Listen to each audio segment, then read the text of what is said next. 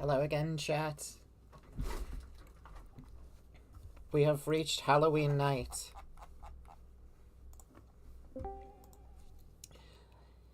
Oh boy.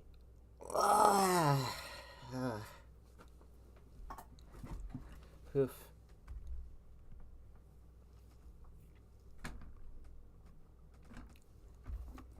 Okay. Everything seems to be in order. Welcome in, Daisy. We're back with corru.observer. Hey, buddy. Welcome back. Hello again, Moth.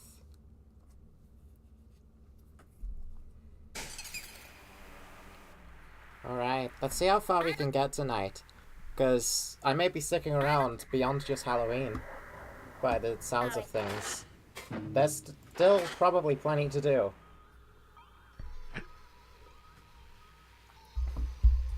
I will rewatch the streams from the beginning. Sick. I always like having stream VODs as background noise. Moth wants to speak. Time to finish the collapse, buddy. We almost got everything. I have a question about the embassy. I want to talk to you about the grounds mindery and all the stuff that happened there. Oh, hold on. I need to share. Given the complexity, I'd really prefer to have the data in front of me. Sure, I have the machine's recording stuff, but it's raw. It's a lot easier to quickly review when it's all loaded up for your spike. So just load your iteration, or start a new one in the last part, then talk to me again, okay? Yes. Yeah, I'll load our iteration, then we'll talk. Right, where we left off last time, I remember clearly. We met the mouse. We met the mouse girl.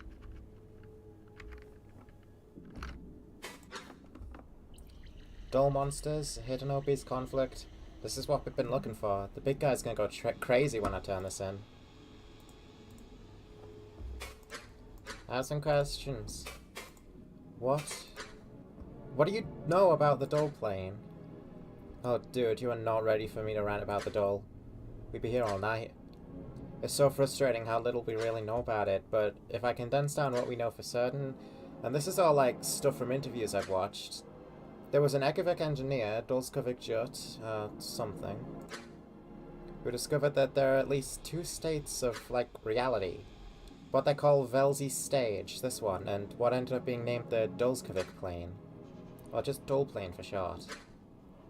Anyway, we don't know the specifics of how he came to discover this, but hang on, I'm getting too into the history part, aren't I? I see that look you're giving me.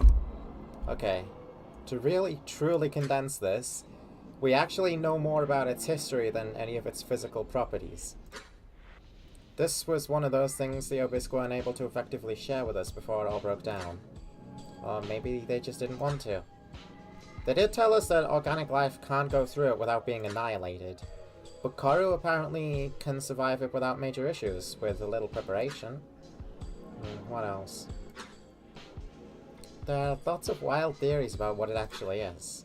Like a parallel universe, another dimension or something, but in my opinion that all gets into unrealistic movie shit. It's probably not that simple. We just don't have the means to interact with it in any meaningful way to find out, and the Obisque aren't helping very much anymore. The only thing we know for certain is that physicists are very angry about it. So I guess that's all the useful insight I have for you here. Sorry, dude. Anything else is either classified over my head or waiting for us in this sys. Alright, brilliant.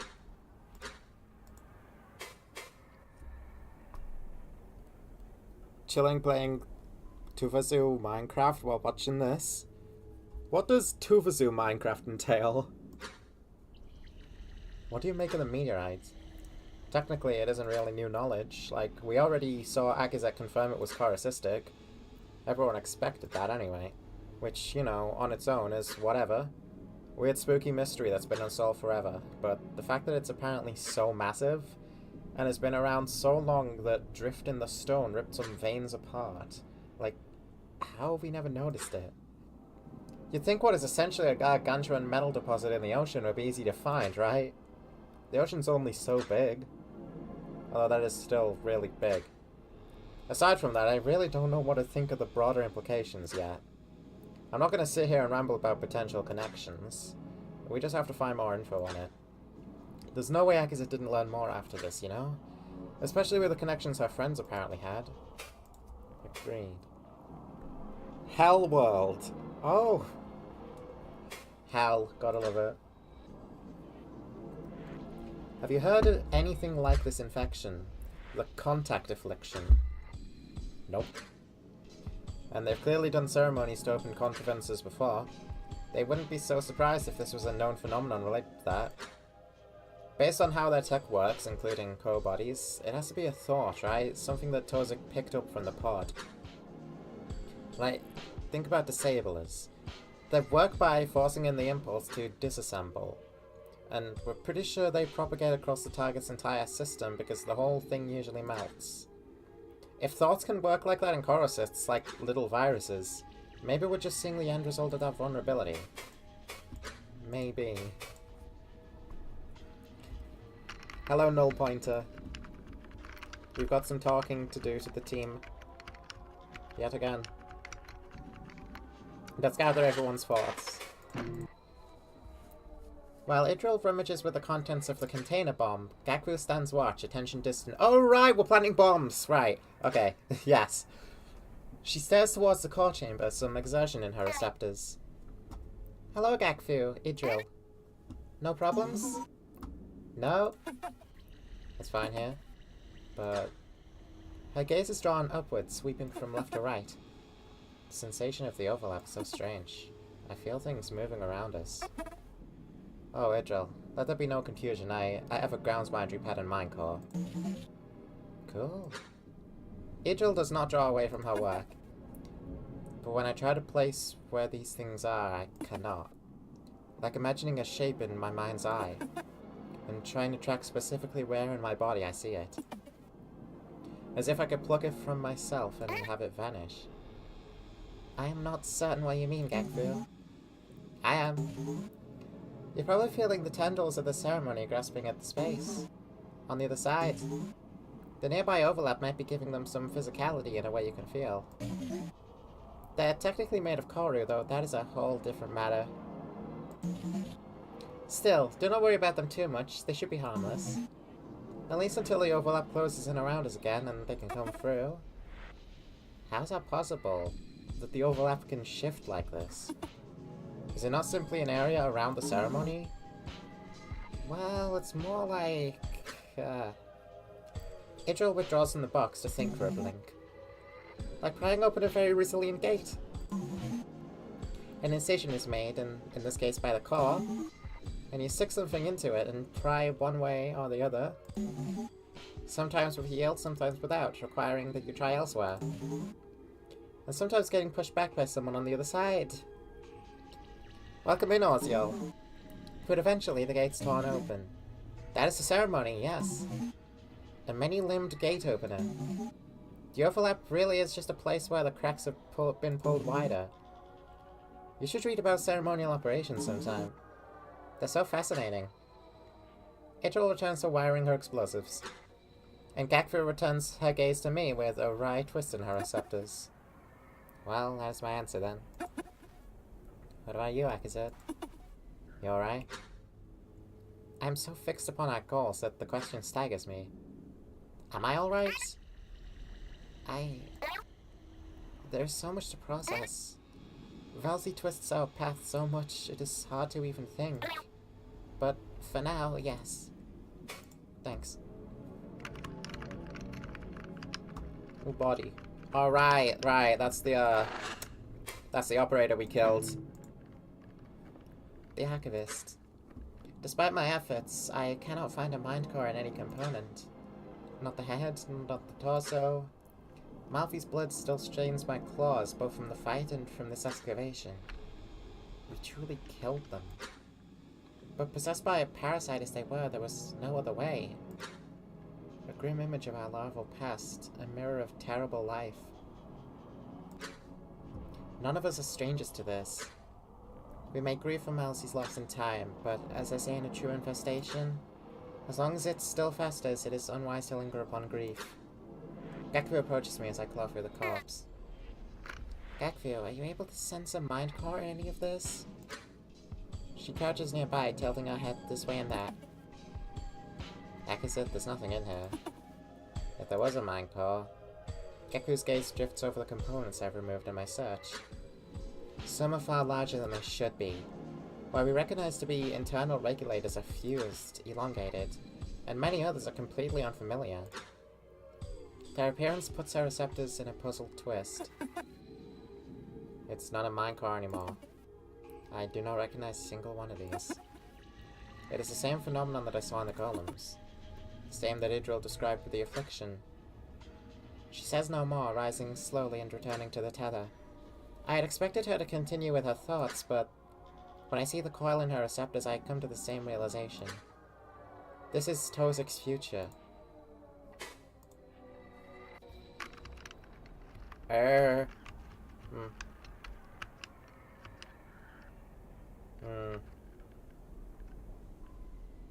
don't know how to feel about that.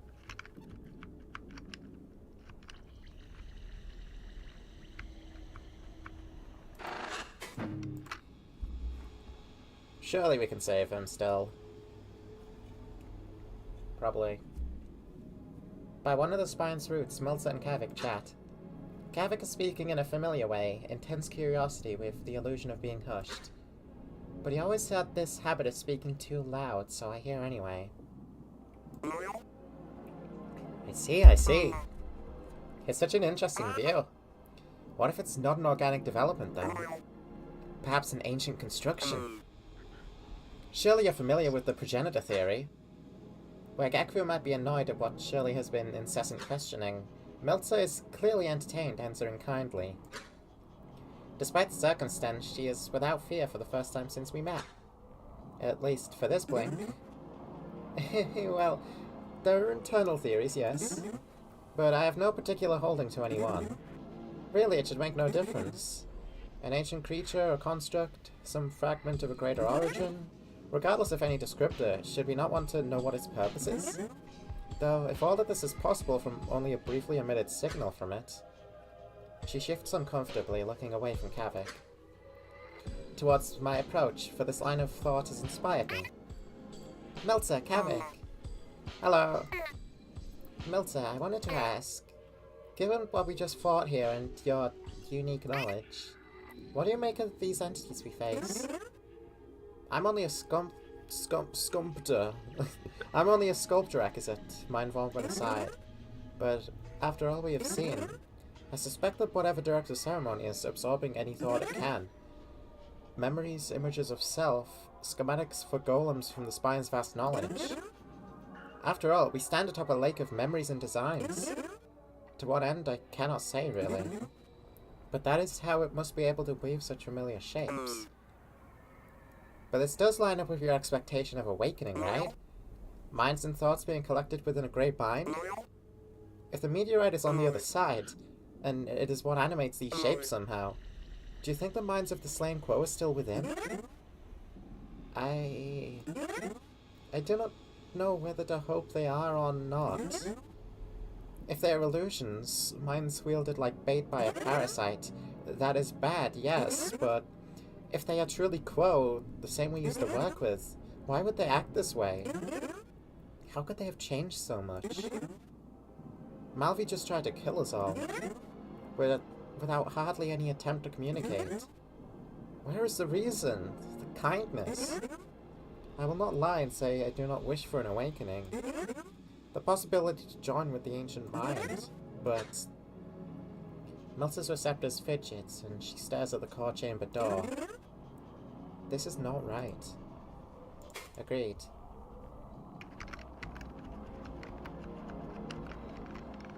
It's wrong, false, incorrect.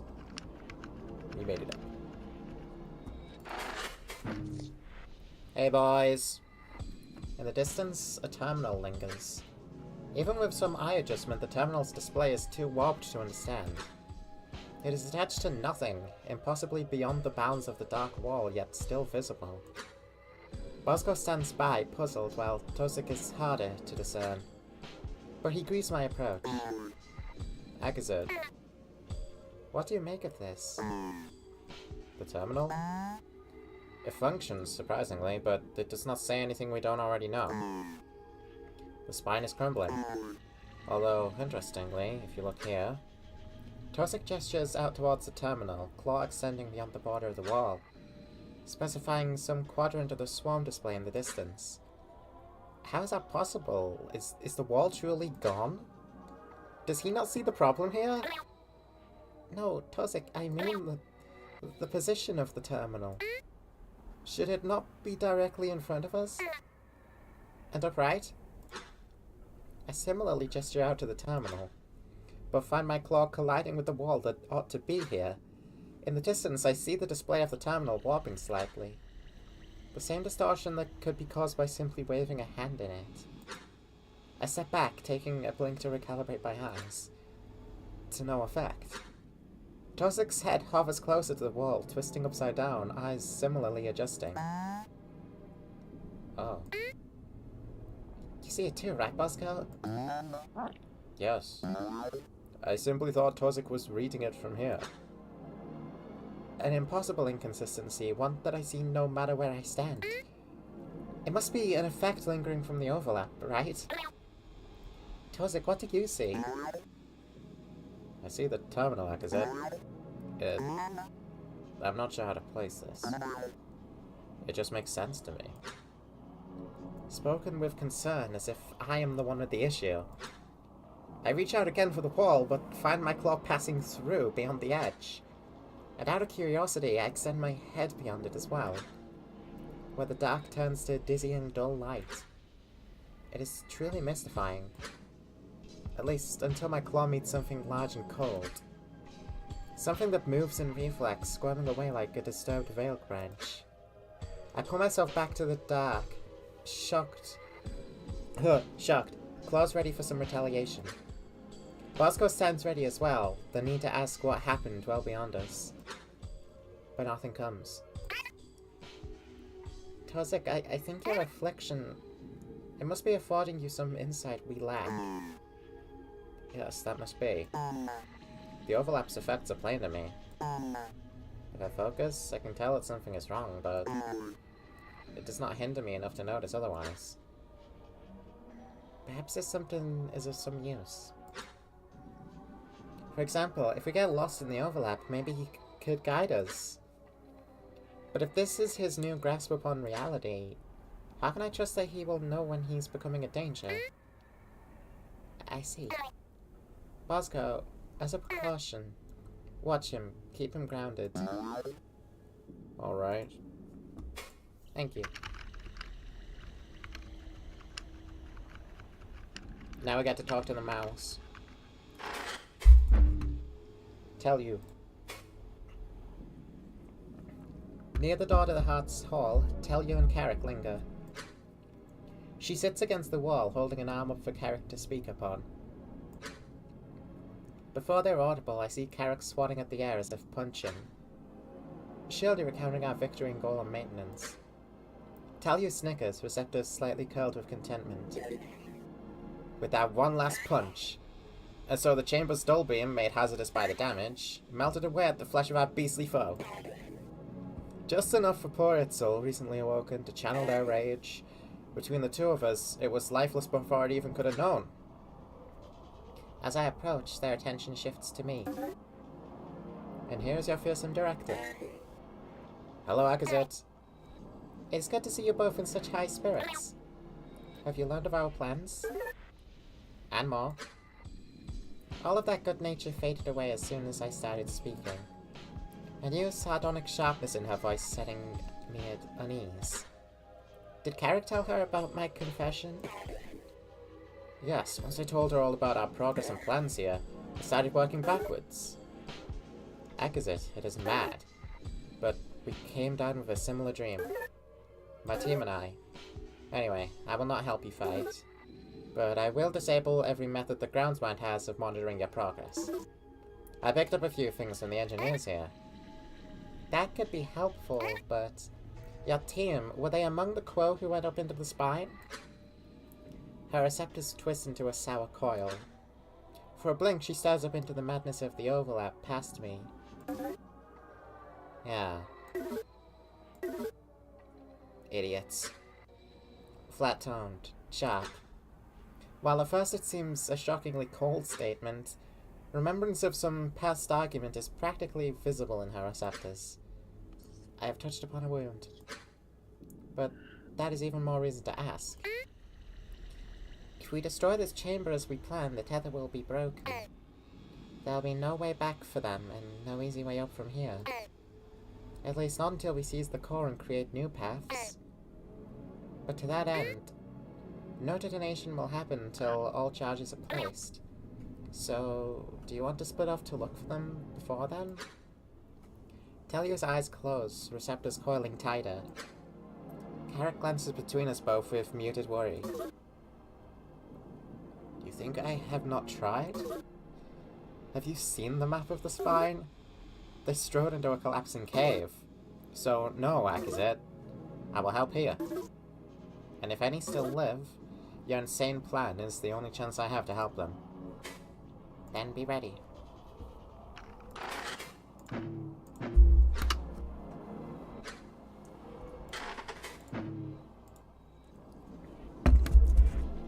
Preparations and repairs complete, I await the team.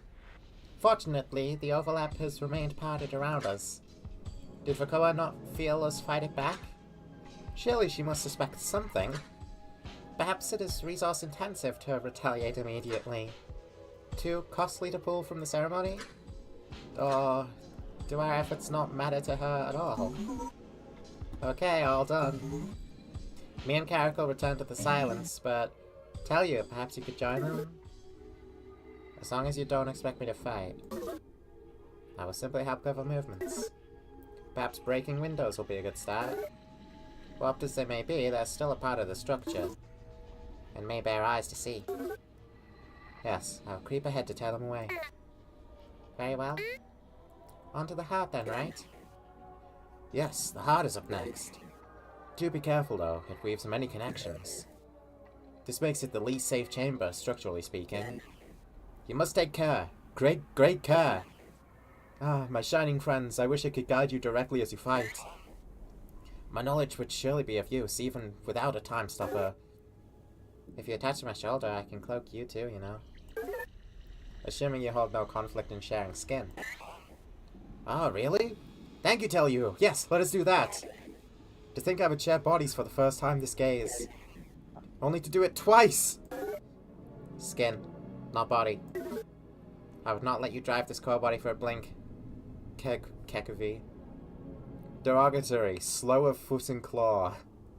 Fucking snarky mouse girl, it's perfect. Sure. Let us see where Valsy takes us. To think Carrick's spirit still holds so strong. Perhaps it is because of Tell You alone. Their voice changes when she's around. Regardless, time to move. I lead the team into the next hall. The heart awaits.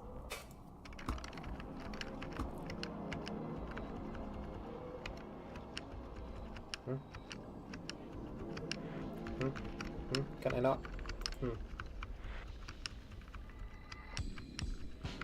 Suppose I cannot do anything there. The door squirms away from us.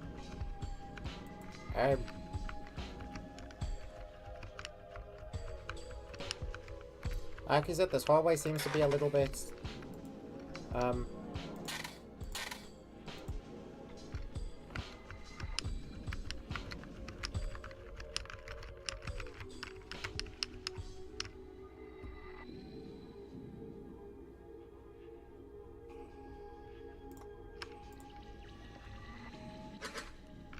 we've done all we needed back in the spinal connection. Oh, yeah, okay.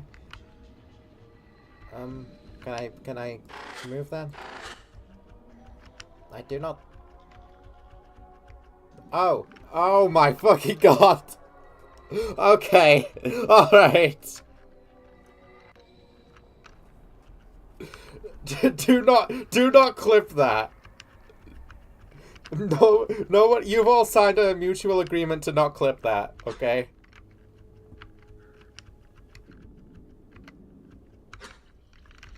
It's hidden from us in the call of the ceremony. Straight ahead, then. Like the spine's hull, this door warps in a similarly unsettling way. It reforms slightly as we approach, our presence acting like cave lights in darkness. Illuminating how it should appear, pulled away from the door's grey. No time for doubt, not anymore, and not after what we have seen. Here we go.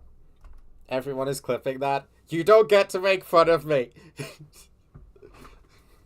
We push through the haze to find a strange clearing. Barely visible dead containers line its distorted edges.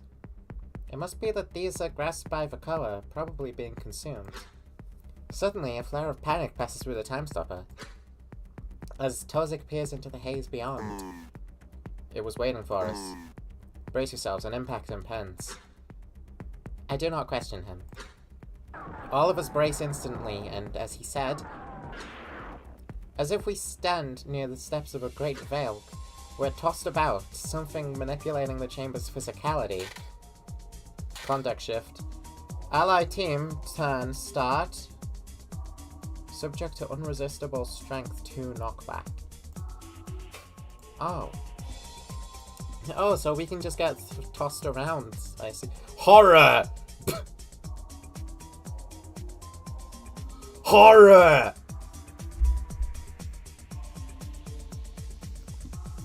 Okay, horror. Peep this.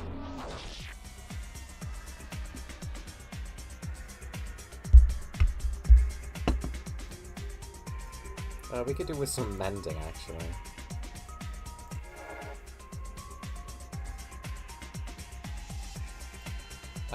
Meltzer, try stay as far back as you can. That's gonna be my plan for her.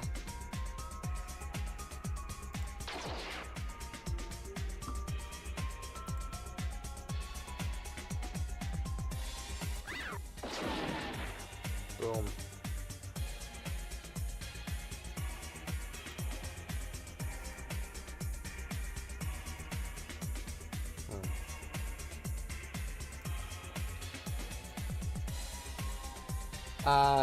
This could be dangerous.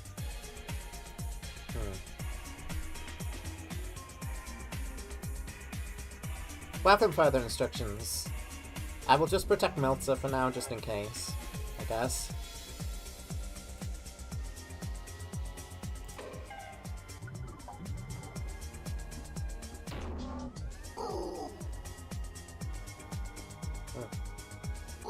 The teleporting. I wasn't anticipating that.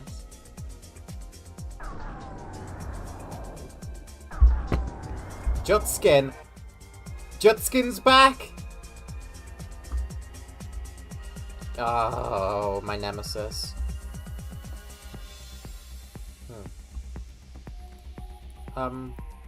It looks like the horror is currently peeping me. I don't know if I want that.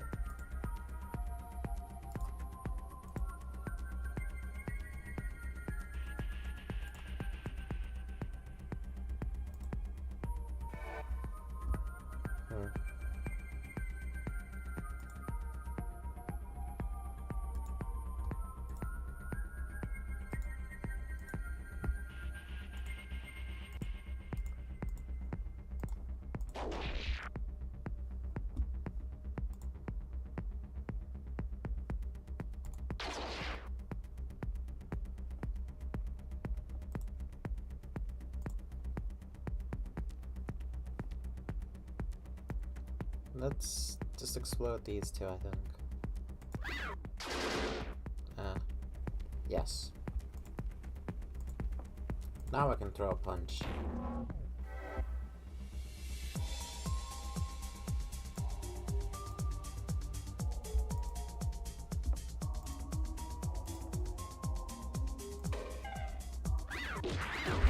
Oh my god!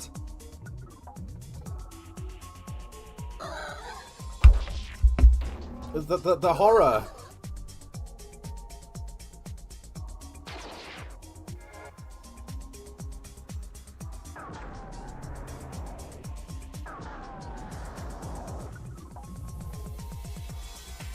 Air impact and pence.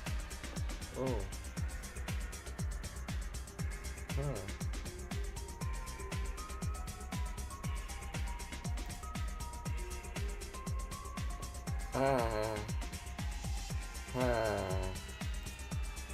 This is bad. I need to get her to Tozik immediately.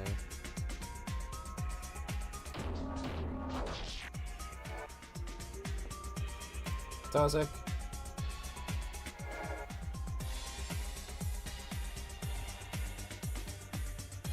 Thank you, Meltzer.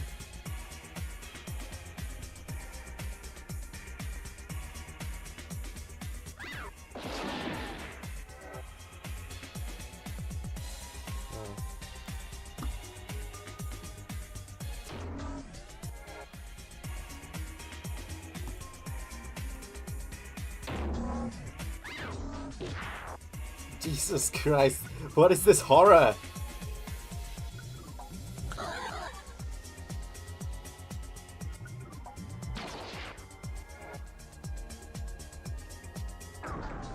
Meltzer needs help.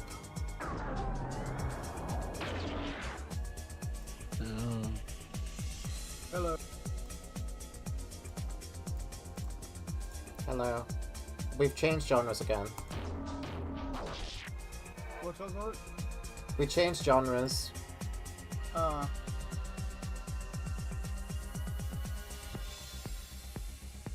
Oh, it's on 1 HP. Okay, We can kill this thing. Oh!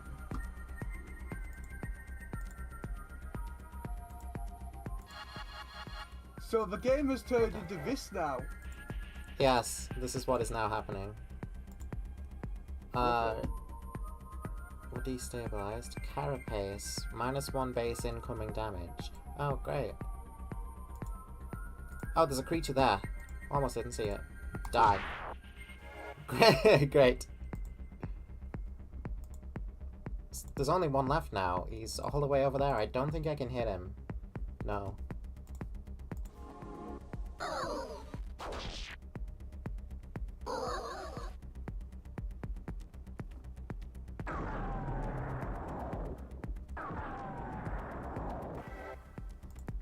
Alright. Do your thing, Akazet.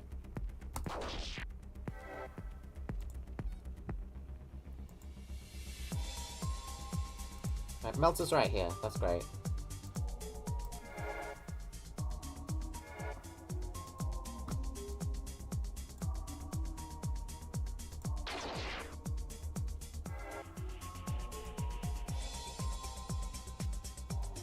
I can't really safely IED with Akazet right there.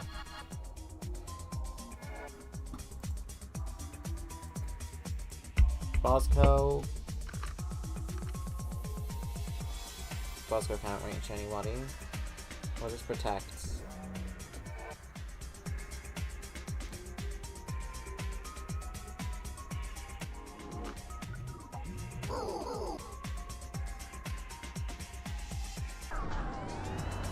Ouch.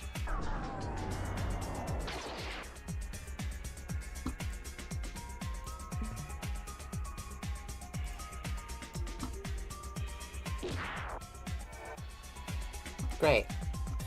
Now we can do some more damage.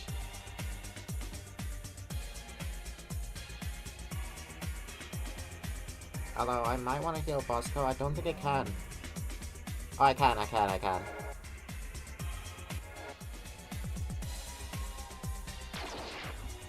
Dead. With these lesser instruments of Vakoa broken apart, the chamber folds into itself, rotated in a way I cannot make sense of, becoming a similar space but now divided by a dull shape. What is this? Have you not been seeing these? It speaks as if we cannot see the ground beneath us. An impulse of confusion is all he needs to begin explaining. It is from these limbs that Vakoa's aggressors break off from. I've been noticing them all around us, above, in the distance. So I believe them to be the ceremony's anchoring limbs. This is one of the only major ones intersecting this particular space. If we sever it, I expect the overlap to recede. You see them? Geku's worry is not unfounded. His affliction has undoubtedly granted him some strange new perception. But worry can wait. Oh, if it's an anchoring limb, then it is stationary. I can attach my bombs directly to it. They'll work much better. Then do it. Anti-Havoc enabled additional actions. Plant, attach explosive. Detonate, activate explosive. Extremely effective against destructibles. Yeah, sure. Plant. Plant, bomb.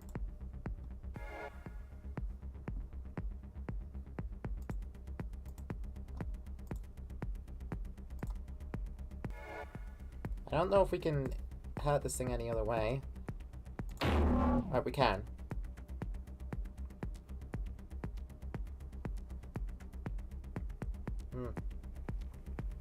Creatures inbound. An impact impends. Oh, so it does.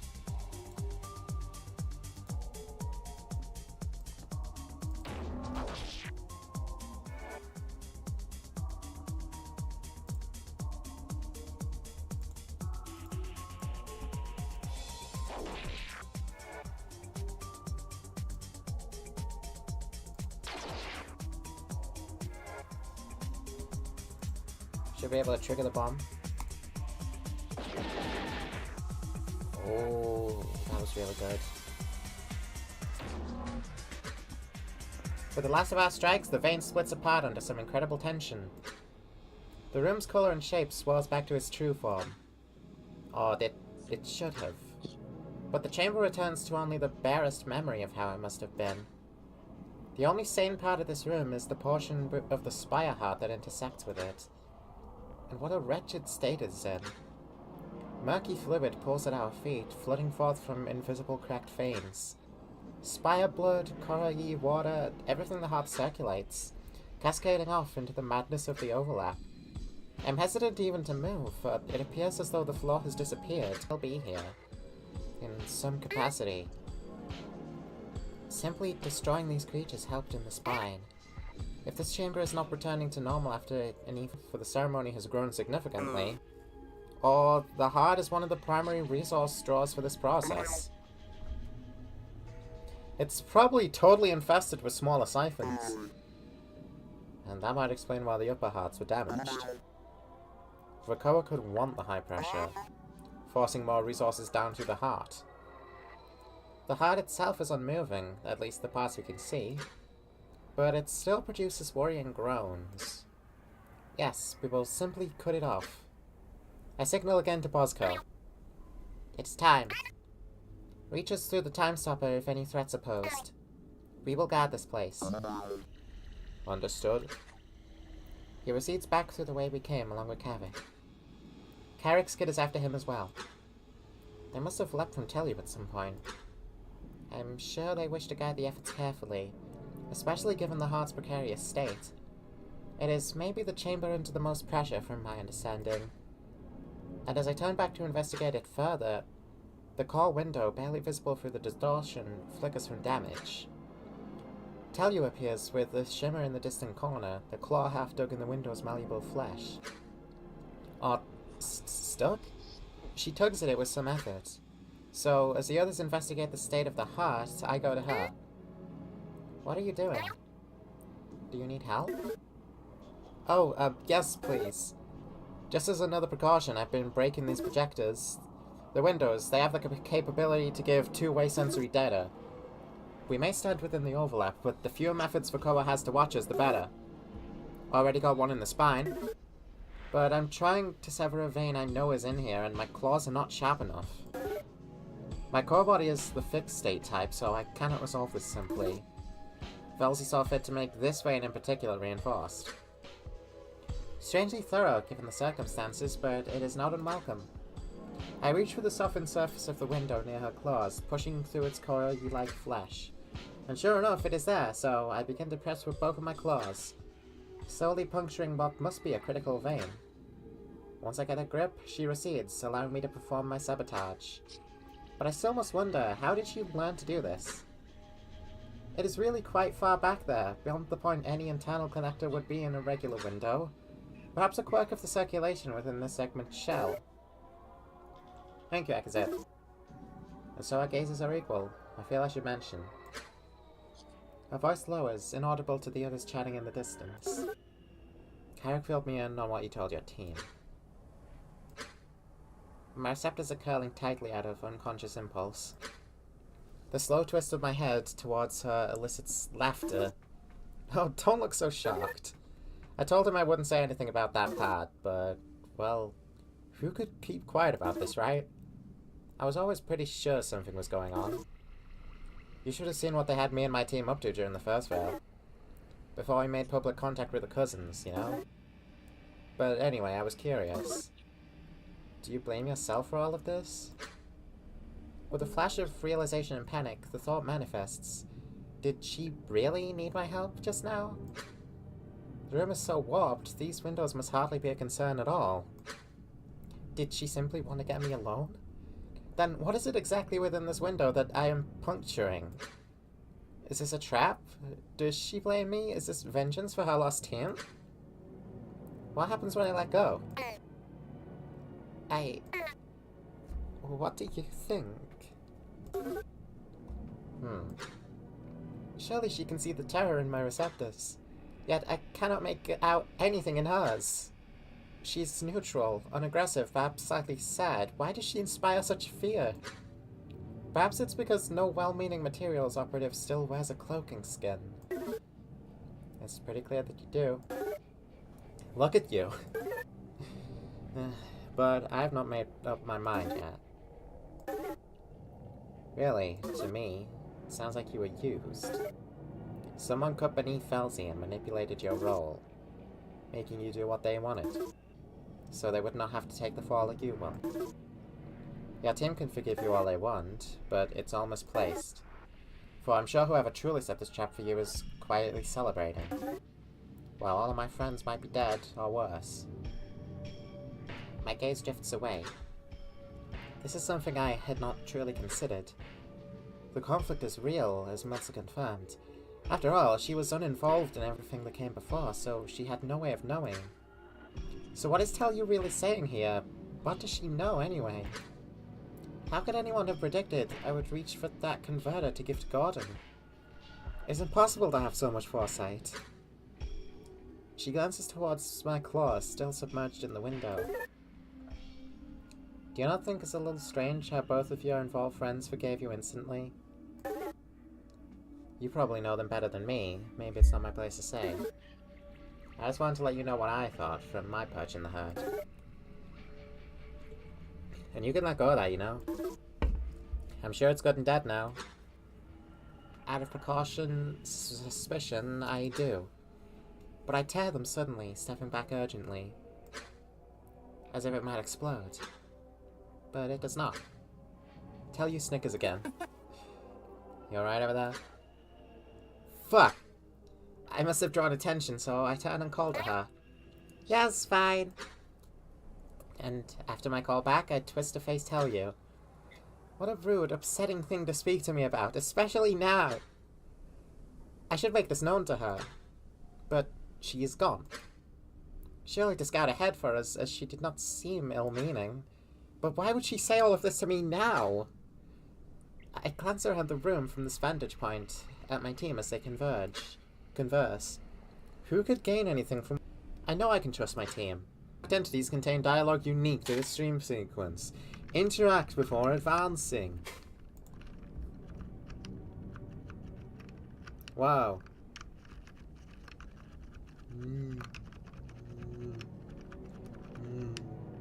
Okay.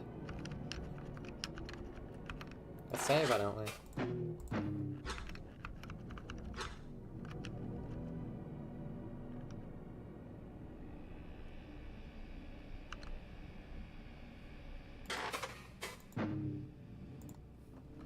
Meltzer, Akfu, and Tozak linger near the heart.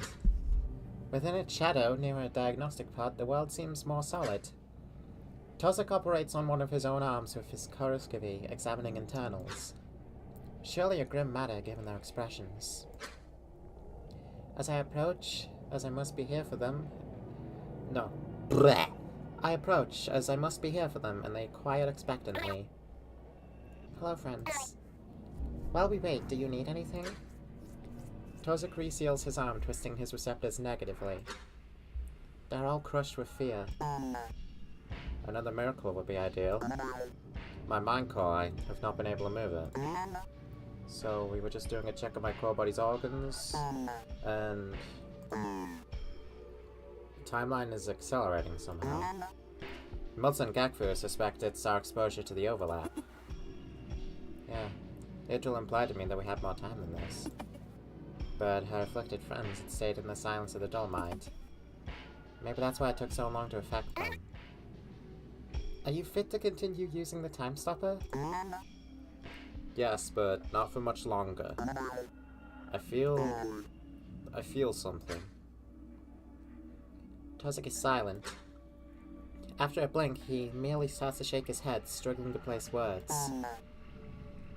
And I think this affliction is a result of what I saw when I connected. Or what saw me. What was it? You keep avoiding the subject. Meltzer is quick to press the matter. I was afraid to share in case the knowledge itself was the threat. Which sounds impossible, but with what I saw, that is what I believed. And now, with how little I even remember, I do not think that is the case. I saw another place. It might have been the Dole, but the haze, the solid light that clouds it, was gone.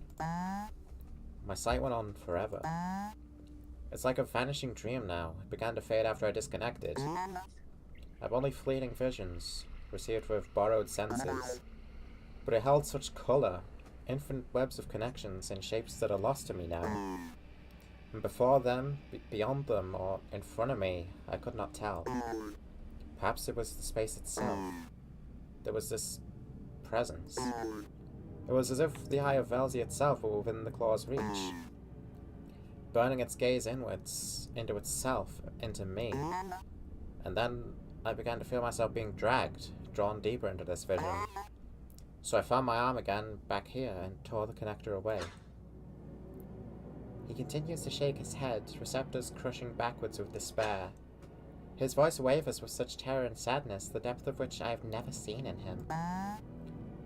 But it still reached for me, even without the connector, and it found grasp in something. Something inside my mind, and it is moving, it's pulling. The affliction, the infection we spoke of. This must be what happens if its first vector is a mind core. Even if Velzy should grant us mercy in finding a spare, I do not think a renewal will help me. It knows me. Given all of this, do you think that he should stay in the science of the dull mind? I already tried talking him into that. Determination swells in his voice. Yes, and I declined. At the rate we're moving, it should be fine. And I will not sit and wait. Not only because I believe I'm needed here, but also it did not seem to help Idril's last friends. There's no point in weakening our team for a meager chance. We all came down here knowing it would mean death. And I'm ready to accept it if it means we can complete our plan. If we can save anyone. This case has changed him so deeply. To think he is capable of such concern for us. Or perhaps our mundane work and research was simply never enough to let this shine through. His will is inspiring, enough to allow me to accept his choice. Even if I may disagree. Alright, but the instant you feel a threshold crossed, or you enter a state like Idril described, we must take that connector, in case you can spread it to us somehow. I know. It will be done. Time is short, but every blink I can help, I will. Stay strong.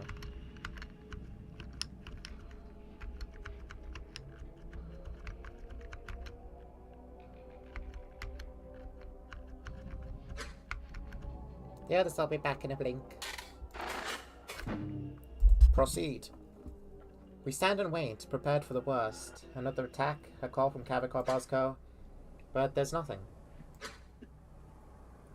Instead, our friends shuffle in, container in tow. Alright. Oh, how do we do this one? It's hard to tell with the overlap, but the big veins here run out to a few lesser organs. One that draws from the ocean, a few for, well, no need for specifics, but based on the damage, I think Vokoa has repurposed most of them.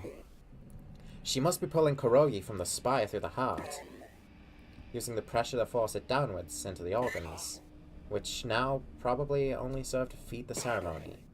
So if we simply detonate beneath the spire heart, we could disrupt all the veins at once.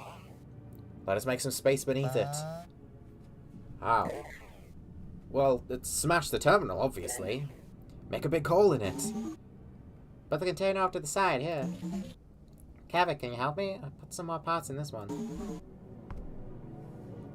Fuck, I miss Malvi. Yeah, we killed Malvi at the very end of last stream. She dead. Poor Malvi. With a little recirculation, we can direct the blast upwards. Right. Bosco, do not simply smash the terminal. Here, let me make an incision. Bosco sets the bomb beside the central terminal, stepping away. Toes a glimpse closer, examining the sides of the terminal. And so the Jut set to their work, while Milter lingers near the door to the spine, keeping watch. A wise decision, actually. I moved to stand near the opposite side, just in case. Gaku comes to join me. I have no alternatives, of course. But I hope you realize how absurd this is. If we succeed, I'm not even sure how we can explain our actions. But we will look like the culprits. We can save that worry for later. But Valzy will reward us for these risks, I'm sure. Oh, it hates when you say such things, Akazet. I begin to laugh, and so does she. For I know this so well. But our laughter is cut short when the Jut begin to shout. Oh, careful! Back up! Come, quickly, everyone! What? I redirect my attention too late. Something explodes. My senses take a blink to respond. But when I recover, my movements are slowed, burdened with the weight of sludge. The room is collapsing, filling with mixing torrents of Kuroi, spire blood, water. They hang in the air, forming pools that warp up past the ceiling, then flood into the floor. Nonsensical, but still clearly physical, filling the room rapidly, spreading from the center. Tozik, Miltza, and Kavik flee into the opposite hall.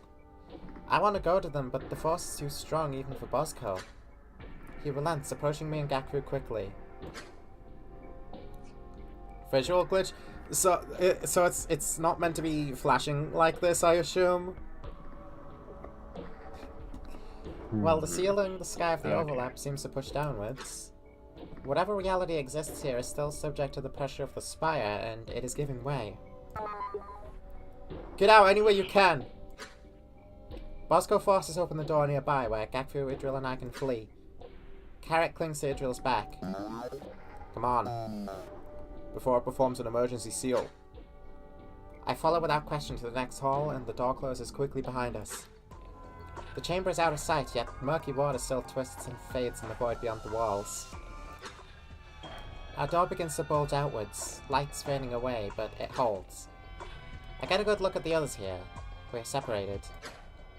Idril is deeply wounded and bleeding corru, but immediately tending to herself. The hall here is split apart, twisted like all else, but certainly more real than the heart was. A good sign? What happened?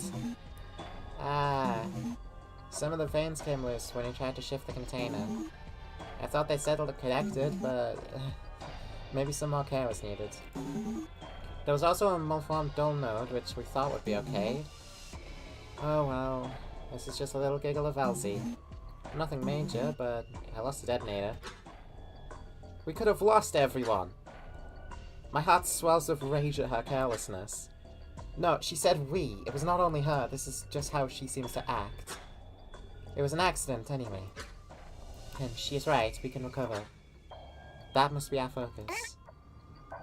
Oh right, we must draw a new path. Let me contact the others.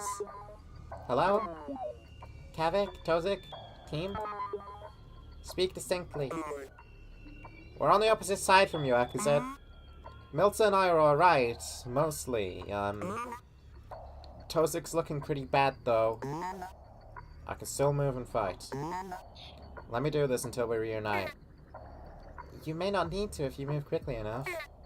But the detonator is lost, so we must improvise. On your way back around, in the spine, manually set the bomb to detonate, preferably with you not in the chamber. Then follow the path back to the lesser mind and meet us there.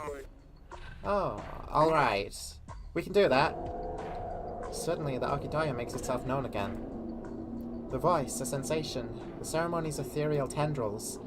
Its scream passes through us, and at once, the room distorts further, space stretching and warping, never tearing. And down the hall, twisted shapes appear to us, more foes to be dealt with, slowly forming. Fuck. Vakol must know that we're attempting something drastic. Our advantage is lost. And worse still, the least experienced of our team are alone. This is surely happening on their side too. But, curiously, the distortion recoils, some entities flickering away before they form fully. Unable to press through the overlap to become physical.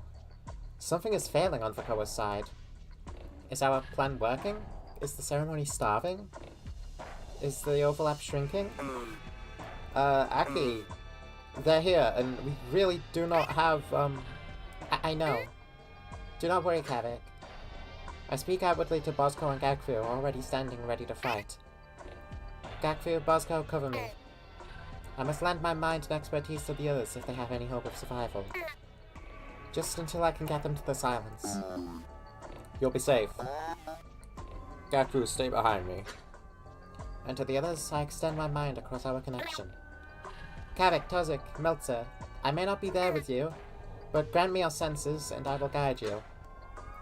I feel an impulse of approval from them through the time stopper. But no speech, for they must have already started fighting. I must act now. Continuous combat segment approaching. Pausing stream to offer save point. Save before advancing. Please, please, God, save. Okay.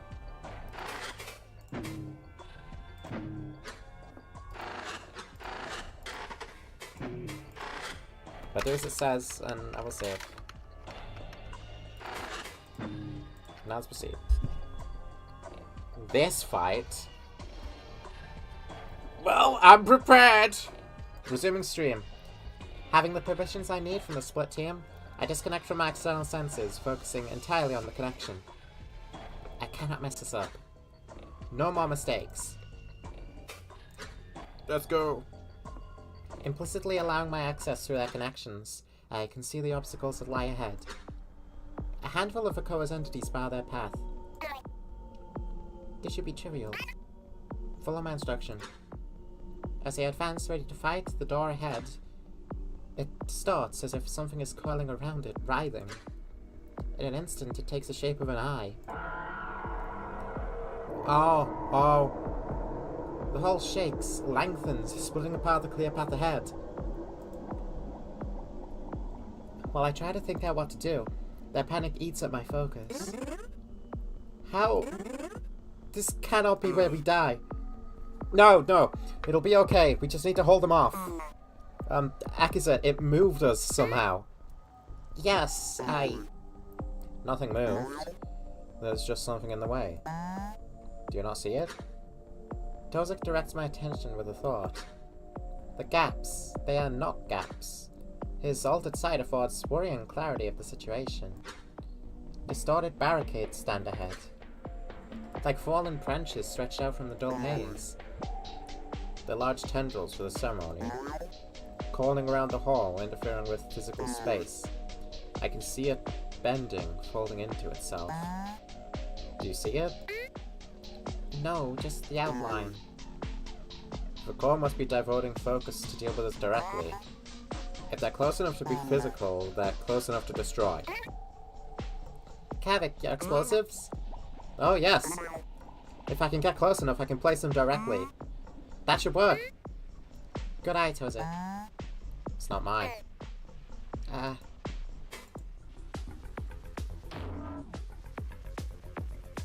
Hey! I gotta move before me, that's not fair. They didn't do that before.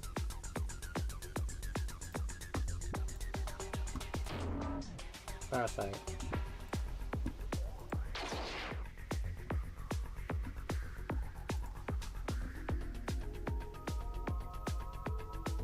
Yeah, Bluey.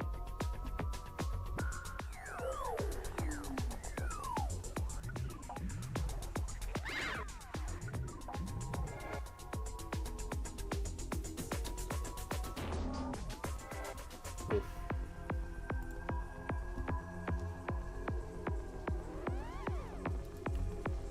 It's not mine is honestly such a horrifying line when you think about it.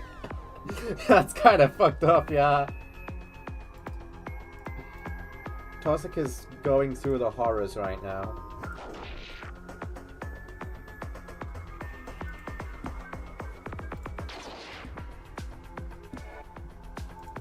Kavik, you gotta move forward, buddy. Boom.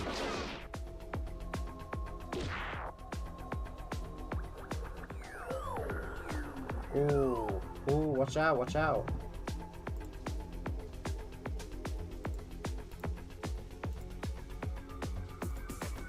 Those are gonna explode, aren't they?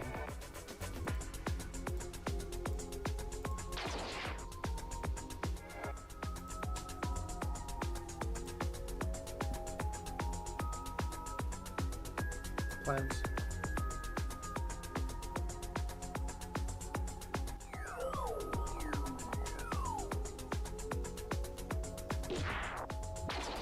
Ouch. Okay, that didn't hurt too bad.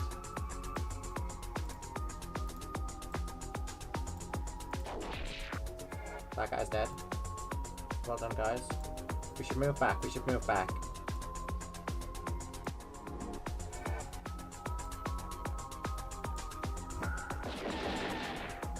Great. Uh-oh. That looks like a lot of people. It is a lot of people.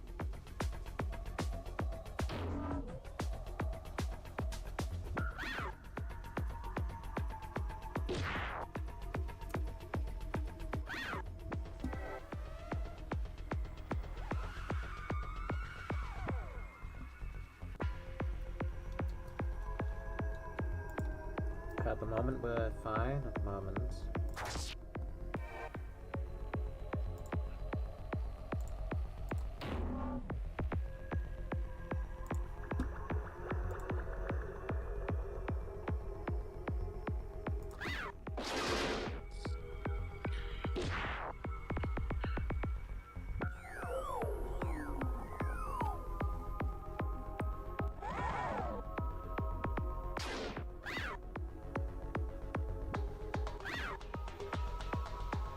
Alright, we're dodging most of the stuff. Great.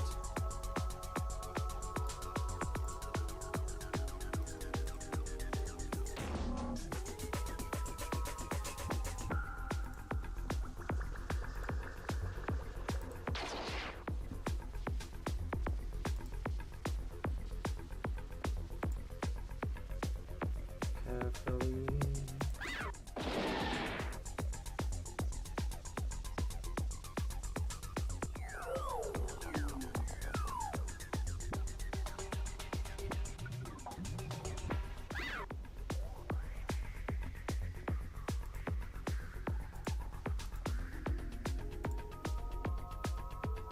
This'll kill it. Great.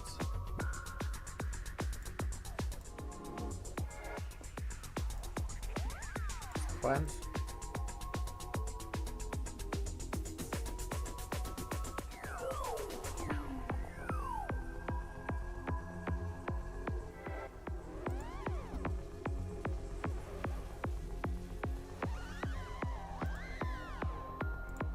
Yeah, let's urgent mend just in preparation.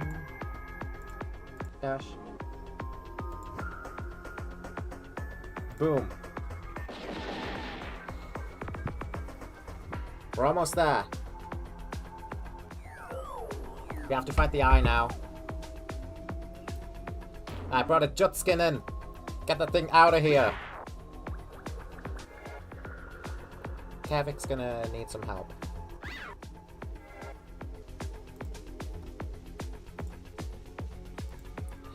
can't reach him with Tozik right now.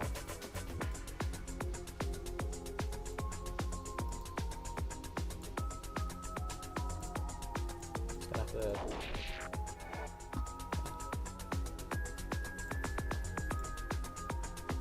Melter is completely boxed in. This is bad.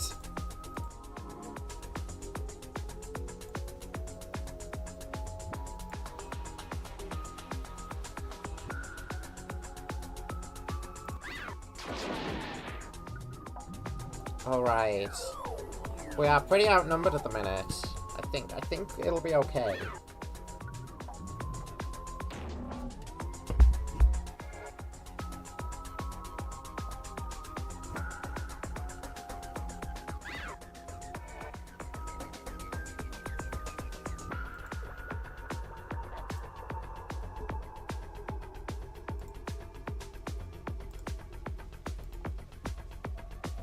That thing's stopping me from healing Kazakh.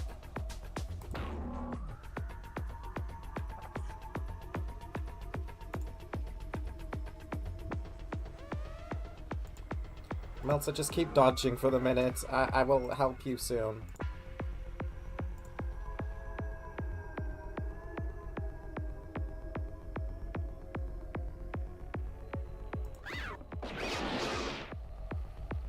Great.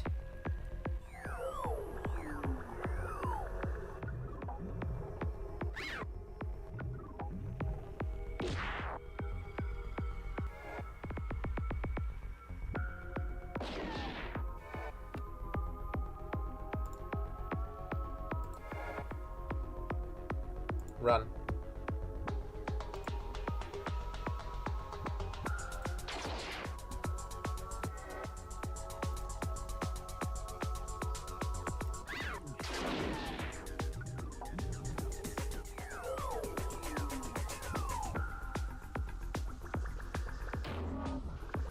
No, Meltzer. Man, they bullied the shit out of her. It's okay, it's okay. Tozik's actually about to get shot. I don't know if it's okay.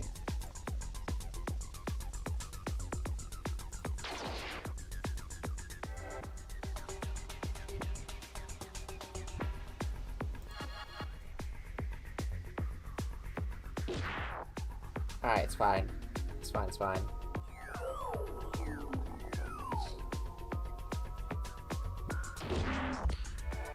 Oof.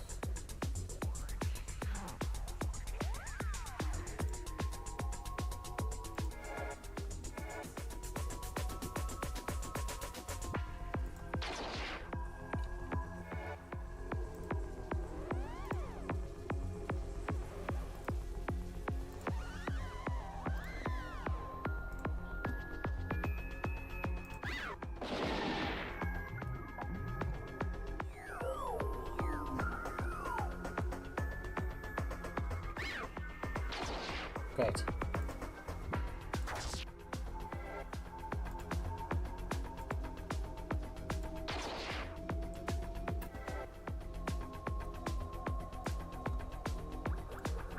I'm planting a bomb on the eye. I'm just doing it now.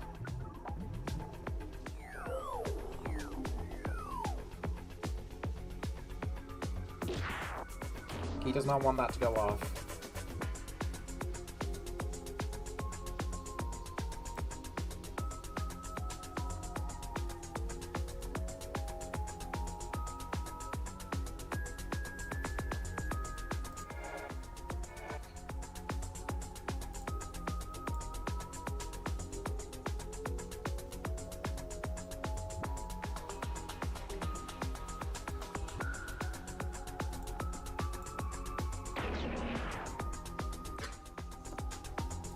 I didn't need it. That shape, the eye. It breaks apart, releasing the door. The overlap's grasp of the hall fades, and so the path to the spine awaits them. Proceed quickly. No time is wasted as they enter. The spine is far more incoherent than before. Vakoa is surely grasping at it. But still, it is strangely silent, empty. Perhaps that attack in the hall was all she could muster? Is she shifting the focus to us on the other side? Tozik! Tozik has fallen to the ground. Tozik? Kavik runs to Tozik's side, helping him up to his feet again. His body is shifting in ways that Kavik tactfully avoids perceiving. It is in here. Akaza, I do not know how much time I have left. I can hardly tell what is real. Focus on what must be done, Tozik. And keep in mind how much we need you. Just a little further. With Kavik's help, the three proceed to the spinal tether, lingering out of its silencing range. You're all doing so well. Once the explosive is ready, flee through the lesser mind as planned. And Tozik, once it is done, take off your connector. Right. Heading into the silence now. I'm setting it up to detonate as soon as we're out of range. Yes, Milton and I will keep watch. Akaset, Bosco, Gakfu, how's it going on your side? It's not as bad here, but we're still making little progress. I keep them afar, Gakfu picks them off, though she's hurt. And they keep coming. Akaset, we really need you here as soon as you're able. I know. Just a little longer, that is it. Terror rips through the connection. The grand door in the spine, it has opened. And a familiar shape is forming in the space before it. What is your status? Tozik is... Aki, he's saying there's a problem with the setup. It probably would not have gone off if we'd returned. But I do not think we have enough time. It's Vakoa! Wait. There's something that I can try. No, I have to try. Keep working on the explosive. Try what? Miltza? Suddenly her senses disappear from the time stopper. Kavik is my only active connection now, and I see. She has shoved her connector in his confused claws and stomped towards Vakoa? Aki, she took off the connector! She's shouting at Vakoa. Hold on, let me try and feed this through. Milta's calling to Vakoa, challenging her. But Vakoa's form is flickering and twitching, unsteady.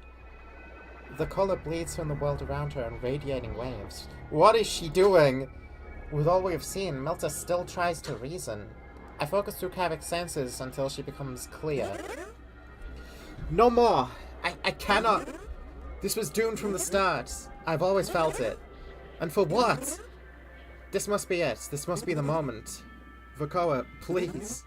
If this is an awakening, if it is finally here, even imperfect, I have to know. From Kavik's view, I can hardly see, but I think Vakoa's stance softened. She is actually listening. Whatever may come, this is delaying her for Tozik at least. I have labored so long, done so much in their name, yet I've never had any answers. Only worthless faith. Please, show me. Say anything. The sorrow in her voice is striking. There's no readiness in her stance. This is not just some deception. Meltz's drone is inactive, disconnected, lying on the tether. She truly intends to. Meltzer, just get away from her! Come on! You've seen what happens! From within the bomb's silence, Tozik speaks to Kavik. Kavik, go. I will activate the charge manually. What? No, Tozik, I'm not doing that! This will take too long. We have one chance, Kavik. Just focus on the bomb! Melter storms closer to Vakoa, surely to make more demands. But to my surprise, Vakoa does not strike.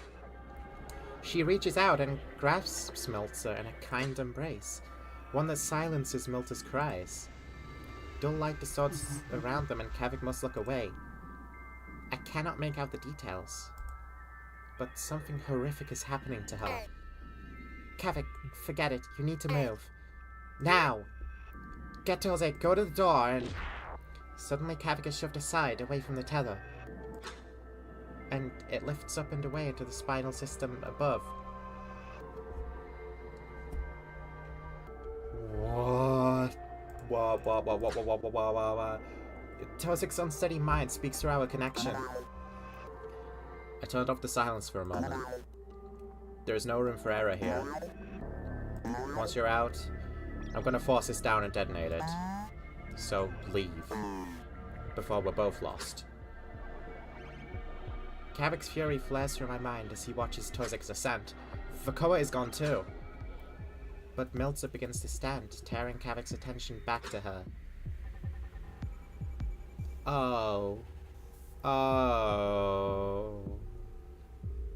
Oh. What the fuck, Miltzer?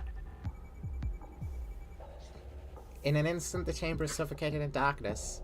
Her twisted shape stares at him, waiting. But he calls up to Tozik. I'm not leaving you! No, Tozik, Kavik is right. This bomb is critical, but so are you. Reactivate the silence and continue fixing it. And Kavik, Tozik's affliction may be too far progressed. He must stay disconnected. We need you to stop her. That is not Miltzer. Tozik needs no further instruction, his connection disappearing into silence.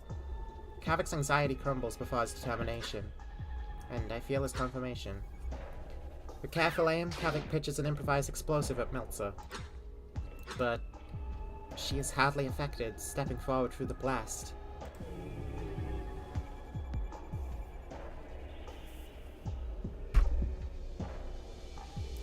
Head in my hands right now, chat. Head in my fucking hands. Why? Why is the game like this? I've forgotten how a lot this is. Oh god, man. Still time. Fear what must be done. Only chance. Come with me. Aki. Kavik nearly takes a step back, but the edges of the room flare with distortion. Vakoa is gripping this place, wielding Miltzer like a weapon. If Kavik gets too close to her, she will surely tear him apart. Do you have anything stronger? There's a spark of realization. I may. My explosives have a much more substantial blast if they have more material to use. Kavik directs my attention to the spinal root nearby. The roots. Yes, I can launch some explosives in them. And then, when she gets close, you know what must be done. I will guide you, my friend. We can do this.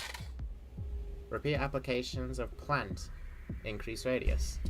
We're doing this. I guess we gotta kill Miltzer now. Kill everyone. Very good voice acting, by the way. Thank you. There's been a lot to voice act in this game. Yeah, I got a plant one here. Let's bait her over.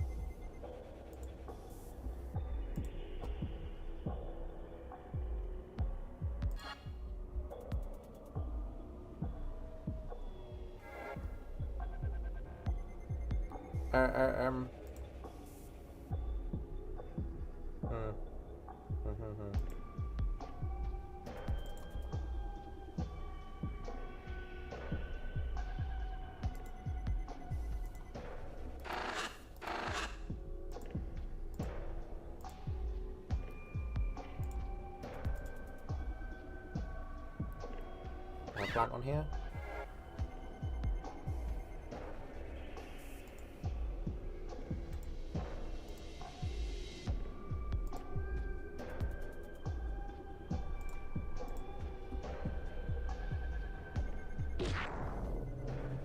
Ouch.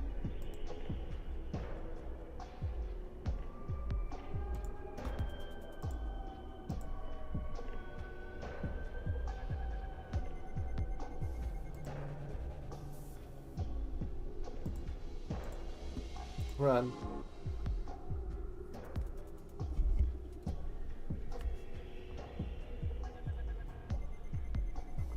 Oof, lag?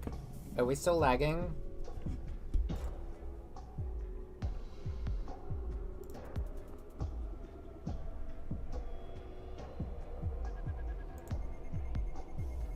Maybe she can't get me if I'm over here. She can't. She's in range. She's in range. I'm not seeing any lag.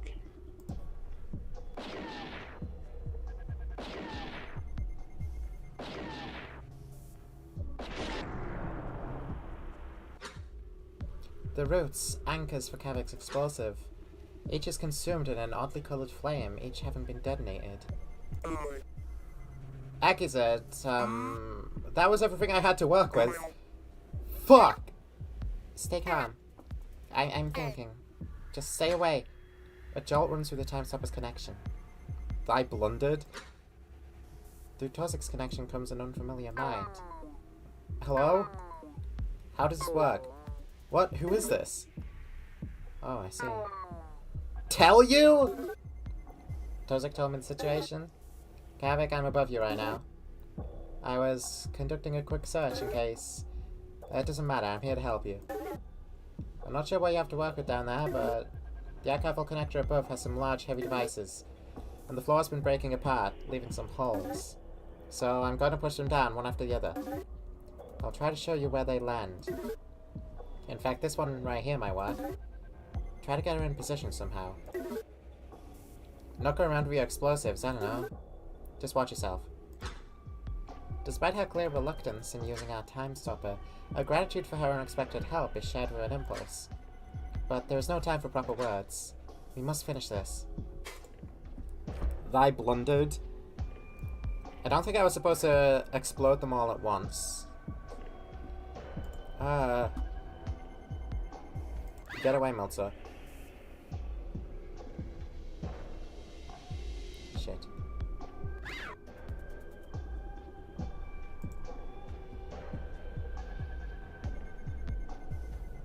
Shoot.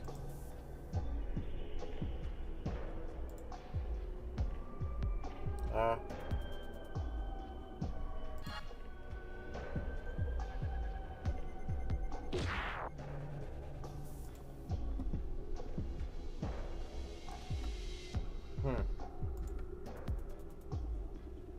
have to knock her away if I can. That wasn't Meltzer.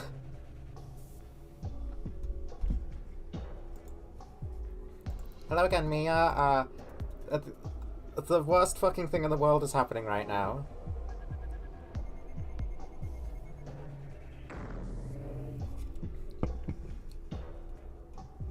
Tell you need to start placing these better, man. Please. I can't do much but run. Okay. I don't think that's gonna work. Tell you.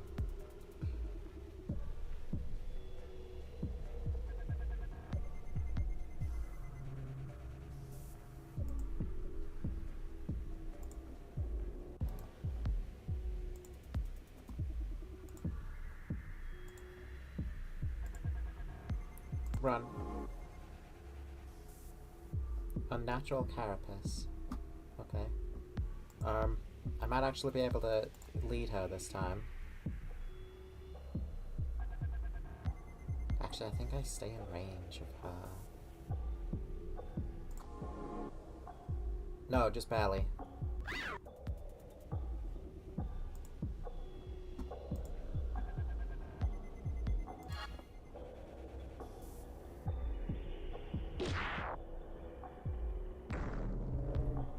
Hello, hi. Did you know too much TV gives you square eyes? Run.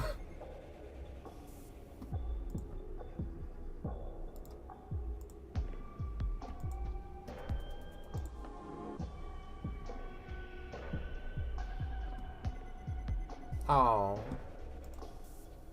Just barely, I see. Get away.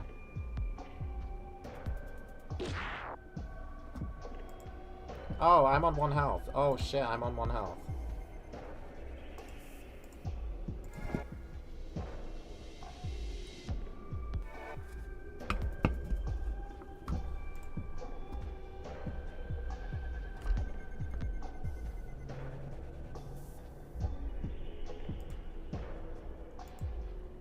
Which really hurts because they were talking all friendly like earlier.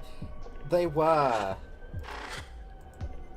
These two were getting along.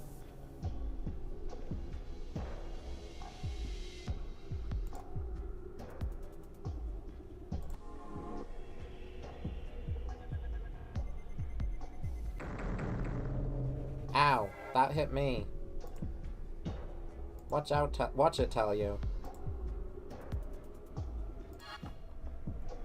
Repairs. +1 HP. Prevents puncture, removed upon barrier loss. I don't think I'm getting her over there. No. I'm running over here instead.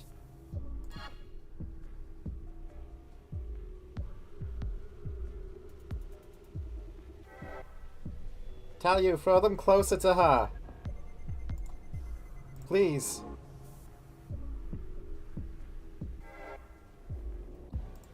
That might do.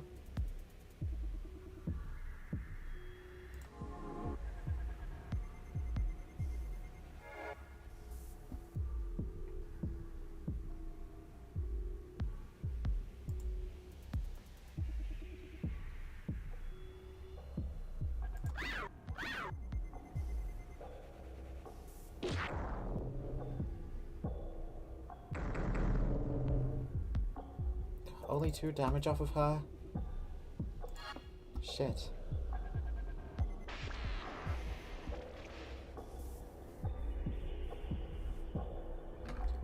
Kinda thankful I was too tired by the time I got to Meltzer to pay much attention to her. If she was my fave, I would have literally died. What not being connected to the time stopper does to a Vel's aim. She's definitely trying. She's definitely trying. I can't fault her too bad.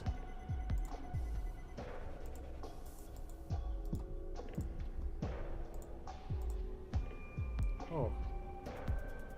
I can plant something there. Yes, I can plant here. Just be careful. Meltzer approaches. Alright, now I trigger it. Okay. I do still have some agency over where the explosives go.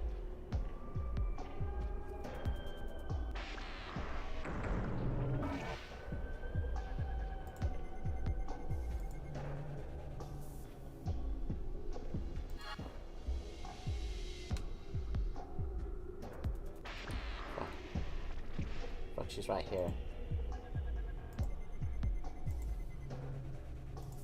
I can't avoid her.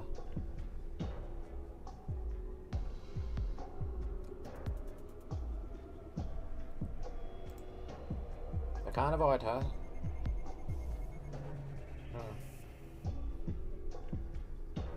Alright, do it then. You missed.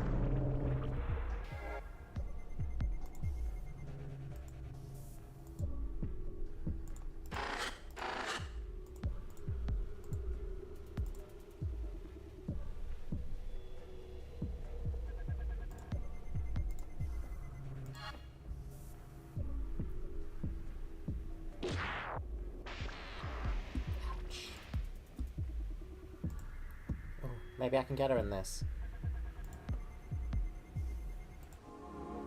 Come over here.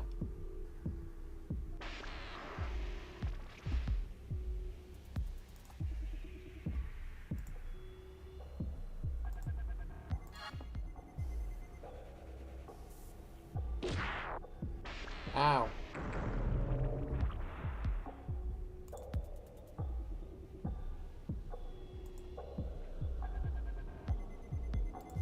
Okay, well, let's plant something here.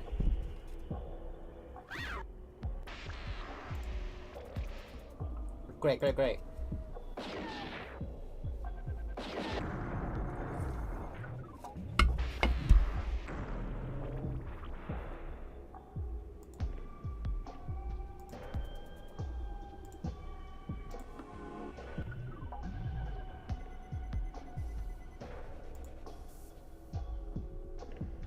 She's standing in the frickin' radius again.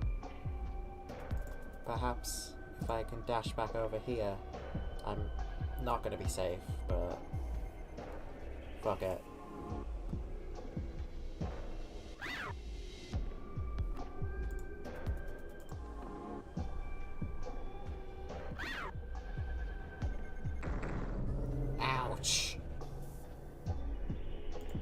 okay. We're still fine.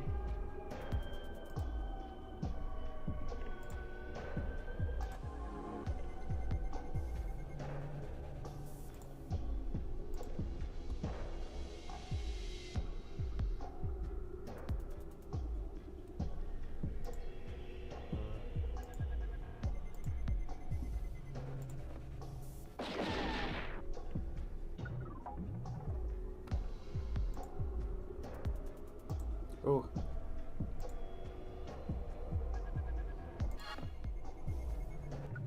Bomb. My mango is to blow up.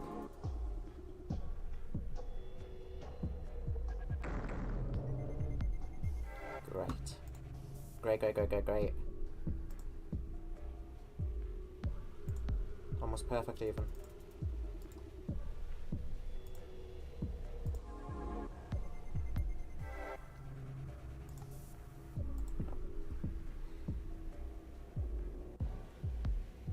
Yes! Great, I didn't even have to bait her into that.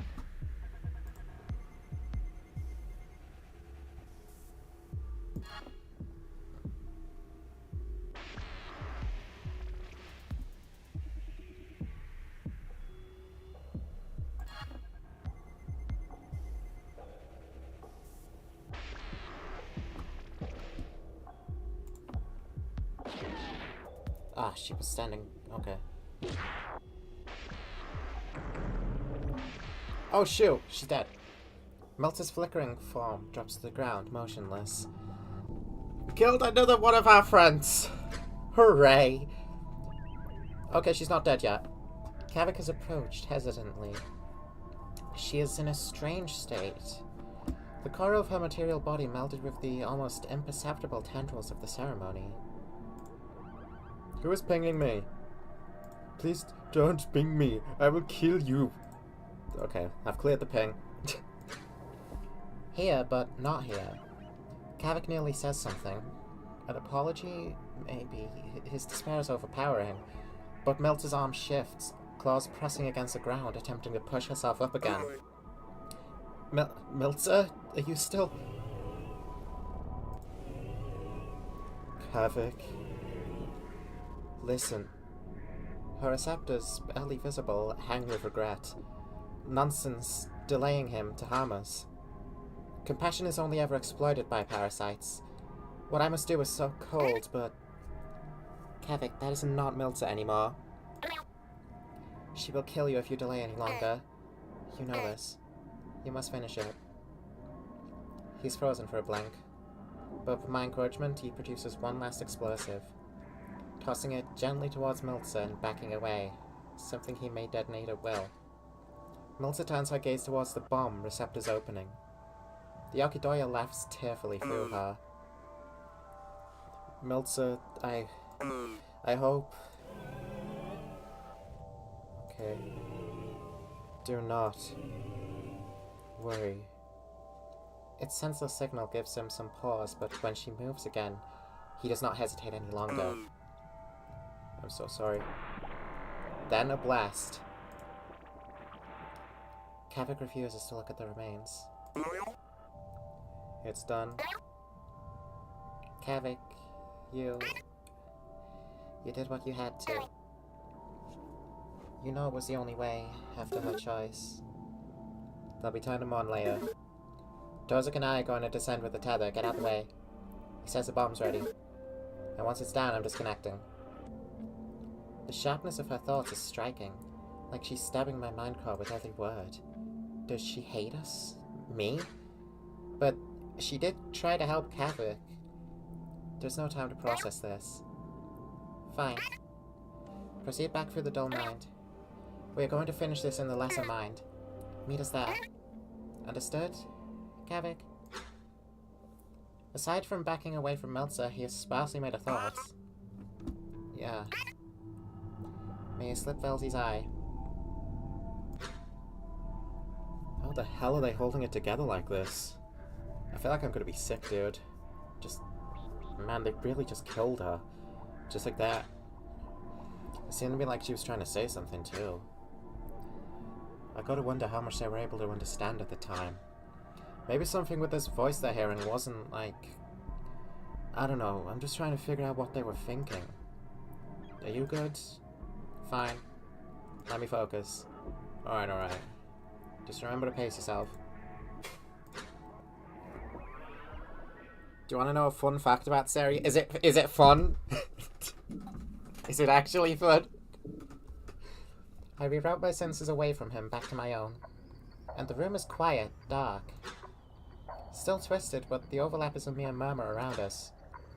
Gakfu leans against the wall while Bosco watches over the opposite door. Idril fusses over their wounds, with Carrot clinging to her back. It is done. Are they okay? Kavik can tell you, yes, but Milza has been lost. Carrick is shocked by my blankness. I hate that I must speak so shortly. Would she have lived if she had never met us? If we never entered that room and scavenged somewhere else?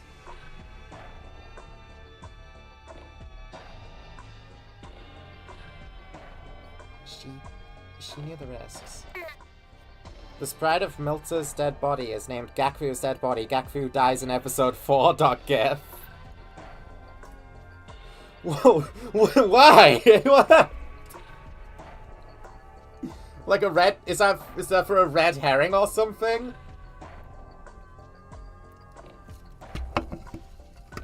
We all do. She confronted Fukoa directly to buy them time. Bosco, Gakfu, how are you faring? Still living? Her body is barely held together, marked all over with half-melted wounds from the creature's blows, and a deep gloom hangs over her. Clearly having observed through the time stopper, Bosco remains immovable, mostly unreadable. It's because of a pre-episode 4 joke in the Discord.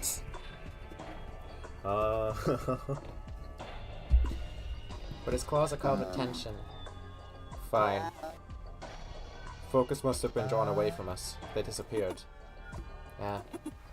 They were unstable. Some of them I did not even need to attack. They just broke apart. Gakfu dies in episode 4 was a big meme before episode 4, but it was also kinda sorta hinted at by another part in the game that turned out to not mean what we thought. Ah, so it's a theorizing nod. It's a nod to, like, theorizing at the time. I love stuff like that. I could feel them even as they disappeared from sight, drifting away. That's a good sign, then. It sounds like the ceremony is recoiling. She's probably trying to scale it down. These creatures, tendrils of the ceremony as they are, probably snapped while the overlap was shrinking. A great rumble shakes the grounds behind you. That must have been the spinal bomb. But I cannot tell if the ceremony is halted.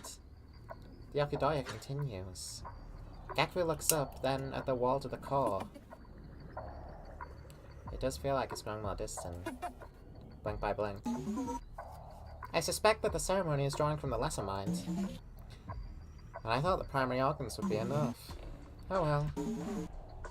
The core always was a stubborn grounds mind. We have enough in the dull mind to sever the rest of the connections. I see. If Fukoa is still attempting to form a confidence, then it must mean that any size confidence will do for her purposes, yes? Not just one that consumes the entire embassy. And there must still be some chance that she can succeed. I doubt she would make such a gamble with a core otherwise. So, we should hurry. And so I lead the way back to the... I expected to hear more steps behind me. With a glance back, I see that Gakfu is not following me. She must be more deeply wounded than I thought. Gakfu, can you... Yeah, just give me a blink earlier. We do not have a blink, Gakfu. If you cannot move with us, then... Bosco suddenly raises Gakfu into his floating gauntlets, carrying her towards the entrance. Ah! She is right, there is no time. You attack with your mind, you need only be present. Yakuza, lead the way. So demanding. Am I back home, laboring upon the Yakuzika? I thought Vesnians lived their breaks. That little jab, ill-timed as they always are, elicits a single exasperated chuckle from Bosco. Alright, follow me. Idril follows, Carrick still clinging to her. While we move, I can do a little patchwork. Let me take a look at those hits. Let us move. The entry, it almost looks as if it is melting. Whether this is the overlap or the breaking down of pale corru, I cannot tell. But with the team as prepared as we can manage, all that remains is for us to move to the lesser mind. The path to the movement still stands, and I'm sure it is still there. And looking down it inspires a great melancholy within me. This place, everything we have done here for these great art was. But I must not let myself be distracted. Gakru stands on her own again like Idril, but with some difficulty. How is she? I could fight, it's fine. Oh well, she's right. But you should know, some critical organs are compromised. And I do not have enough expertise to fix them, really. I just worked on dual constructs. I'm only working off of general knowledge here. Her core body will probably start breaking down soon. And her mind core? Very interesting. I've never seen a core with grounds boundary before. It has such a hostile design, like a poisonous fruit. No, I mean... They did not get me there.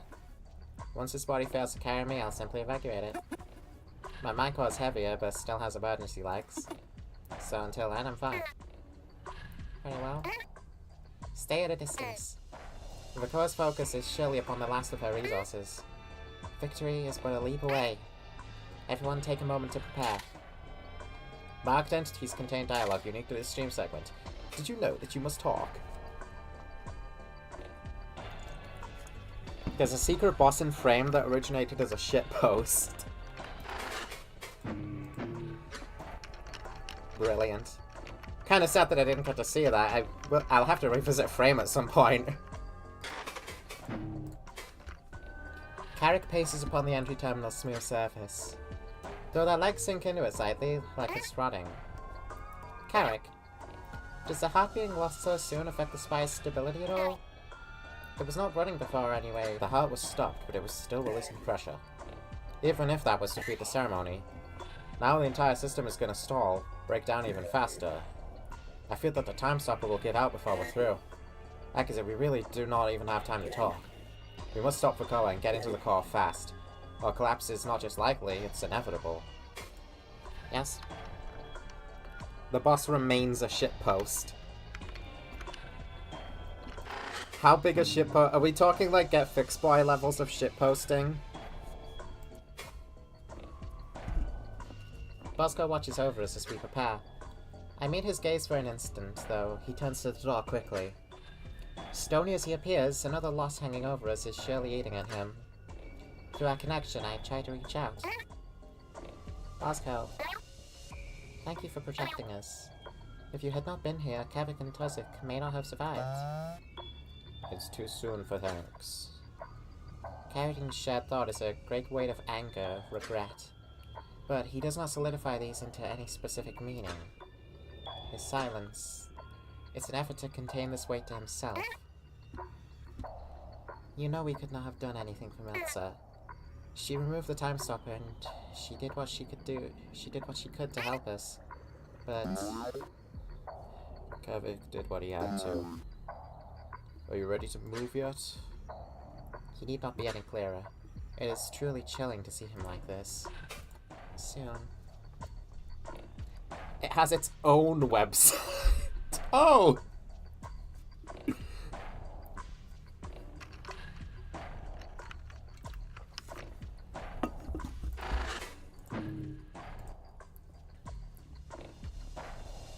Lingering near the terminal, Gakru examines a repair made on her arm. It is discolored, a temporary patch of corru that melts with her outer membrane. She is mauled with these patches. Sensing my approach, she gives a small welcome of her receptors. With the time stopper, we can speak without fear of too much time being lost. You do not need to say anything. Is the weight of our losses so plain upon me? We can figure out what to do with them once this is finished. I just wish I had more time to talk to Miltza. She and I were not aligned, but in those moments of calm, I felt that she truly meant well. It even seemed like I was getting through to her. I hope she found her answers. Felsie always had a twisted way of giving them. I affirm with my receptors. There is nothing more for me to add, and I cannot weigh my mind with any more guilt in this critical time. Creature. As you can tell, corru players are normal. Oh no, I am all here for the... I'm here for the violent abnormality. Her work complete, our impromptu mender now examines the distorted melting warp. Though she's disconnected from the time stopper and time is short, I must ask. Idril. Tozik is struggling to walk, and it seems as if he is no longer in fighting shape. In your team before, among the contact afflicted, what did this mean? Oh, already? That suggests the later stage. It's as I thought. Gekku and Bosco are silently drawn to the conversation. I feel their worry weighing for our connection. It was around this time they began to shelter in the dull mind with me. They weren't able to help otherwise, and so they waited. But it only became worse. Something was pulling at them, they said, even with the silence. One even evacuated their body, thinking it would help, but no. Actually, the decline became even more rapid. There was one case, a Joe who was able to stand again, who went out to help the others, but according to them, she was not like this for long. You want to make Tozik the interim groundsman, right? Yes. Then at this rate, even if we take hold of the course soon, his effective time may be short. A sudden fear is driven through my mind core. If not him, then who? Then there's no time to waste. We move soon. Tozik. My ill boy. My stomach weeps.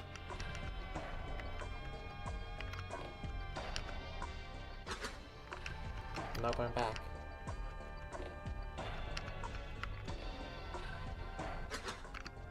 There's no turning back.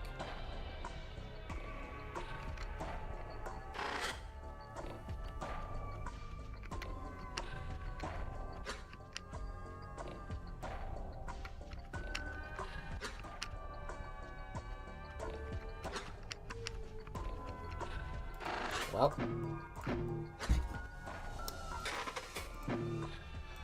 Proceed. It is hard to believe this is the same hall we walked before. We stay closely grouped together as we advance, prepared for the worst. Idril follows us, fascinated by the distortion, prodding at the personnel doors as we pass them. The underlying physicality here is really starting to fade. That's so cool! Cool? Idril, how can we be sure of any walls or floors now? Oh, don't worry so much. The dual plane is not a space you can simply fall into. So if you stop expecting to find the ground, then your foot will probably find it. Why is this hole so much worse than anywhere else? As the ceremony shrinks, the overlap is drawn in closer too. So it's a smaller radius of effect, but much more intense under higher pressure. Like holding a little light against your eye. It'll probably only get stranger. At the end of this twisted path lies the door to the lesser mind. And so comes the time to finish cutting off the Koa. Kavik, are you outside the silence? Hello, yes, I'm right next to the door on my side. Telyu is helping Tozik. He will not be joining us for this. Alright, we're entering now. Prepare yourself and enter in a blink. And so we proceed.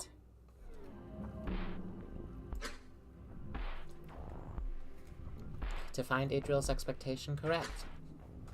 The room's configuration is wrong, likely coiled in the same tendrils that Tozik saw. Immediately my mind turns to the golem we lost, but there was no carcass to be found, especially not with the distortion so heavy. Beyond the claustrophobic passage between the pods, Kavik prepares a handful of explosives. I step forward to begin searching for any foes, but the instant I do, Bosco pulls me back. A powerful dull pulse blasts through the corridor. One that could only have come from our golem. Ah! That's our golem! She's stolen our golem. Well, now I gotta kill her. Now we have to kill her. What the fuck? What the fuck? Not exactly repaired, but unbroken. An amalgamation animated by the ceremony. And between the edges of the pods, I spot another foe. The familiar shape of Doscalvi. Itzel and Doscalvi, both here, reunited. Vakoa is taunting us. Rage boils in my mind. That my mistakes would be used against me so readily. Yokidoya comes again, not to speak, not to grant visions, but to laugh playfully without contempt. Something in it feels familiar, like Itzil's mind when they were connected. But it's ultimately meaningless, there can be no reasoning. Especially not with the golem raising its pulsing gauntlet again. Man, you're not cool for this. You're not cool for this, Vakoa. This screams of desperation more than anything. Boom.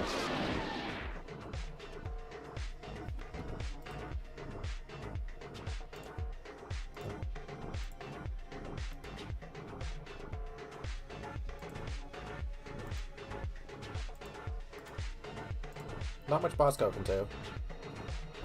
Too far away from our enemies at the minute.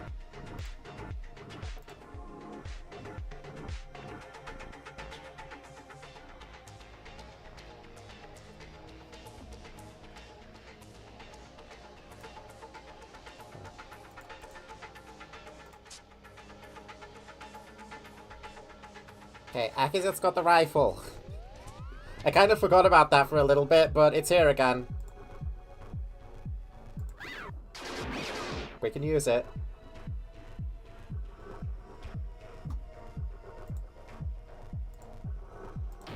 Die.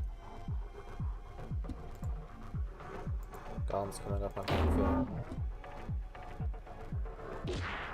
Ouch. Sludge volley.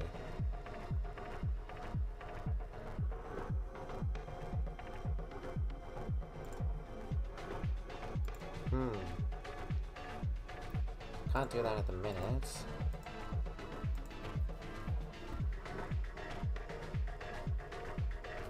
Itzel and Dozka, the doomed Yuri reunited. Dude, Yuri!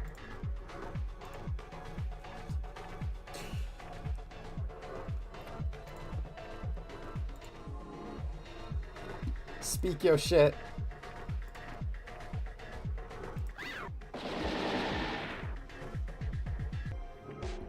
Facts, my brother. Spit your shit indeed.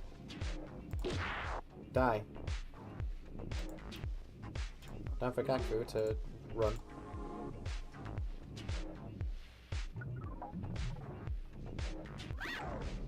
Ow! Ooh. The golem's winding up.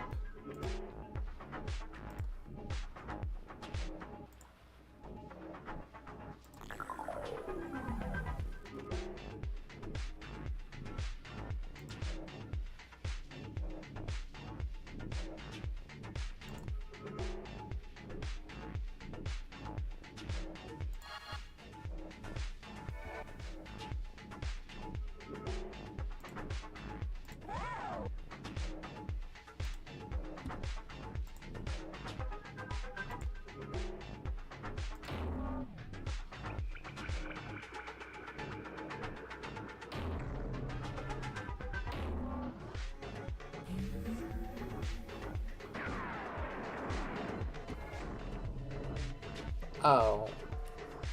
My gun. Fuck.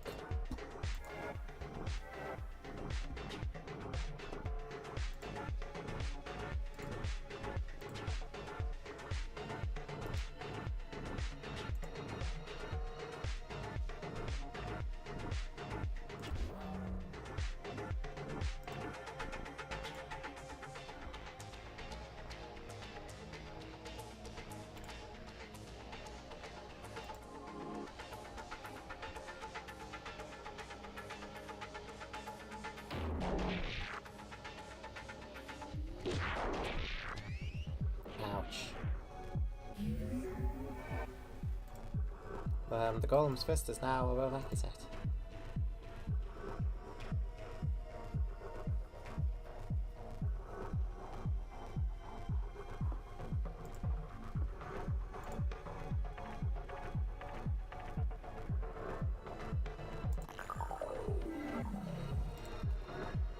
Cover. Let's go a little bit messed. It's okay.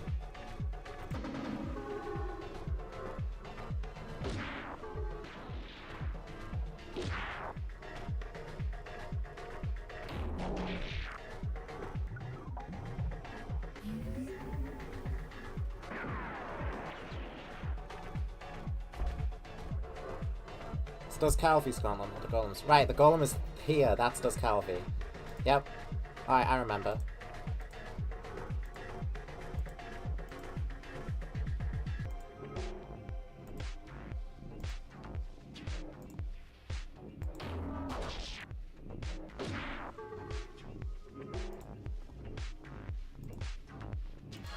Get some cover.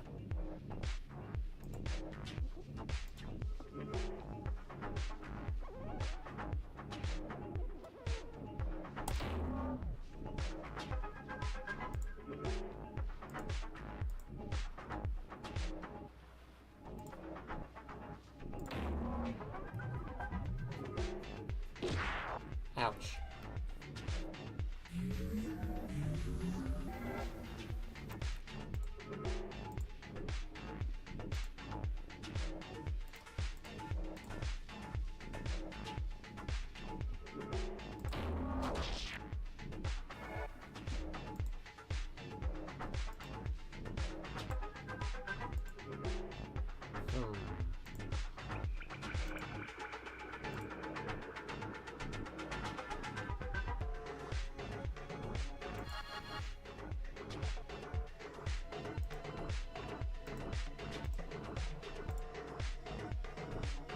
Punch. With a final blow, both does Calvi and the golem stagger, recoil. Wait, really? They're breaking apart, the same as any other foe we faced. I didn't realize that they were down already! They stumble towards each other, vulnerable and crumbling. Before I can finish it, the chamber trembles. Surely being coiled by the ceremony in response to our victory. It takes a moment to recover and adjust.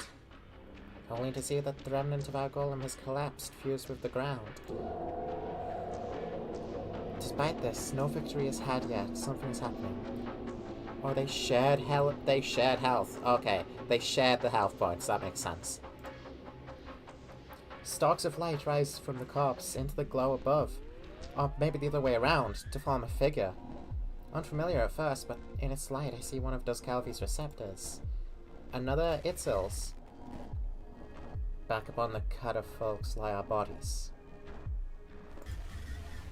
Their hearts still beat, though there's nothing within. For we are here now, together gazing down at them. And we find there is nothing to do but laugh. This is no mere performance for us. Their tendrils crawl outwards like reddened veins. Biological sign of parasitic interference. Looking into the darkness of the air, pulling something closer. I will not wait to see what that plan is. Finish it!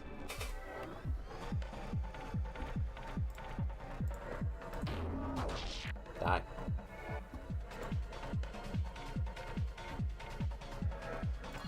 Cover.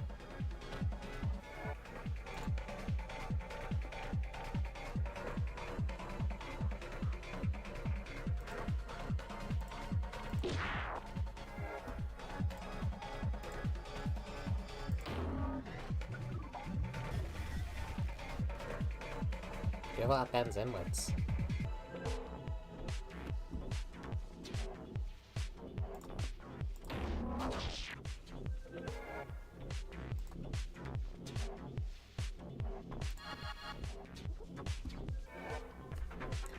This enemy's sprite named Itzka.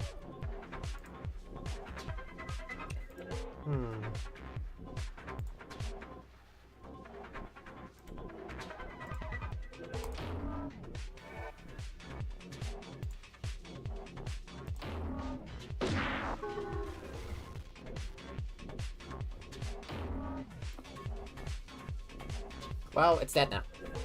With our attacks, the tendrils form this illusion finally break apart, losing shape. Fuck. Play. I've had enough of this terrible life. Stepping in, I claw viciously at the beast's warping shape, becoming lost in its light. Ripping semi-solid tendrils, tearing them away. Rendering the flesh of this now unfamiliar monster mercilessly. It may try to speak, but I do not listen. We are beyond that now.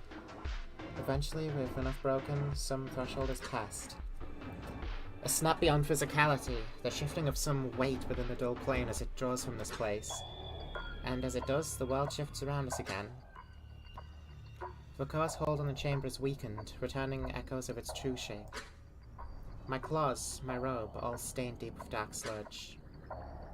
Idril and Carrick hurry in once the area seems clear. Gavik, over. Carrick had immediately begun to call out our next steps, but now seems distracted by the remnants of our foe, which I stand atop. With an urgent gesture from myself, they continue. Over here. Yes, the pods drew from both above and below. We must detonate these final connections. But this room is our last way out, so they must be focused. We need only destroy the downward veins along the far wall. You're sure it will not collapse upon us? If we do this right, it will be safe. Okay. Show me the positions. Here, I will help. Kavik, Carrick, and Idril set to their work, but my mind is drawn to the dull mine's door. Tozik is alright, yes? Kavik speaks between hastily applications of his devices. He's in good claws. Talia was helping him fix some internals because he found that there were the granddaughter of the core parts, and immediately we stand at the ready. It's her. Bitch! Bosco and I guard the others. The light within the core chamber is flickering, unsteady, clearly on the verge of collapse. Whether the ceremony is failing or the contrivance is nearly upon us, I cannot tell. But the unmistakable shape of Vakoa is here, shifting chaotically. Hi, Vakoa. I can see something is different in her stance, even in this state. Shut up, Idril. The serenity that persisted when we first saw her, it has given way to fury. After a pause, she takes a step forward, and we prepare to fight again. But she moves not to strike, waving her claws urgently, her incomprehensible Okidaya crying out. Pleading? Ignorant of the apparition's interruption, Kavik calls out. Get away from the walls, it's time! We split in different directions as the first of the detonations flashes through the room. The Okidaya begins to roar again, desperate and afraid for the first time. It causes a terrified despair to ring through me. A feeling that demands I should be crying, screaming, as if what we are doing is... Before I can convey any tangible meaning to us, my sight, my mind, they clear like waking from a dream. Her shape simply vanished. The chamber holds strong, no doubt due to the strategic detonations, but it is frighteningly dark. The Okidaya, the overlap's distortion, it is dim, distant, but not gone. The door to the grounds manager chamber stands open, ready for us to proceed. Wow. Yes, yes! Ha ha! Ha! We did it! Ha ha! Yay! Though, actually, not yet. I just wanted to have a moment of false celebration, too. The ceremony and its overlap is still in there. All we did was break the last of its grasp outside the core. What? Did you not say this would stop it? It will. It's not an immediate process. A crucial detail she failed to share.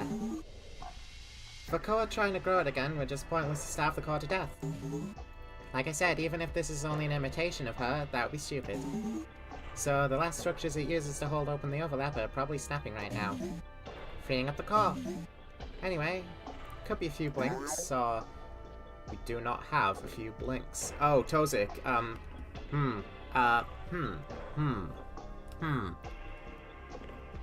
That looks bad.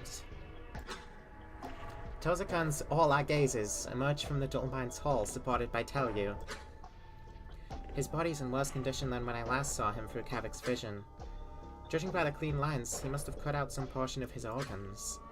He speaks urgently, sparing details. My affliction is progressing, and I've done what I can to stall it. I still feel it, something connecting to me. And when you detonated that last bomb, I felt it think. An intention from the voice, the one that Vakoa spoke with, burning with desperation. She's trying to form a lesser connivance with what's left. If she does that, the core is gone. Tozik, you trust this feeling? It's no hallucination?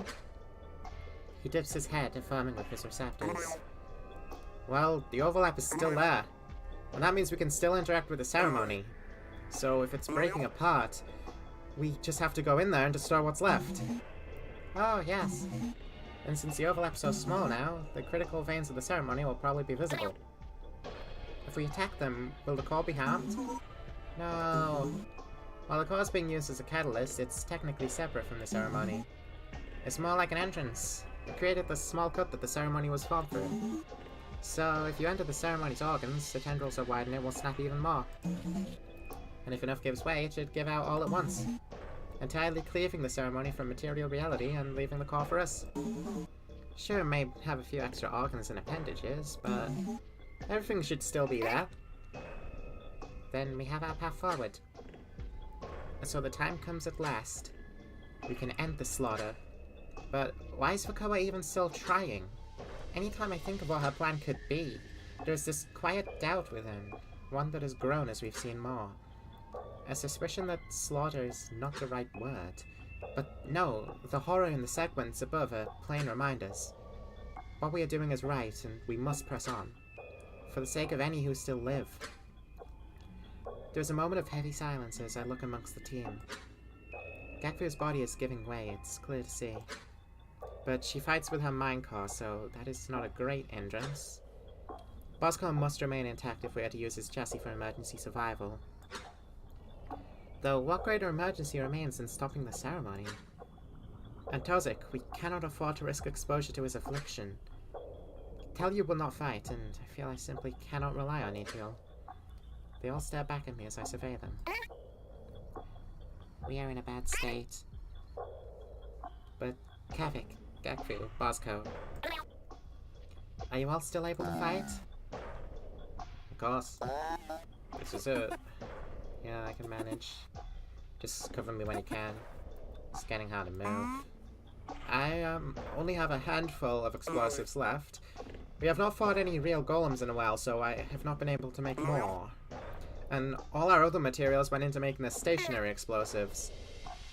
Save them for critical detonations, then. Tell you, Ichiel, do you have any weapons Kavik could use? Nothing that's not attached to me. Tell you, did the other disabler still hold charge? In the third operation pod? A grim, nauseous twist overtakes Telyu's receptors. What is this constant apprehension over the Dull Mind's third pod? Was it not simply broken? I did not check. But that is wise, I'll go and fetch it. Akazit, if you and your team want to proceed in, I'll be right behind you to deliver materials. We still have some restoratives and other bits, disabler aside. Only deliver? We have 2 free time stopper connectors. Telyu's eyes shift away, receptors rolling in frustration. I'll get the disabler and other materials for you, and if I can, I will help. But I'm not connecting to your time stopper again. Her continued objection is so strange. What is it she fears? She beckons to Bosco, who comes to support Tozik. But Tozik raises the claw, his head rolling as he tries to focus. Get the disabler. But I have an idea. Kavik, you say you have not fought any real golems lately, but you did. Grab me a blink. They pause, watching him point to our puppeted golem's melted corpse in the dark. He pushes them aside, stumbling towards it and kneeling, where he wordlessly begins to work with his Kuroskivi. His movement is wobbly, uncertain, but driven by some insight. Telyu disappears into the darkness before any further questioning begins. I see. Everyone ready yourselves. We must stop this now. Current memory stream near conclusion. Save iteration. Marked entities contain dialogue. Interact before advancing. It's nearly time. You can make final calls in this room. Don't forget to check the calls. Call people. Oh. Did she meet Briefcase Lady yet? There's a call that changes if one does meet her. I don't know how plausible it'll be to get to this point in the collapse afterwards. I don't recall how the saves work here. Briefcase Lady? Hold on. Calls. Go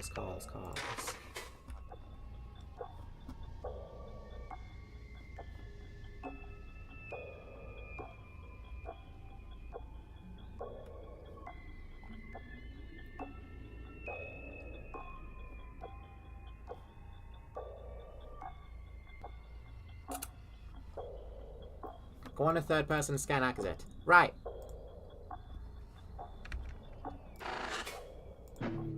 Calls. There is so little time to spare. But the noise through communications seem to have greatly lessened. I think I can reach out to some others. If our plan fails, this may be my last chance to ever speak with them. Call Kazki. Fun friend, try Kazki. Okay. Connection established, I think. Aki said there was an acknowledgement, but our connection is terrible. Kazki, hello? Are you safe? A mixture of shock and dread pours through from the other side. Akizet? I've been trying to reach you. You need to get off the planet. As soon as you possibly can, just as far as you can get. I'm taking care of a few things, but soon I'll be off too. Just get away. Away! Kazki, that is my goal, but it will be some time. And it's almost over. Almost. Listen, we have discovered it all. The source of the call. A hidden conflict. There's so much. We have so many answers. When we are done, I must tell you everything. The fact that I cannot leave yet enrages Kazki, her panic filling my mind. But what follows quiets her. Indeed, there is no more emotion to read. It is silent. Do we still have a connection? Yes! Kazki? Where are you? A flatly delivered question, puzzling that she would even ask. You do not know?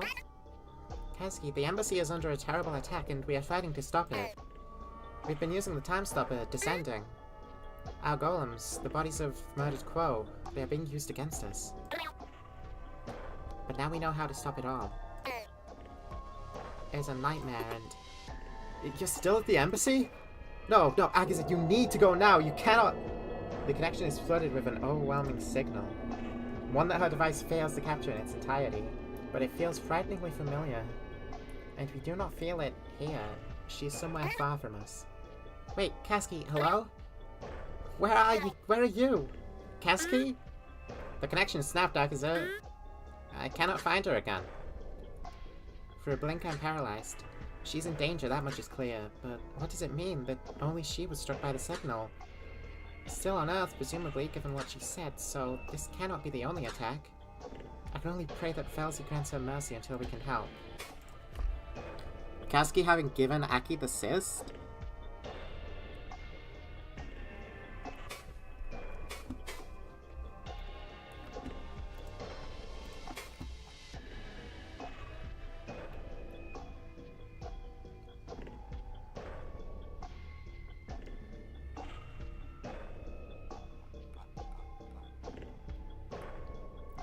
Kazki did that?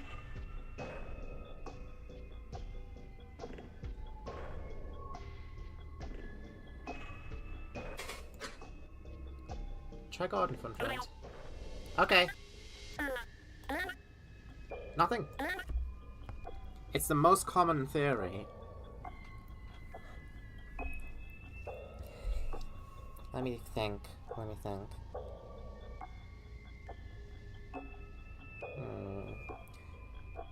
It's not confirmed, but she's the most likely person by elimination. Nothing, but the response is familiar. It seems like his communicator may be broken. Of course, after our last call, I'd hoped it was merely an accidental disconnection. Or some brief incoherence, but it is likely that it was fully broken. Though Fundrant and I try, something still seems wrong. Whether it's a part of my cyst that is broken, or some proxy carrier with the dull failing, most of our attempts to reach a collective are met with nonsense noise. It seems we're limited to direct connections for now. The best I can do for the others to reveal the truths of what happened here is to survive. Isabel! Wait, why could I call Isabel? Fun friend called Isabel. She must still have that communicator. Okay. It worked! Accurate! I wasn't expecting to hear from you until Tuesday. What's up? With her synchronous connection, it would take far too long to relay all that we have learned. And even if I did, it would place her in unwarranted danger. After all, she is merely a custodian of bright parasites. I must keep this short.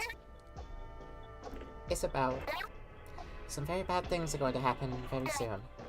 You will be fine, but I'm not sure I will survive. I'm trying to stop them. I'm doing everything I can. And I stand now at a threshold where the specifics do not matter. But before I cross, I wanted to say, I'm so happy that I... Wait. What are you talking about? Akiza, what's happening? Is there any way I could help? No, Isabel, this is beyond you, even beyond me. And even if I survive... I glance around the darkened chamber, to Kavik, to Gakku. It is likely I will need to hide for some time. Isabel is silent, but I must allow this.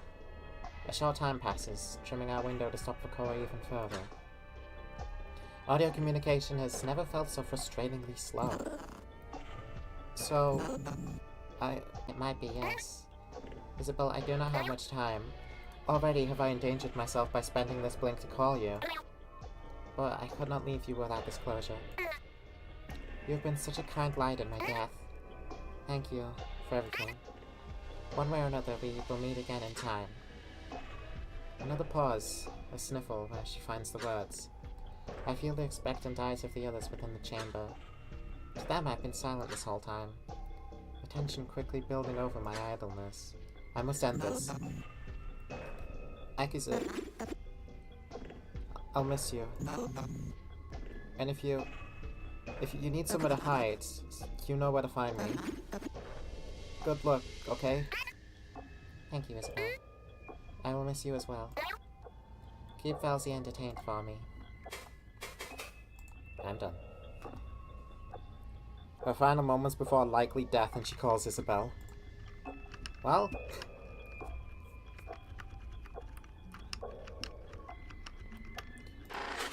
to be honest, I would probably do the same.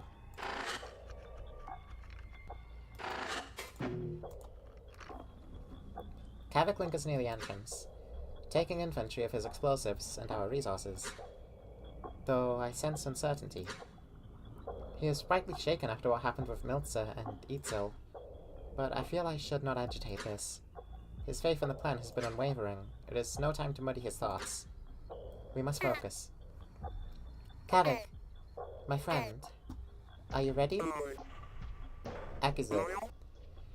I'm down to my last mending applicators, and similarly, I'll have to be very careful with my explosives. I fear that I will not be enough help. And with Tozik out and Gakku so wounded, I just hope Telio can find something to work with. Do not worry. Bosco and I will lead the way. If we stay together, it will be fine. Whatever you bring will be enough, I'm certain. The car will surely try to distract us with false foes, but we need only harm the ceremony enough for it to give way. Kavik nods a receptor, my words inspiring some determination. Okay. I trust you, Akazet. You know I do. And I want you to know, I've been thinking about what you said. No matter what happens, being able to work with you here, charging with you into the depths of this infestation to stop it, I would never have chosen differently. You never failed me. That message completely slipped my mind. But hearing him say this, it loosens the coil of my receptors. Thank you, Kavik. One way or another we'll meet again is a wild thing to say when they were really ride or die. I don't know. And it's true.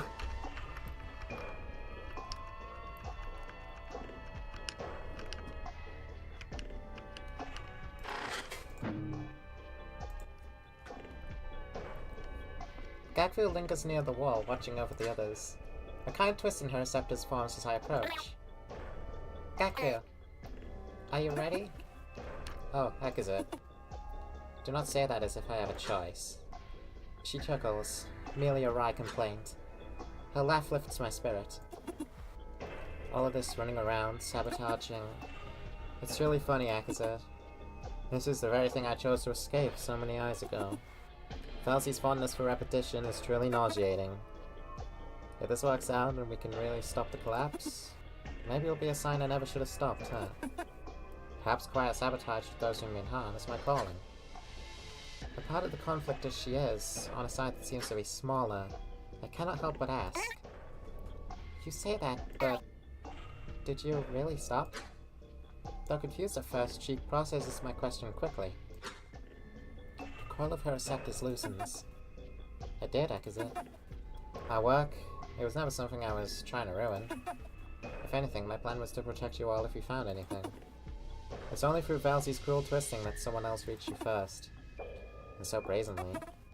Personally, I would have been more delicate about the matter. Maybe I should have acted sooner after we discovered the pattern. But now is no time for regrets. And Akazet, you should know, this attack, this tragedy, if we're not careful, even if we succeed, it could be for nothing. Survivors could be picked up, recruited, suppressed. Despite everything, the conflict could stay in the dark, while those who seek awakening entrench themselves further. Outside of just helping survivors and escaping, that's been my greatest concern. But somehow, this unfathomable loss will not change anything. Valsi's fondness for repetition of the phrase Valsi's fondness for repetition is truly maddening,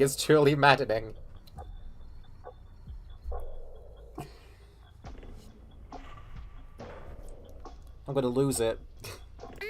I will not let that happen. None of us will. You know that. Yeah, I do. I suppose what I'm trying to say is, if something does not seem right, do not rush to share the truth you've learned. Not until you know it can't be silenced. Understand? A strange demand, some sort of precaution. She will not say it, but she thinks she's going to die here.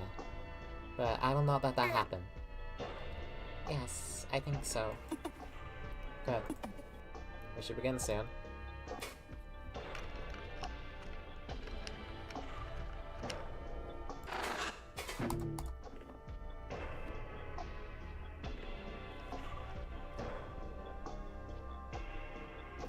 Is this whole chat embassy dwellers, I wonder? I most likely.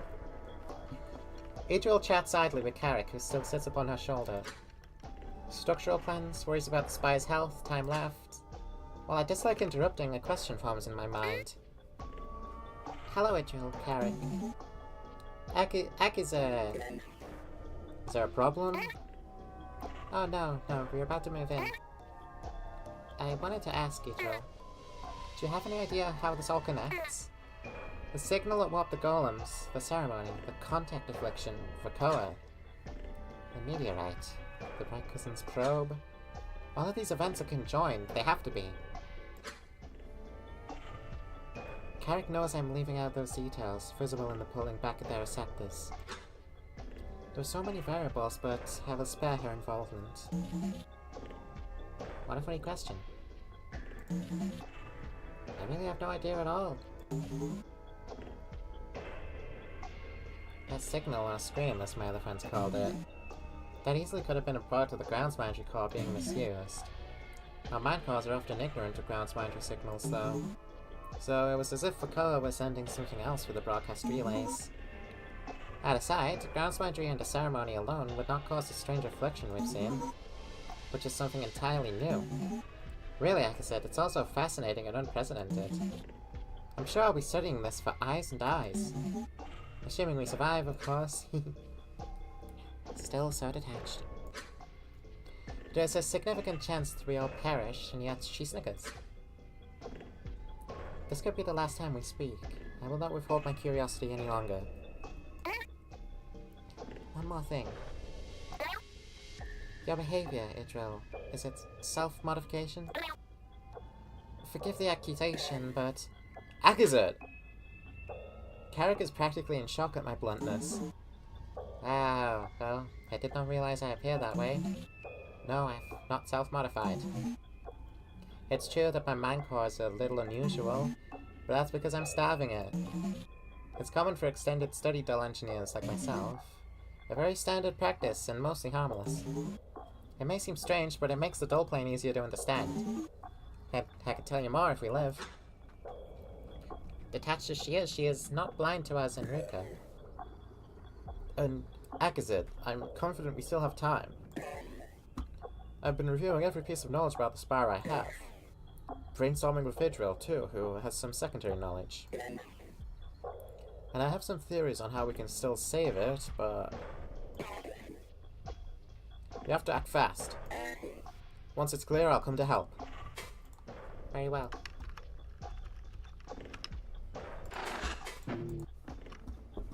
Bosco stands across from the door, staring into it. And as I approach, I feel his rage.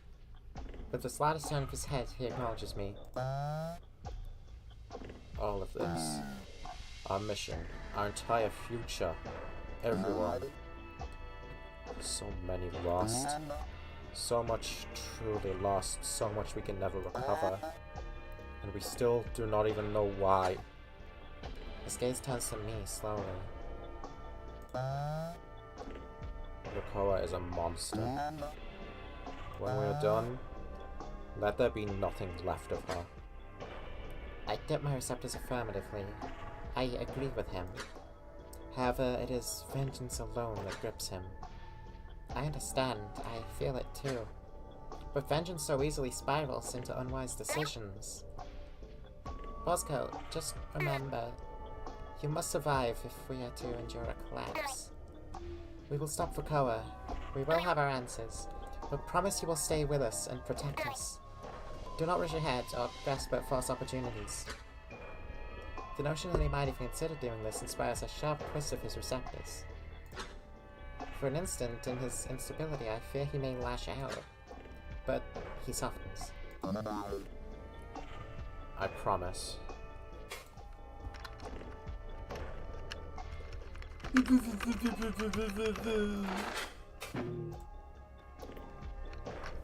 Sorry, he's just so... Aww. Tozik is hunched over in the dark, only slightly illuminated by the gate before us. He cuts into the golem's obscured melting mass, drawing out small components.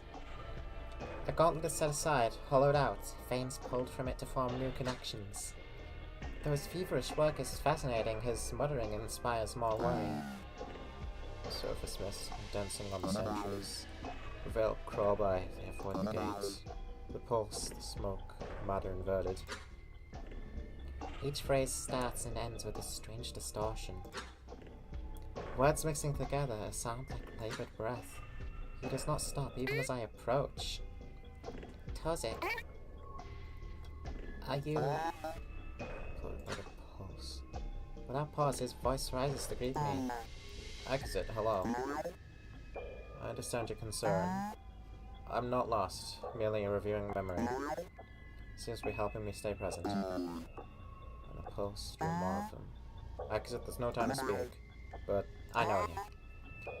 And I know you'll hold my death as your fault. Disperse, slice apart, that cheers. But know that I'm so happy to have learned the truth. If you carry it to everyone else, covering the entry of the service runner, there'll be nothing to forgive. Tozik, I just wanted... Tozik goes me away coldly, turning back to his work. Connecting cysts, forming something new. Accomplished our mission. New age of safety.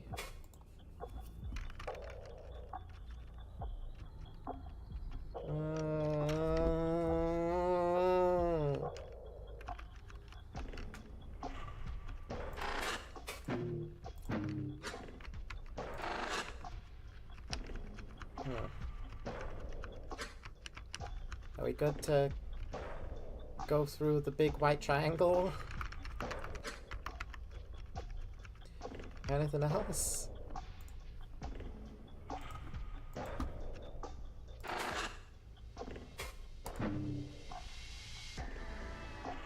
I think we can go.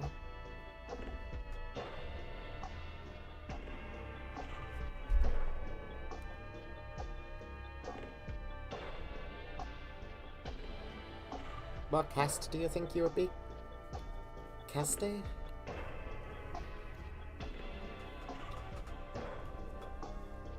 You mean the obese?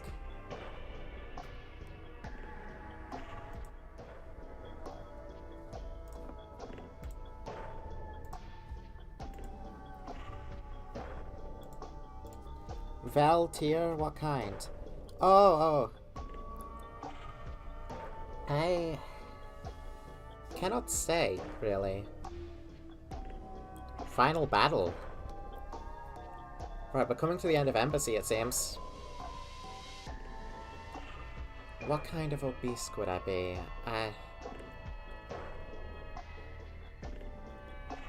So much is happening.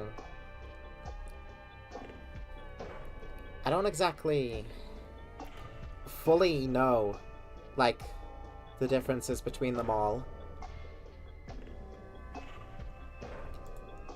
I've mainly been focused on raw plot because it's been a lot to process. Standing before the door, I look over those assembled. Each friend, old and new, all perched upon this last branch of our plan, perhaps the fall. They have followed me here, entertained this insane effort. And it may be the last time I see any one of them. They peer back at me expectantly. Are we ready to risk everything? Have we made peace? I'm at the Jutsu tier.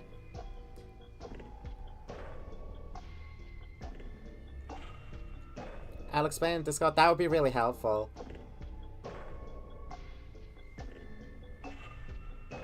I think, I don't remember which one Kazuki is. Which one, like, is the... I think the one known for being empathetic. I can't remember if that's Tyr or Vel.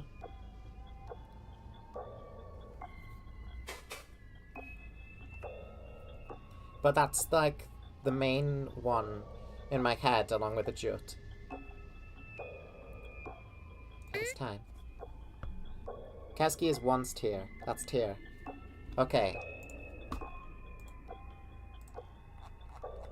That is the main one I know. Puppy Playtime Chapter 5 teaser trailer. Christ. Okay. Friends, it is time. Bosco, Kavik, Gekfu with me. Aki and Gekfu are Val. Tozik and Idril are Jut.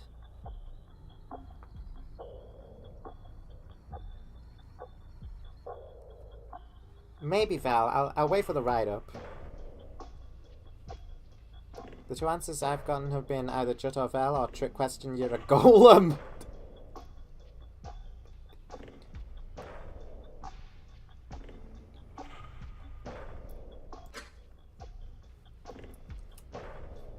Trick question, I am jelly. They gather with me near the door. Miltza is Tyr too. Oh, correction, was. They gather with me near the door, where the overlap's horizon twists in welcome.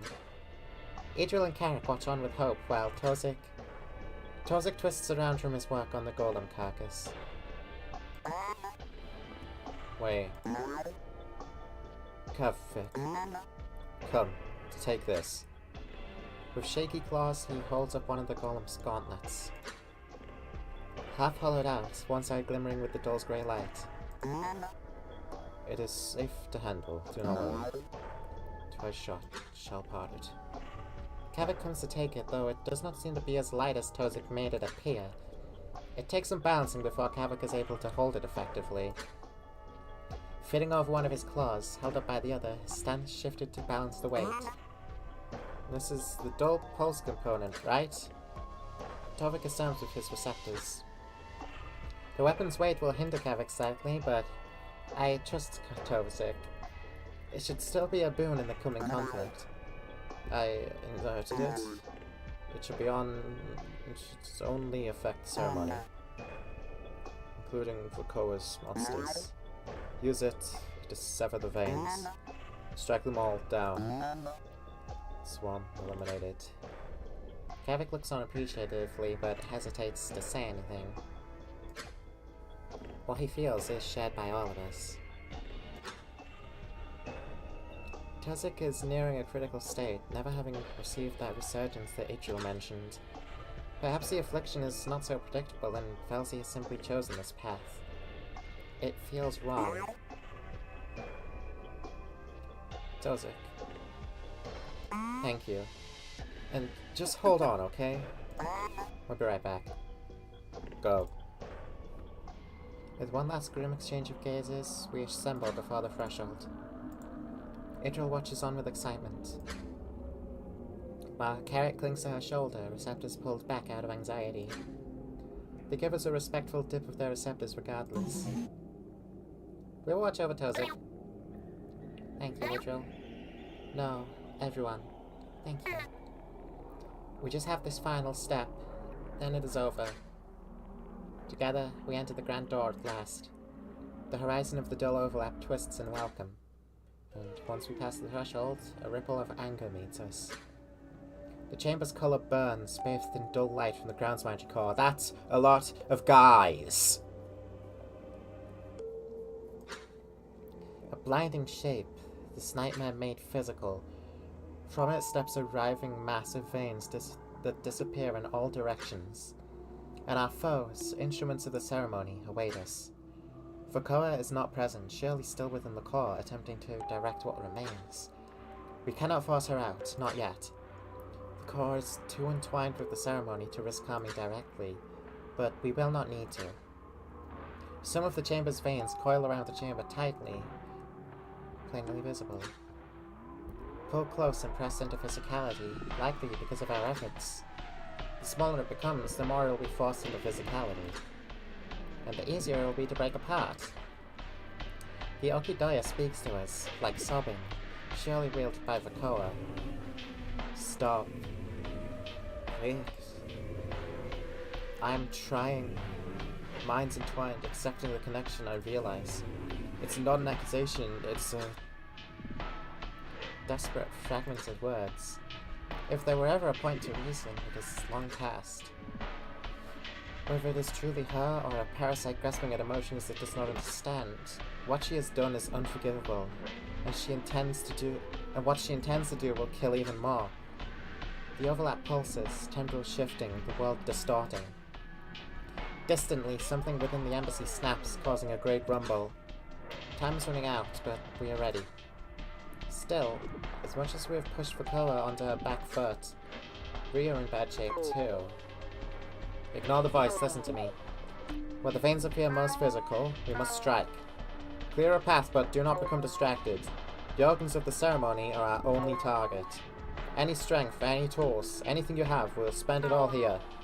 This is our last stand. An impulse of understanding passes through the time stopper. Context shift. Ally entities granted last stand status. Automatic self-revival upon down. Once. Actions broadly improved. Entity Kavik, primary action altered. Yes. Posted in the Discord. Terra caretakers and miners. So was it just a classic? Or was it just as a classic? Self jobs and inside the policy. Engineers instruct to teach code. Cabin balance.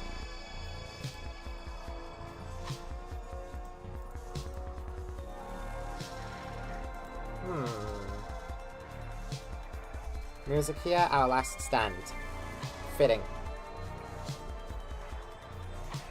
So many fucking guys, and there's Jutskin as well.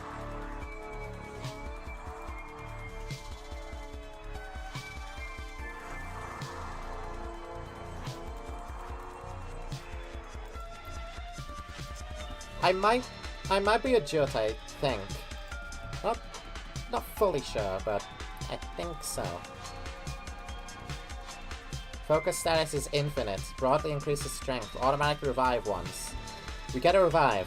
Okay. Hopefully, I don't need it.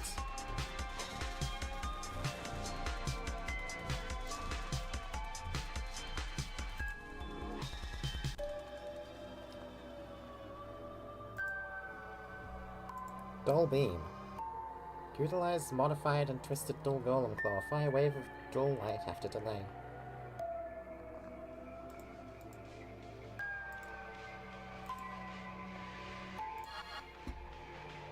Let's just cover Akizet.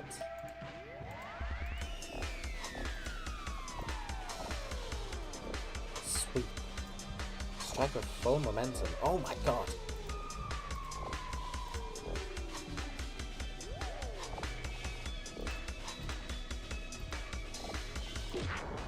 Die.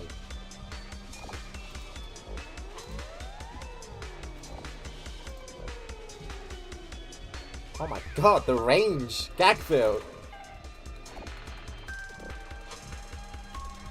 You're proper RFL, though you had a non-trivial number of people say tier before.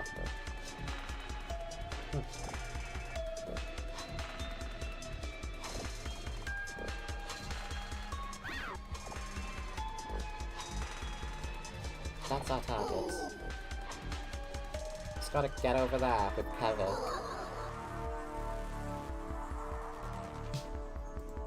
Vane, yeah.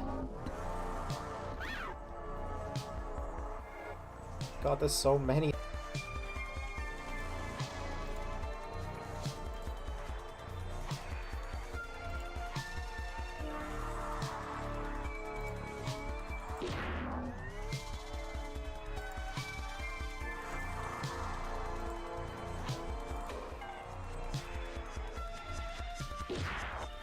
Ouch.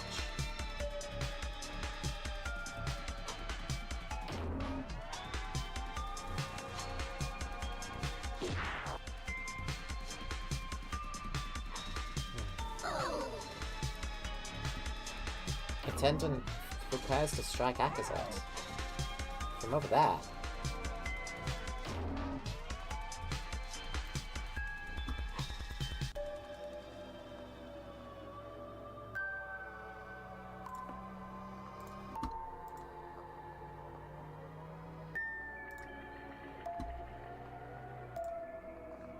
I'm moving.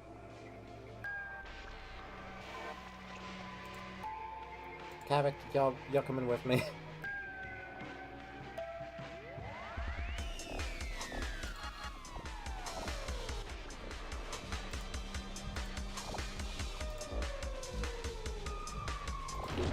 Die.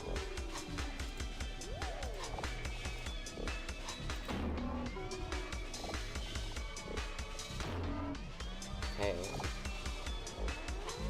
So far, so good. No. Oh, shoot. Oh, there's a golem. There's a golem. That's what's going on. I just grabbed him. It's okay. It's okay. He can deal with that. Bosco can deal with that.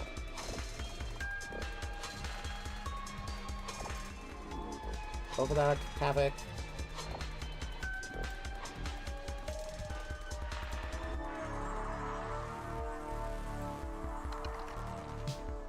There it is.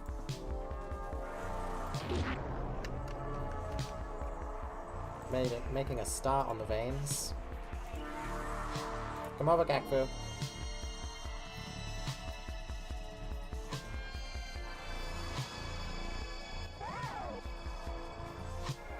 Grab Bosco again. That's okay.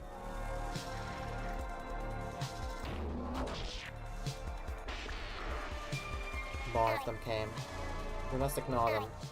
Focus on the vein at all costs. We're almost there. Don't worry. Planting.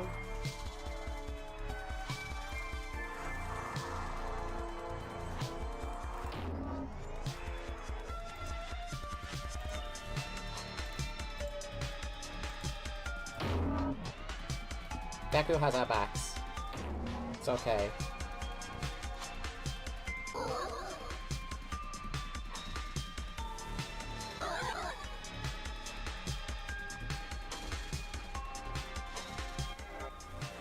What's striking us? Great, great, great, Akizet! Yes! That was great. That was brilliant. The veins split apart across both planes, bleeding colour into the air, and the overlap ripples, destabilized. Something about it feels smaller, under high pressure, as Idril said. The ceremony is failing. This is working.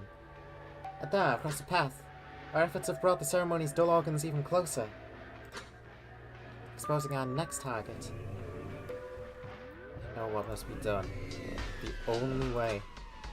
The Corru's illusions round us have broken apart, splitting into countless minute strands, and instead have formed into a protective membrane. She's caught onto our plans. It writhes, forming offensive appendages. Seemingly stationary, but no less of a threat. But in order to defend, it too must be physical. We will tear it all down. Akaza just keeps going! Akaza is brilliant. Veins. That is our new...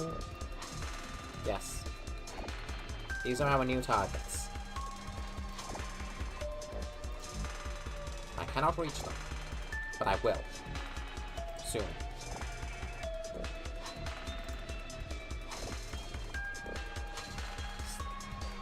You should stay back out there. Ooh. Not good, not good, not good, not good. Don't want them doing that to any of us.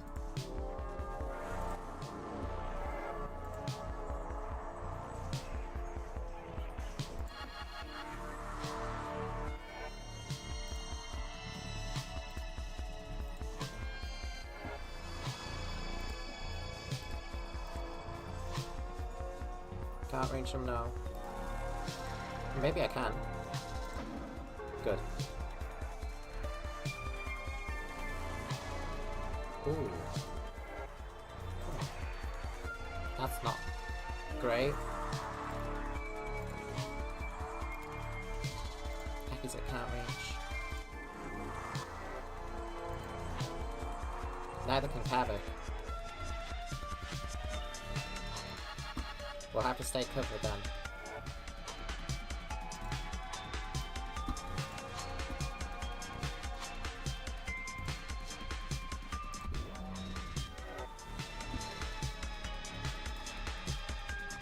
Gaku can reach. If the tendrils all share health with the wall. Good knowledge.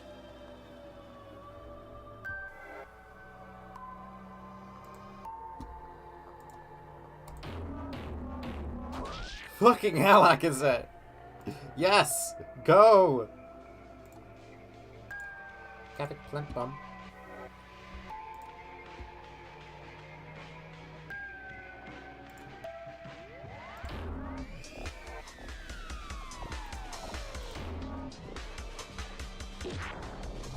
Ouch! Dude.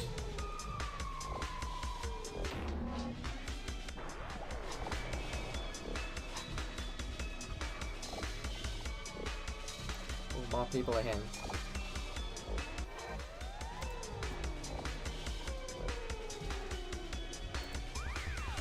If Akaza pops up enough, we might not even need the explosive. It's okay. Trigger, trigger, trigger.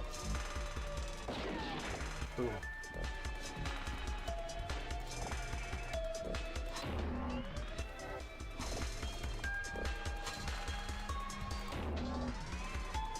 Ten hit points on him. We're being beat up. The protective wall collapses into itself, tendrils breaking apart. We fucking love poison! And with this opening, I nearly call for Kavik to rush in. But he's already here, wielding the modified dull pulse, firing it continuously into the veins at close range, severing them all. And it is done, the overlap rippling as the ceremony beyond is crippled further. The feeling of a scream tears through us as another shape manifests nearby. It seems Vakoa cannot afford to delegate any longer. Hi, Vakoa. For she has formed before us, furious. You can tell by her eyeball. The overlapped space bends inwards around her. There must be a great deal of attention and resources being drawn for this apparition. But her shape is still imperfect, like the ceremony tendrils forming her are unable to focus. It must already be dying. Would it still be possible to complete, even if we stopped now? Does she know this? Fukoa! It is over. My time to speak out is cut short as she vanishes, leaving a swirl of light. There is sound of an impact, no, 3 around me. My friends are thrown away by sudden, fierce strikes. And before I can flex the nerve of the time stopper again, my body registers a new wound. 2, and more. Fukoa's claws have dug through my flesh before casting me towards the core. As I strike the ground, attempting to rise, Fukoa looms. My mind roils with the Okidoya again, a shout. Suited, controlled, to save them. No idea. What is she really trying to tell me? Why bother speaking at all? It had occurred to me before, but could she truly not want to kill us? Are we forcing her claws? Would she prefer we simply live? No one is dead. Oh. Sending her forwards in an uneasy stumble. I scramble away while her conjured form writhes, struggling to hold shape. Briefly uncloaked, Talia tosses a collection of restoratives and supplies to us, salvaged from the dull mind, before vanishing once more, no time to gloat. Still, Fukoa is recovering. A simple disabler would not stop this. And she is not the only threat here. I know what must be done. I reach out to the time stopper. Each of you have such a vital role in recovery. Bosco in surviving collapse, Kavik in severing these veins, Gakfu in grounds mindry. So let this be my final act as your leader. Go. Detonate the other veins. I will entertain Fukoa. There's a rise from all across our connection. The impulse that they may protest, that what I'm doing is unwise. Bosco most of all. But even they see, if we split Fukoa's focus, it will grow weak. And so, in wordless compliance, they collect Talia's resources, preparing to charge ahead to sever the other veins, while Fuck! I advance upon Fukoa, striking her and sending us both into the blinding vortex around the core. Context shift. Fukoa, Accusate, acts twice. Actions altered. Items disabled. This close to the core, the overlap is even more oppressive. It's impossible to see outside, like the eye of a great storm. A ceremony claws at the gate that is the core, arcing with dangerous, uncontrolled dull light. I must take care as I deal with Fukoa, sparse on resources as I am, and it may be impossible to truly kill her like this. But all I must do is keep her busy.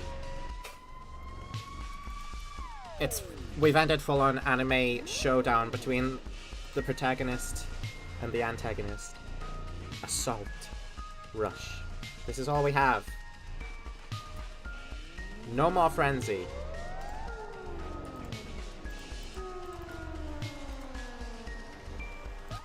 I'm moving in. Slowly.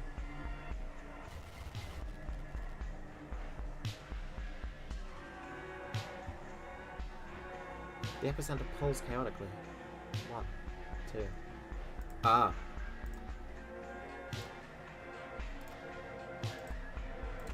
Assault. Oh, fuck.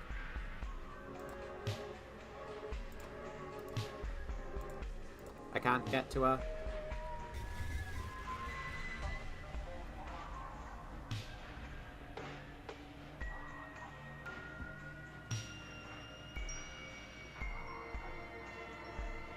I can work with that. Fuck you. Fuck you. Oh, shoot, shoot. That's bad.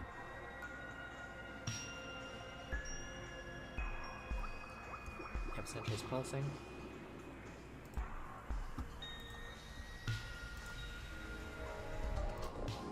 Let's stay back.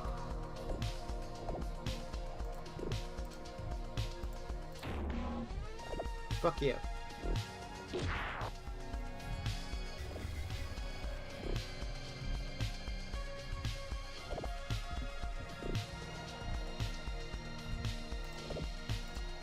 Die now. Die right now.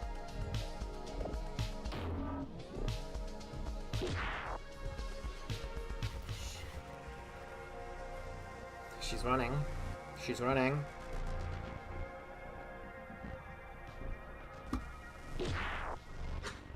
Oh, fuck.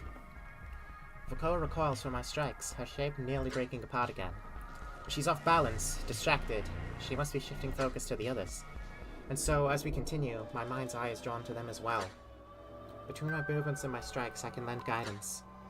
The chamber around them almost seems larger, stretched yet restricted. As the ceremony destabilizes, so too does the shape of this twisted chamber. Critical veins nearby flicker with instability and corporeal. Gleaming images of large golems ahead warp the space. They must be the source of this shielding. A strange leverage keeping the ceremony's organs out of reach. They must be destroyed first. There's so many still, and they will keep coming. Just press on. As they start to advance, a disabler burst suddenly disperses one of their foes. I tell you has come to help without a time stopper? Carrot clings to her shoulders, seeming to act as extra eyes. Both of these motions are incredibly reckless, but no one needs to speak of the danger. The danger is of no consequence in these final moments. There's an actual comment from the code. Fuck you, fuck you, fuck you, fuck you, Vokoa, get in place, goddammit. It's in the dialogue after an exec command. They must clear the way. Okay. No time stopper on tell you. I'm not gonna complain about it. No point.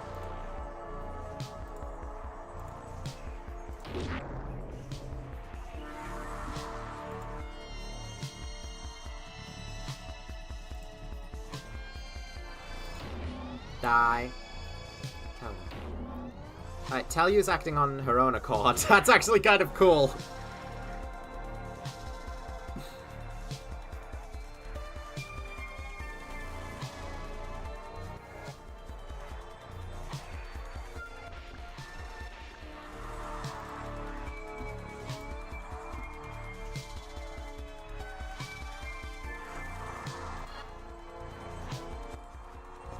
The dull light bends near an edge of the space, something passing through. We expect to see another foe, but the new shape is familiar. Tozic, distorted, much like Malvi appeared to us. A wave of immense dread passes through the connector. Is he lost? A part of the ceremony? How is he moving? But fears fade as he charges ahead towards our foes. Corru ready.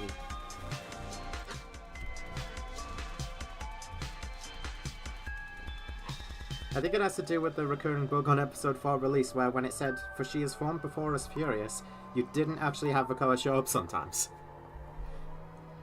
I feel that. Programming could be such a fucking nightmare sometimes, take it from me and any other programmer ever. Is this his promised resurgence? The help is not unwelcome, but disconnected as he is, there's no time to argue. Okay, Tellu and Tozic. I don't have control over them, but they're here. Let's fucking go.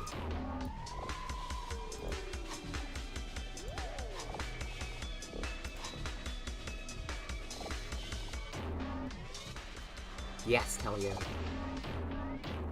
Holy fuck! Tozic, go!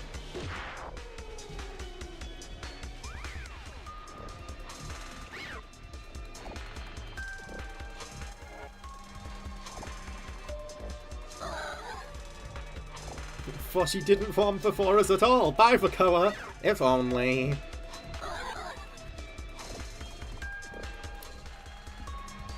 Nah, I'm gonna fucking kill her.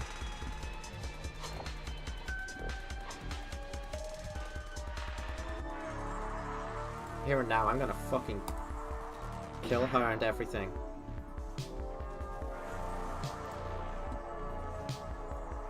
Bitch.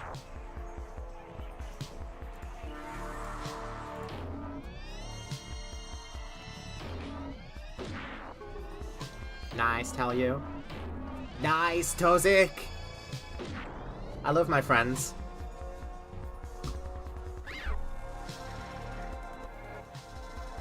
Lovelio is in last stand.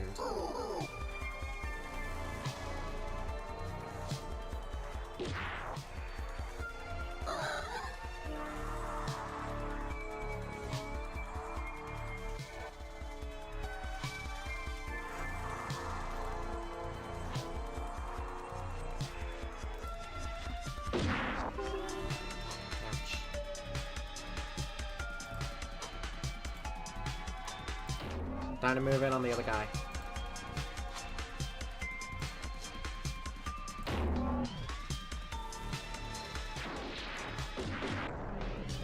Oh my god, Tell, you freaking died again.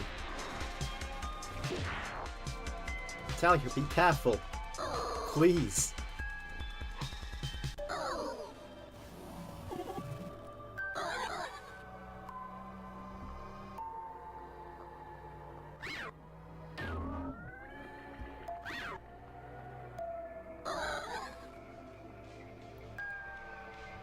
We're starting to get a little low.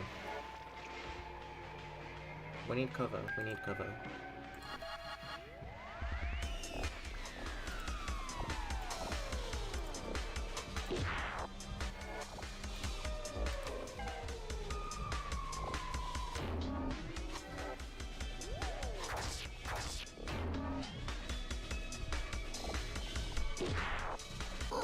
Ouch.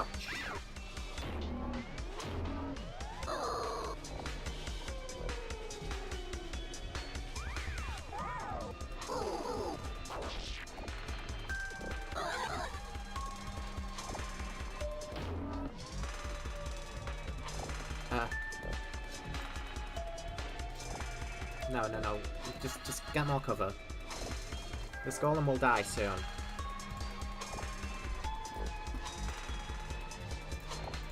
Man, I wish I had puncture still. Ouch.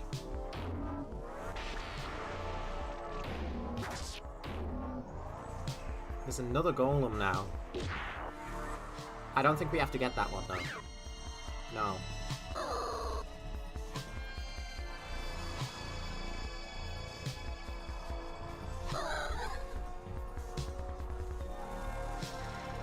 We're fine again.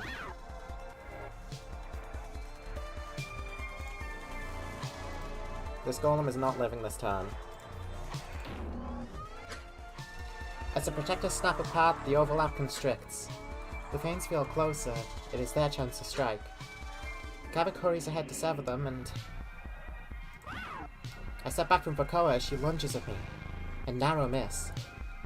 It is rare that she misses, though the same could be said for me. But she follows with a successful strike, and I'm flung away. We are both ragged, and though it is clear that she can simply reform, while fighting on two fronts, she is unable to spend the focus. But before I can retaliate, a great blast rocks the space and the overlap writhes. Another critical strike to the ceremony. They've done it. And from what I sense from their thoughts, I need only occupy Vakoa just a little longer. Her claws come up to grip her face, where they break apart into countless tendrils.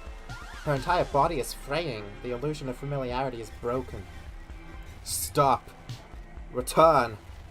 Please. I know what must be done. The only way to recover everyone. There are meaning now, but it does not matter. It is far too late. Without any of this, the slaughter above, worst of all, could somehow be undone. It's nonsense, especially when spoken by its perpetrator. But behind her, something emerges from the blinding core. A malformed shape, stumbling, lopsided, dark. Before I can make out any detail, the threads that formed Vakoa stab into it, weaving through it like the toothed roots of a veil plague plunging into soil. It was a body. Her body? The combined form is hideous, terrifying, half-formed of physical corru, and her posture, receptors, gaze, even the feeling in the air, is a bone-chilling hatred, blame burning into me. Cast yourself aside. If she pulled her body out to manipulate it directly, then it cannot be her, right? For I feel that the others are still fighting. Is her mind in this body? Or is it in the ceremony's flesh? Something else? There's no time to think about it. This twisted amalgamation is coming for me. Hi, Vakoa question mark. Die! Whoever you are doesn't matter to me.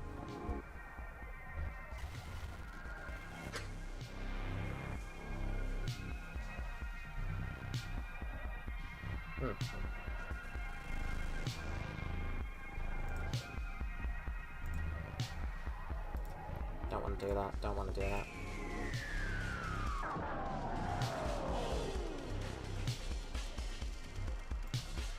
Now I do. Oh, shoot. Maybe I didn't.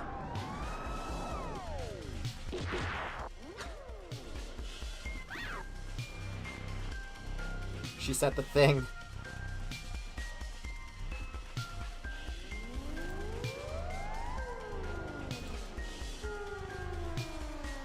Away. I just want to go away. Shit. Oh, I'm getting the shit bit out of me.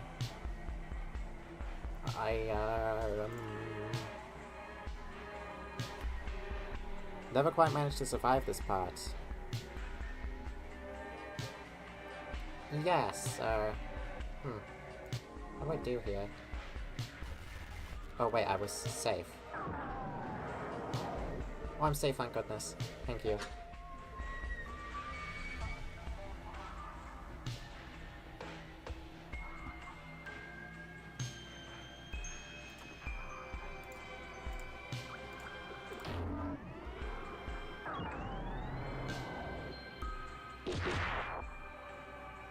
I'm on one hit.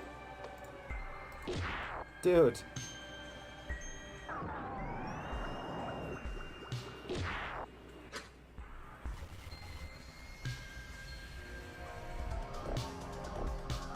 I do still have last chance. I do still have last chance, but I would rather not use that.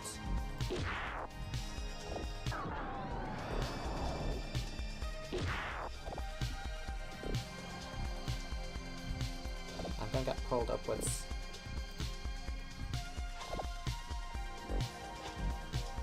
I think I'm gonna get pulled upwards.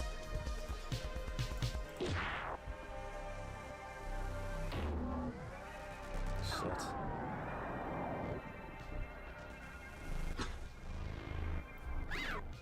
It'd be wild if not letting the ceremony finish was the wrong choice.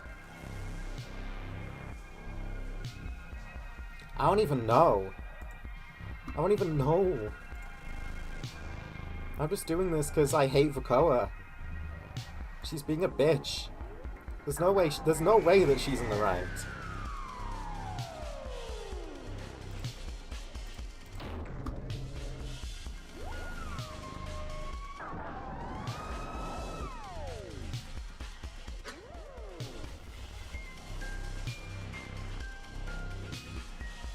We're both on 8 hits.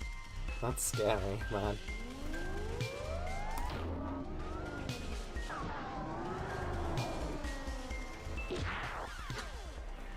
Vakoa staggers away from me, rapidly patching physical wounds with the ceremony's tendrils, replacing joints and patches of flesh I've broken with blinding dull light. Still time. There. Please stop it. Listen! Its patchwork shape exposes the familiar truth. This is nothing but a corpse made to dance by the tendons of a bee.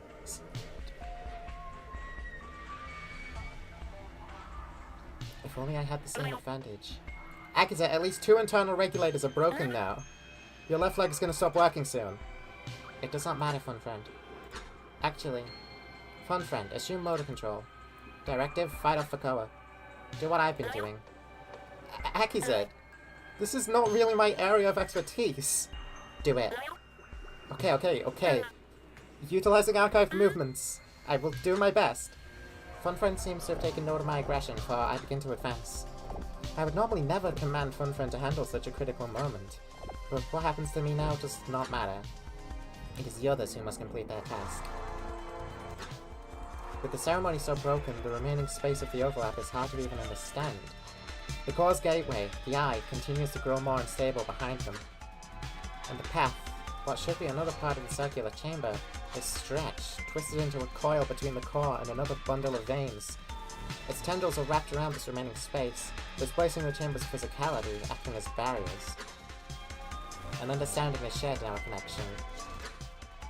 With the overlap so strained, this must be the last of the ceremony's critical veins, so they must only strike one more time, and it will snap apart. Yes.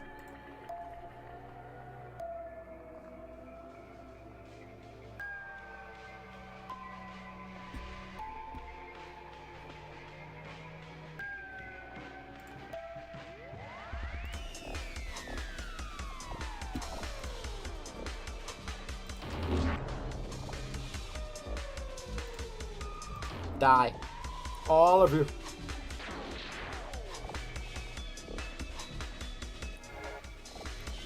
Oh, thanks, Tozer.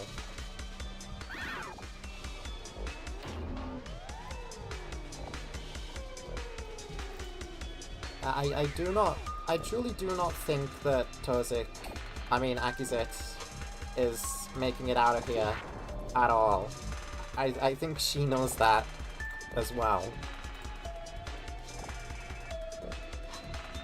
I hate to say it, chat, but,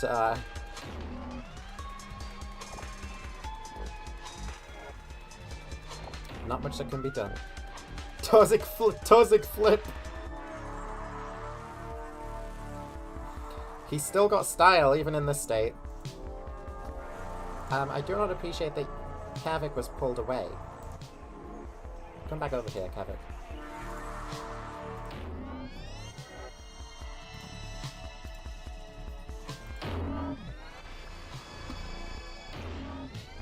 Thanks, Helyu. She's making more, just push ahead.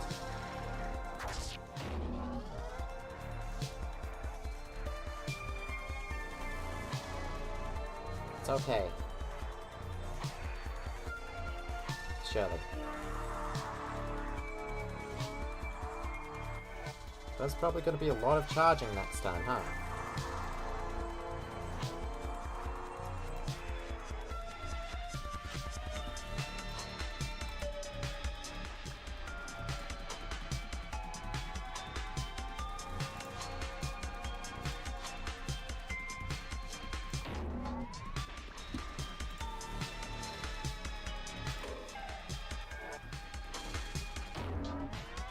Thanks, Helyu. Well done, Tozik. God, we're such a good team.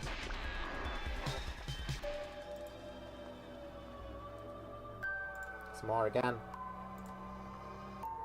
They simply aren't going to disappear. We just gotta go forward.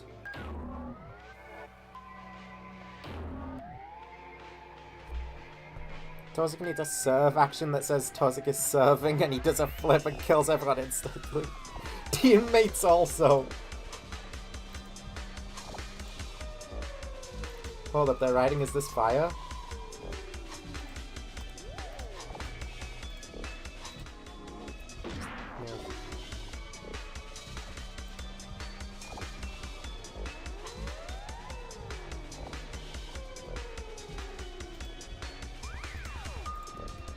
Just keep moving.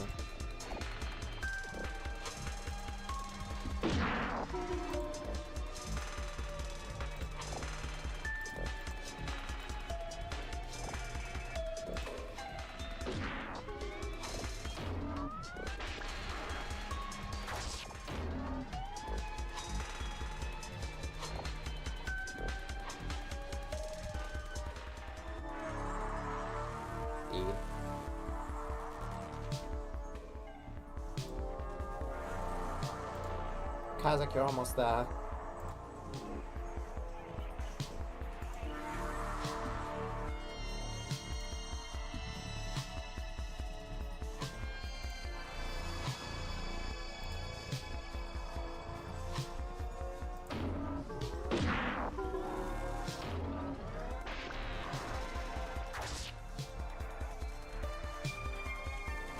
Those two are doing most of the covering for me right now. I appreciate it.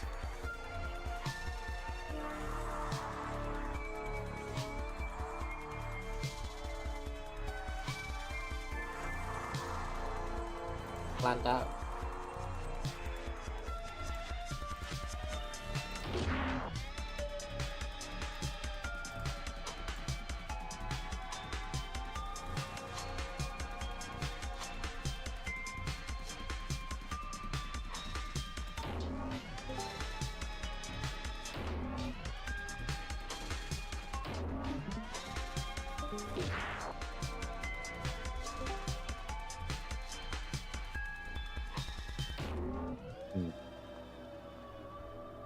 Italia's getting low. Love how delicious the hit sounds are. So true. Yes! As the team approaches the last veins, a critical alert passes through my body, something approximating intense pain. I'm torn back to focus upon my body by the shock. How much have I bled? Like I said, you must take over again, now! I really cannot keep doing this! I'm doing everything I can just to keep your limbs working! Thank you, fun friend. If the core manages to get the best of me, she'll probably only reach for my mind core. Should I fall, you need to... Like just focus on surviving, okay? I do not have time to negotiate with you. Yes, you're right. As much as I'm falling apart, so too is Vakoa's body. I only need to occupy it for a blink longer. The team's ready to destroy what must be the last of the veins. But as I seize control, preparing to move again, the body speaks. Stop, stop, stop, stop, stop, stop. From despair to shock to joy's tears. They are within. It's weeping and begging and attempting to force fragmented memories into my mind. But a social parasite would realize by now that this boy is futile. It should be senselessly attacking me, and yet here it is begging us to stop. That quiet doubt within me surfaces yet again. What if I've been wrong, missing some critical piece here? Well, so what if I am? Even if there's something left within, it is far too late for any change of course. To deviate would be to abandon all of the survivors above. I will not leave them to their fate. Current memory stream near conclusion. Survive. Bitch. Oh my god. She's really growing. Well, whatever. Bitch. Oh. Ow.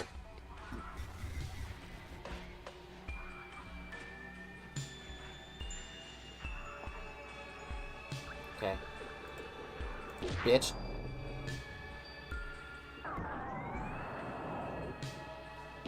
Why does it keep doing that? Bitch.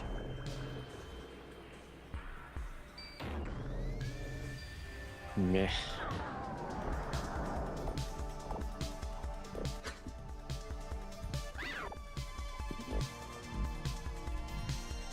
This game seeds doubt so flawlessly. At the moment, I do not care about the morals of anything. I need this bitch dead.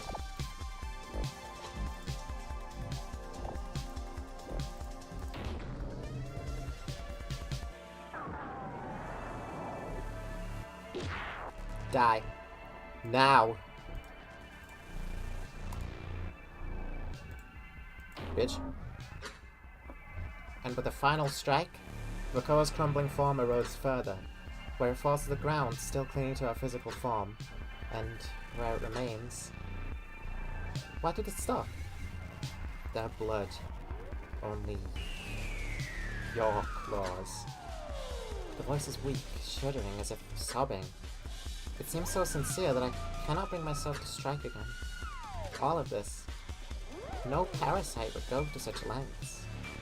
This thought inspires such terrible fear.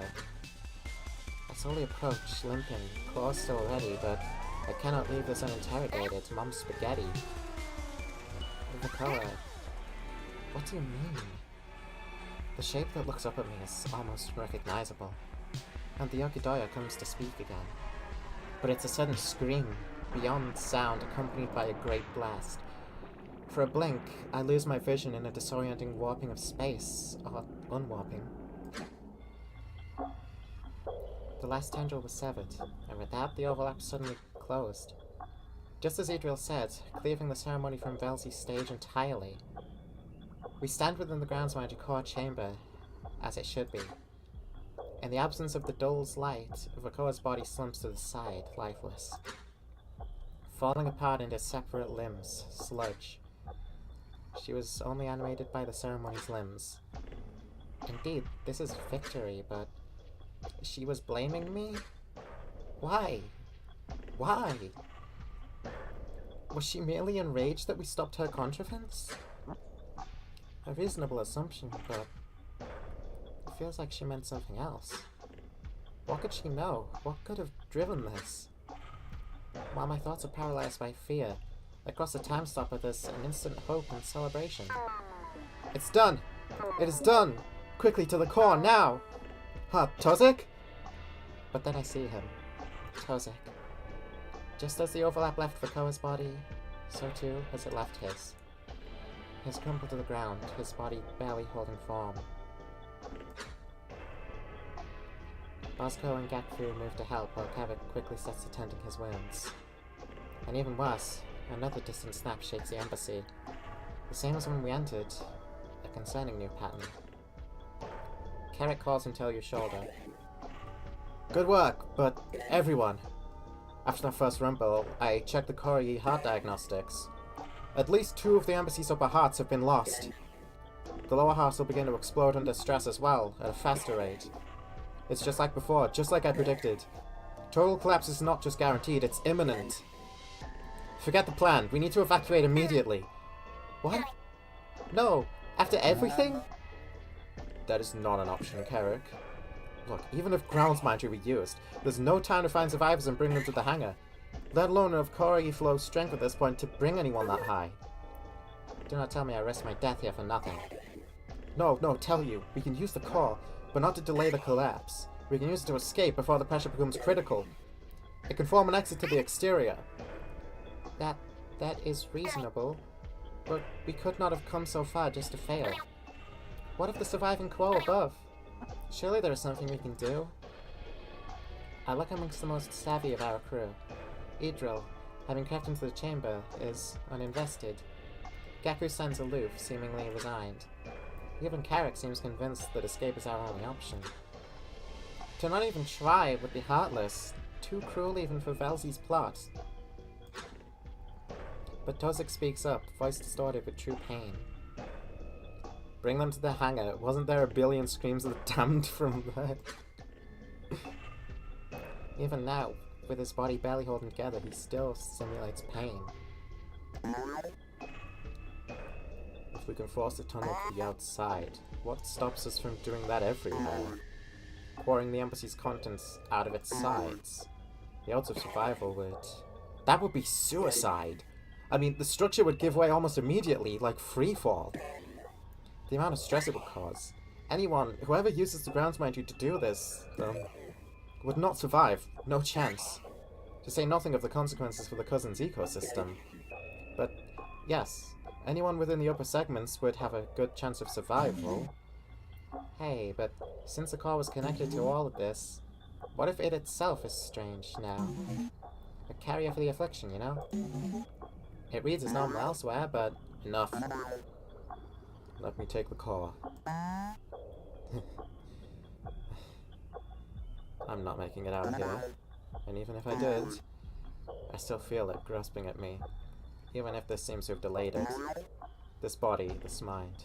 Very soon, they will not be mine. I'm no structural expert, but I'm skilled in enforcing corru patterns. I will use the core's authorization to reshape the time stopper into a relay. Use that to connect with the spine again. And then coordinate the structural shift quickly. With the right spacing and flow, chambers should be carried harmlessly out. Across the island, some into the waters, where they'll be easy enough to recover. And I will stay. It is like we planned. With my high pressure core body, we can both survive. There may be a cure for the affliction, even if it is imperfect, like Suzuki masks. The weight in his voice.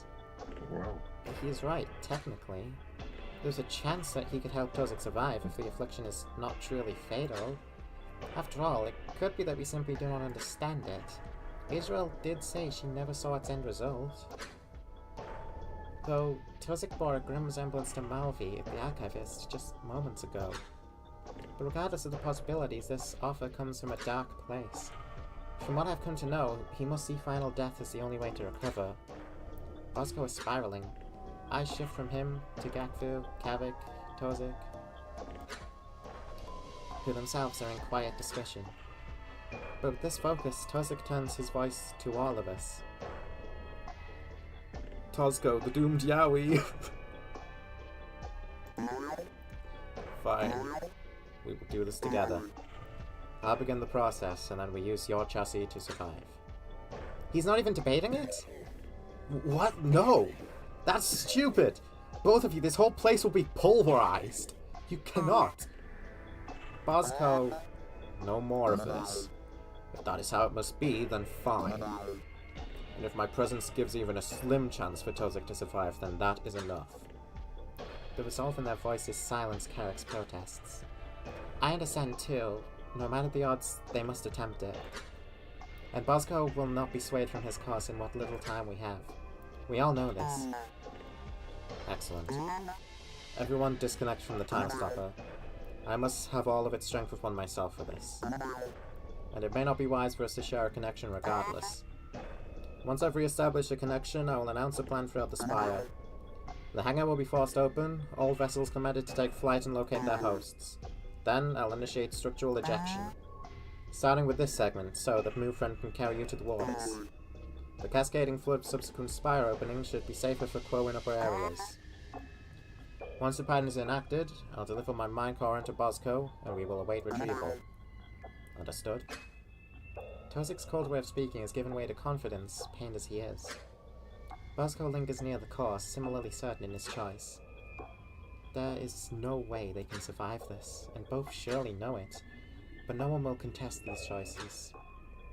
Nor will the likelihood of their deaths be vocalized anymore. This must be done for the good of all Quo left. Yes, Tozik. Understood. May Velzy smile upon you both. It'll be fine, especially with Bosco here. We'll see you again after this. You still owe me that receptacle, you know? And here, these might help when you take cover. As we all remove our connectors, giving one to Tozik, Kevik also leaves behind his ablative applicators. To form a barrier! A wise decision. Even if it's only a gesture, it may actually help. Maybe. Before any more goodbyes can be had, another rumble shakes the structure. Myriad hairline fractures form in the pale shell of this place. Thank you, Kevik, but enough talk. That must have been another part. Bosco, escort them. It will not be long before debris becomes a problem, even with our plan. Once you've seen them to move, friend, return here. Got it. Goodbye, everyone. His gaze passes over us one more time before he limps to the core. We meet eyes for an instant, but there's nothing more to be said. Tozik presses against the core's twisted shell, then steps through it. It is time to go. Tozik was right, the room is crumbling. Spire blood pours through cracks in the walls, and I stagger through the flood, my body on the verge of collapse. Fortunately, Movefriend holds beyond, no doubt strained itself, connected through a narrow channel that presses it against the entrance. Through every working terminal and golem, through all communications, Tozik is already broadcasting the plan. The repurposing of the time stopper must have worked. Attention to any who still live. Embassy collapse is imminent, but we have seized the core. A new structural pattern is being propagated now to provide escape. Shelter in your chambers immediately and brace yourselves. Momentarily, the spire will begin creating tunnels through the outer walls. I will see to it that the spire blood carries you into the waters below. Your vessels have been instructed to seek you out. May Velzy smile upon you all. As Tozik concludes, we begin to enter Movefriend, but then there is a loud crash in the chamber behind us. The walls and ceiling have all bowed inwards from a shift in the pressure, crushing the chamber and blocking the path back to the core. While the rest of the team shelters within the Movefriend, I linger out with Bosco, who is desperately seeking the way back. Tozik addresses Bosco directly. Do not worry. That one was me. What? Bosco, there is no way your body would hold. Only one of us needs to meet our final death here. I will keep Velzy entertained in your stead. Goodbye, my friend. No, let me through! You idiot! Bosco, he is right. You must come. Tozik's focus has departed, and return is impossible.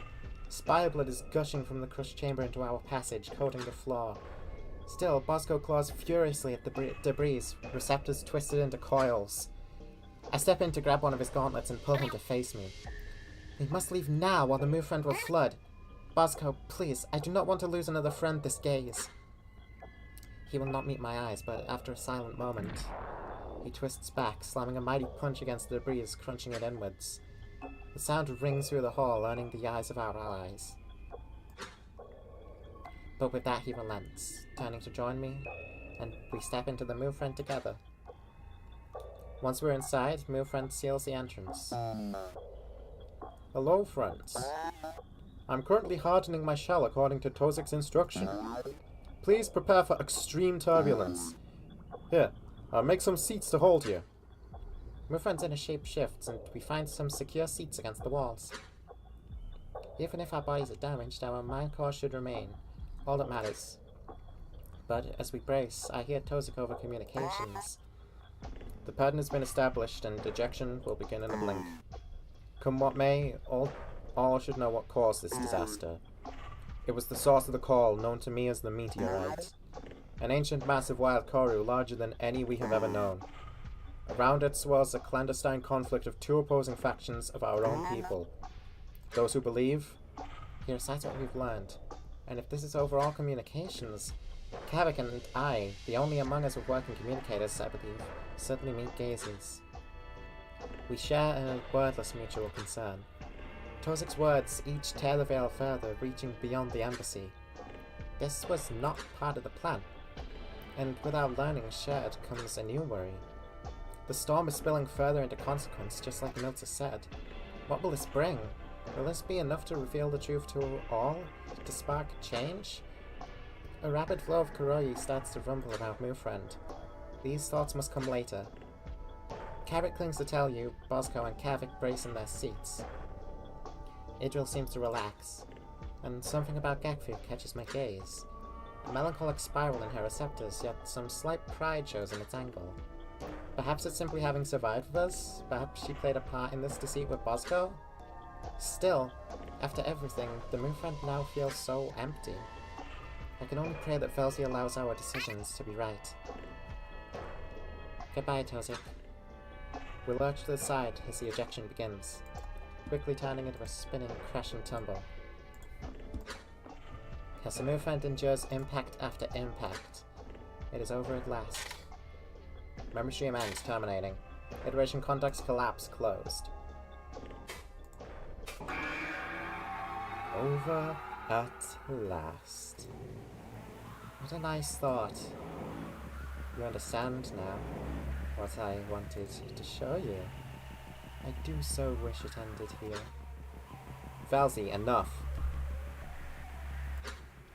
I'm running out of time. The system may soon be out of my hands. If you have answers, explanations, then give them to me now. Well, oh shit, right, Velzy. You're really playing it up, huh? But you're not wrong. I understand your frustration. You seek truths, interloper, and I am the runner who holds them. But your knowledge is where I need it to be, for now. While I believe we are on the same side, these events you have seen, and those that follow, resourceful as you are, I cannot leave them in your care alone. Sooner would I choose starvation than risk failure. So, either you will help me, or your successor will. You seem certain that there'll be one. That you are running out of time tells all. You know what I want. Goodbye, interloper. I will be watching. Velzy's eating the bitrate.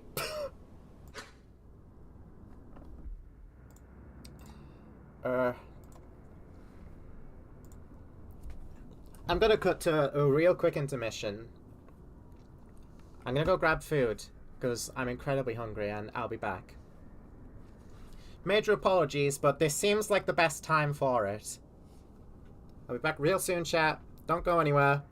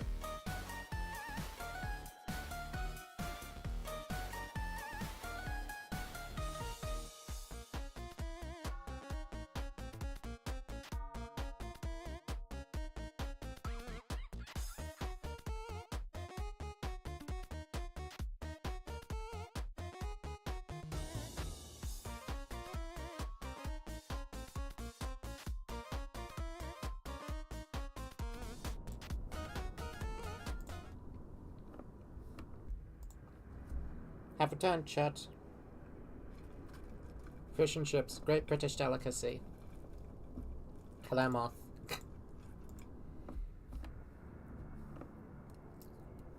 It's interesting, Velzy seems to want to broadcast the final memories over comms for all, to avoid them resting with one person, but this is all in the realm of theory. We're all grieving Tozik right now. He's still alive, I know it, I say while being dragged away.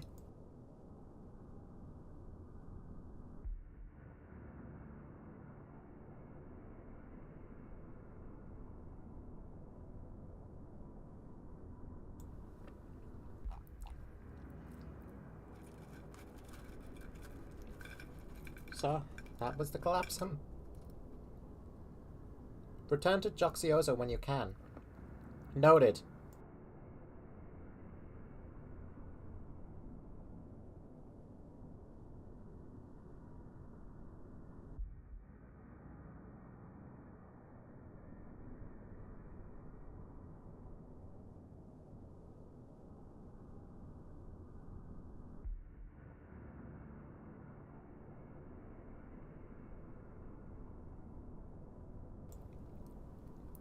We can't let game theory get to this.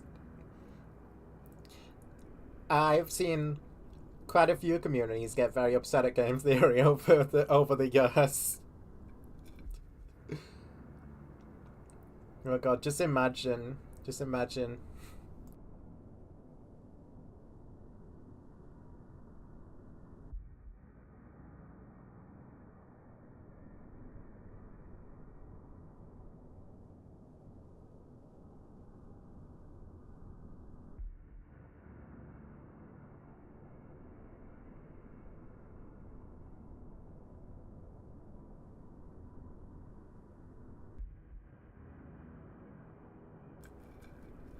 If game theory finds Corru, we'll have to kill them before they misinterpret the shit out of us.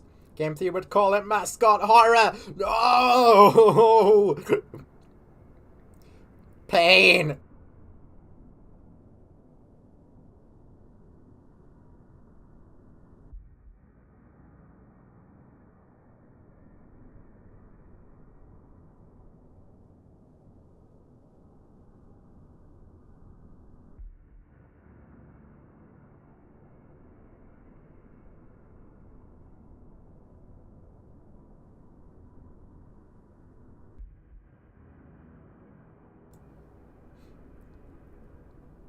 I think it was Hollow Knight. The Hollow Knight game theory video pissed off so many people, I remember that. And some of the Kirby ones as well.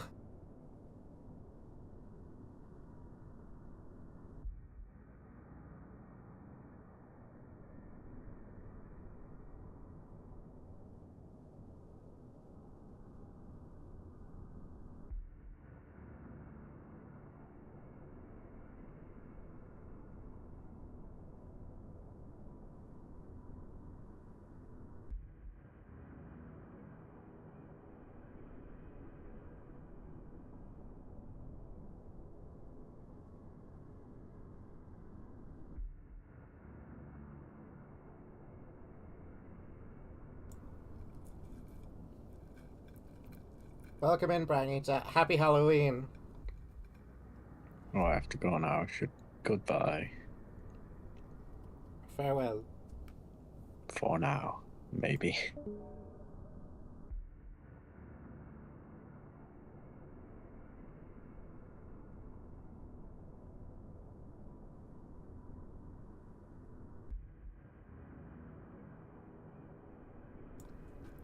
I have spent my evening becoming emotionally scarred.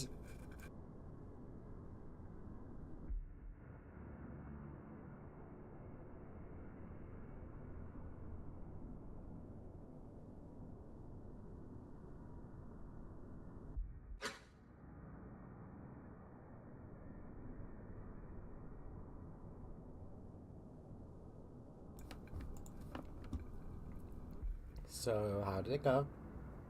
It said this is where it wants us, knowledge-wise. At least until communications are repaired. Again? We still don't even know if comms can be repaired in the first place. Fuck. But if the meteorite conflict, the collapse. If all of that is just like the bait to get us to help, then what's Felty really holding? What we have already is world-changing. In fact, we know so much now that this is kind of freaking me out. God, if I put in my report soon, who knows what happens?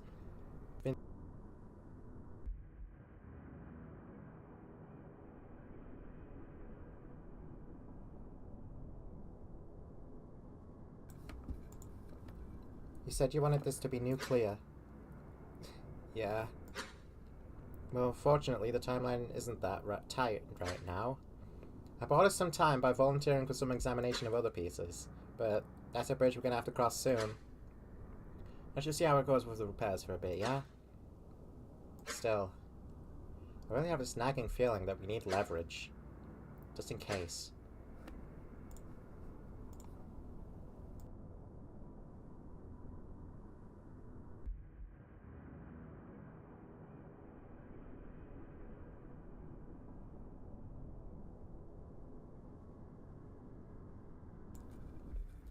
It's truly tragic that I can't reply to specific messages in stream chat.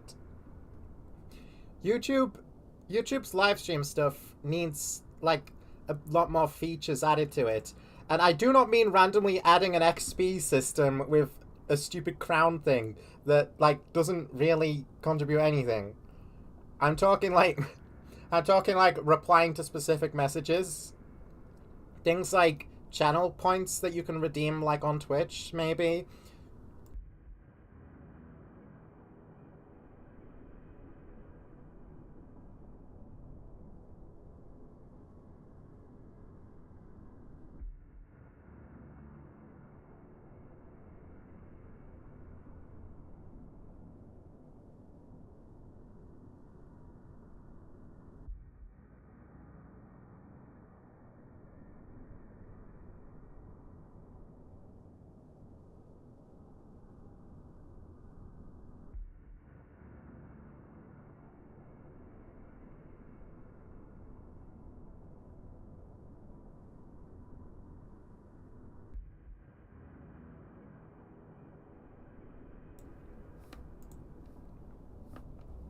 I do have masks.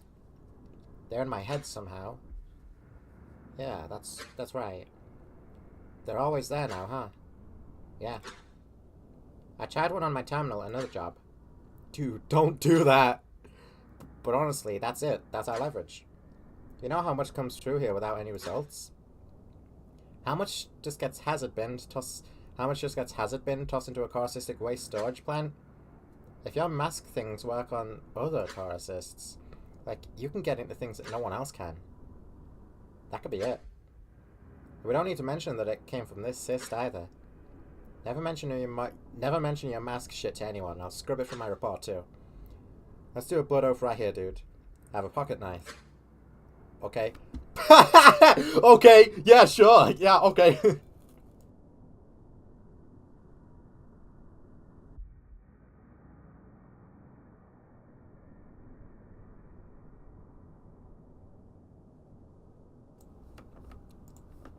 I love how I play a character. Okay. Dude, I'm kidding. That would never get past the entry detectors. Anyway, I guess the only thing to do now is wait again. Either till Funfriend repairs something, or these other pieces come in. So, just chill for now, alright? Okay. And with that, we are back out of the embassy.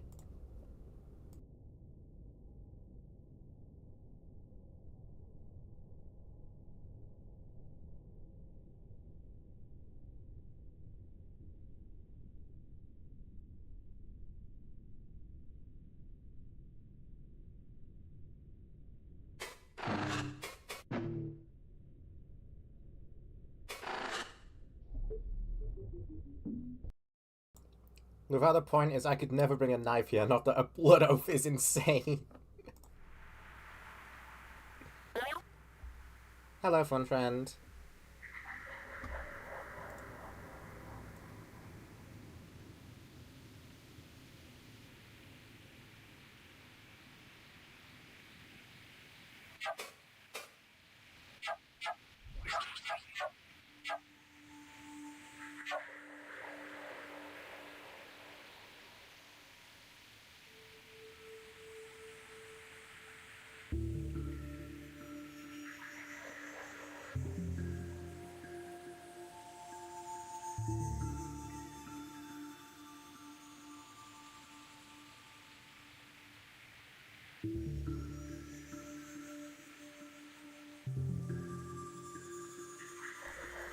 Now there's so much side content, much to be found.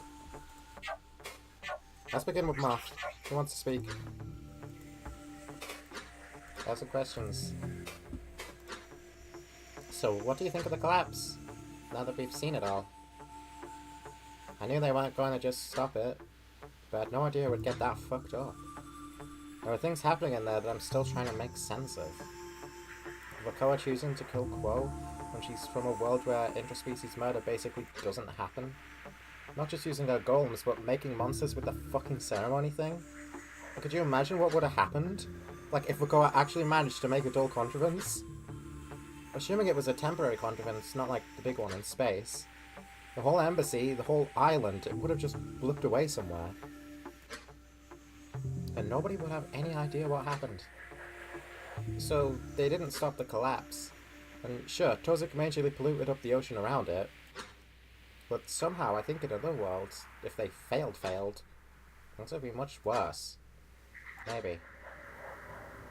What about the meteorite? FBX involvement? The meteorite, I don't know. It's something on a scale that's really hard for me to grasp. It makes sense, really. I know it sounds sick, but I'm almost not surprised at this point. It's the only start to an explanation for the call that makes any sense, right? Where it comes from is some other shit we'll have to figure out. Still, you'd think we would have found it by now. Even before the Obelisk showed up. Maybe knowing it's there will have a larger impact when I'm trying to fall asleep tonight. But you know what really freaks me out? The FBX involvement. Because we know that Akazit and her team disappeared completely after this. And now we know for sure that the FBX probably had a hand in sparking the collapse. Dude, if this ever got public, the media would crucify us. And knowing all that, with how long it's been, we've totally fallen into SAP territory here. Special access program, sensitive, compartmentalized information, highest classification level. I'm talking like Men in Black who don't legally exist, rolling up to your apartment type of shit. I know I said this wouldn't happen, but I really wasn't expecting it to get this bad. I'm just a contractor. Yeah, and now you and I both know some of the most dangerous obese history ever. This isn't the kind of thing where they'd be happy with just a regular NDA. Even thinking about what this is going to turn into is making me kind of nauseous. But it's not like we can back out now. Frankly, I don't want to. Because as scary as it is, the potential upside here for us is crazy. Just be careful, alright? I really mean that. If this isn't handled right, you don't want to know what happens. Got it.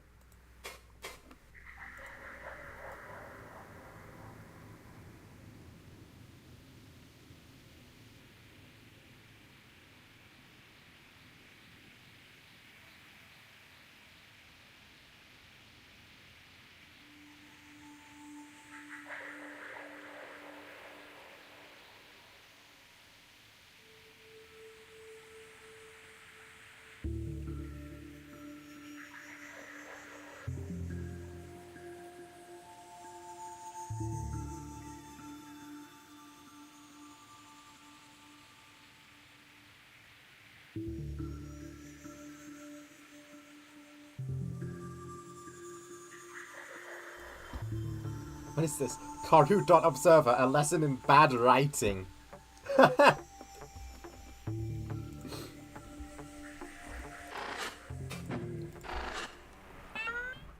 Oh dear.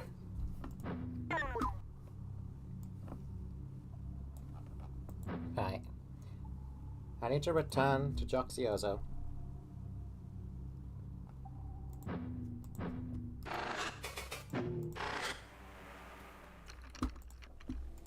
Joxiozo.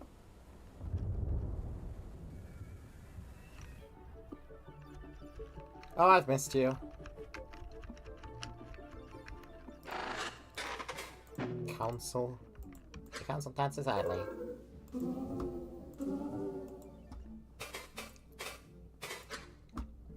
I need you to hide the existence of masks from other interlopers until I say otherwise. Really? What a curious request. Do they cause harm to you? Is this a protective measure? Do you not enjoy our gifts? It's just in case. My investigation into their cyst is growing.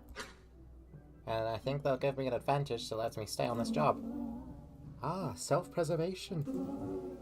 This is a simple request, dear interloper. We will spread the word for you. Thanks. Also, can I please send you many corru animatics? You know what? Sure, you have to go ahead. The bitrate hates this room. That's just regular council things, I'm sure. Dull plane. Do you know anything about the dull plane? Haha! Interloper! Only murmurs of memories from Akizet and those who have joined us. But you ask about an entire world far beyond our sphere. A place above a place we can never see. Born of and reliant upon the cyst as we are. We wonder, if you took us out, how small we would be beside your claws. What murmurs? Such driven questioning? You are truly bothered, dear interloper. Is the concept so intriguing? Still, the world beyond, that which we share, is Velsi's stage. It is known, it is beautiful, it brought us to you. However, the dull plane, that one is truly elusive to us, for memories often fail to hold it. You see, Velsi's stage is a place in careful balance between joy and terror, while the dull plane, it exists without regard for this favoured balance. How so? That is the troubling thing. We are not very sure. Akizet had sparse memories of the dull plane to begin with many being devoured in the age of hunger, and many more simply never making it to us before deteriorating. All we have are fleeting images and sensations of fear. Whether this is truth or Akizet's belief, that is beyond us to say for certain.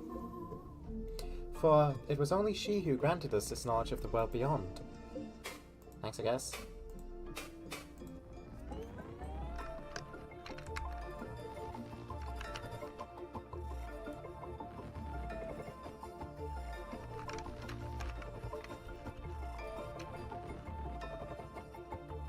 I wonder if I want to talk to you. Well, do you have anything more to say? I'm so bored, this place is so small now. Do you know anything about the dull plane? Of course I do! The dull plane is a favourite of mine. Every memory where it's involved inevitably becomes a fragmented mess. Easy to weave through to pick out my favourite things to eat. I mean the real one. I wonder if Krakoa tried opening a conduit because the dull could be keeping those afflicted alive.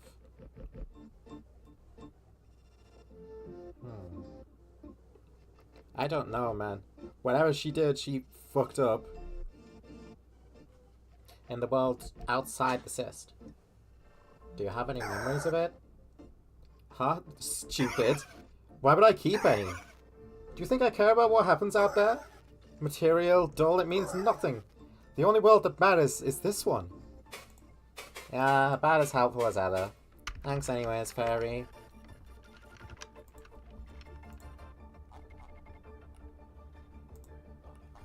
I wonder what Isabel has to say.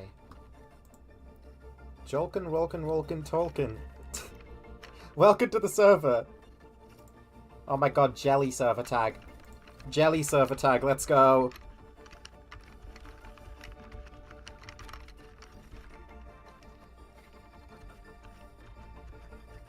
Oh yeah, I've yet to find all of the accents.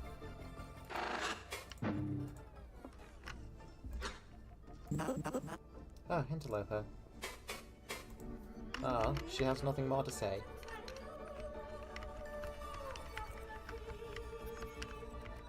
Jelly makes me feel weird. Lopar! I finally came up with something. I worry you do not find my games interesting, so I've long wanted to give you something more tangible. After all, the joyous freedom I have is all thanks to you. And the bastard, I suppose. Naturally, my mind went to sharing this freedom with you somehow. I know we occupy different worlds, yet enough shadows are cast by our presence for me to know you are limited here. Hints in the imprint you left on our stowaway. Wawa. In the framing knowledge I was imbued with. And even in the strange way you move. It all carves a clear mural of your own constraints. So, let me help you break them! Thought stream inbound. Okay, should we talk about this first?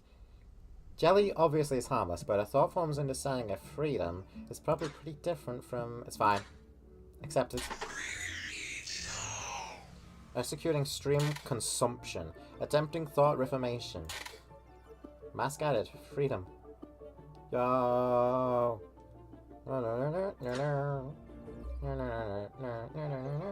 What does it do? Just put it on! No questions! I know you like to know things in advance, but it's more fun as a surprise. At worst, it is nothing, and I was wrong. At best, it becomes a cherished new part of your mind. I have an idea. Let me just move this. Oh no, the boat's gonna hit you! Oh, get out of the way, quick! This is where you put it on, okay? Okay. Enables free movement in special thought forms. What the fuck? Jelly! The hell? Look at you go! Jelly! What have you done? How's it feel? I've never been able to look or move around like this. It's interesting. Lovely. The others helped me pick up the craft. Isabel especially, but after I learned the basics, she saw what I was making, and I think I unsettled her a little. Much of the alien knowledge the bastard instilled within me was used in this creation. And so it is somewhat unnatural looking at the finished mask, but... It works! You should even be able to use it with other masks. So enjoy, Interloper, but do be a little careful. From what I've been imparted with, your constraints exist for a reason. Without them changing your vision, your experience is bound to become strange. Just in case, if something does not look right, take it off. Also, it should present some settings to you. I'm not sure how exactly they appear, but whenever you tend to focus, like you seem to just before you talk to anyone, I think you should see them. That's everything. It should be good fun. And if it is really bad, tell me, alright? I will not be offended. I love this mask. I submitted like 2 book reports about it. There's always room for improvement. Okay. Hey, buddy, what's this actually doing? It's not looking any different on my end. Aside from you moving diagonally. Now that I'm seeing it, I don't think I've ever seen you do that in here. That's one part. It's less rigid when I look around, too. I wasn't able to look up or down before. Interesting. I never really thought about how you move in there. Cool. Yeah.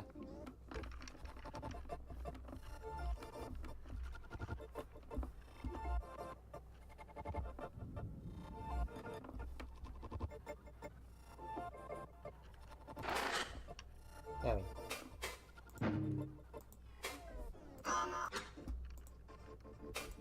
Nothing more to say. Wawa. Wawa.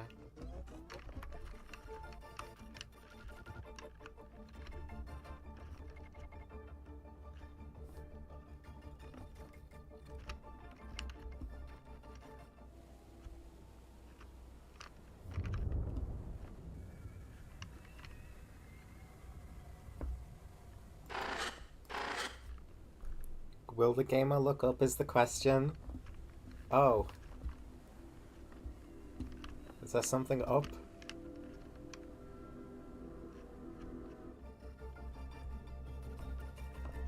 What the hell?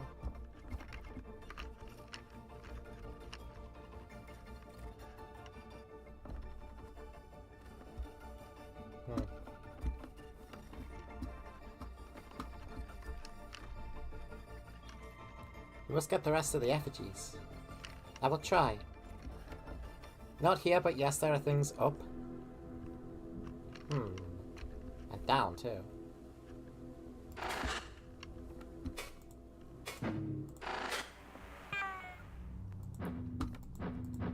Oh yes, I found something, proxy friend.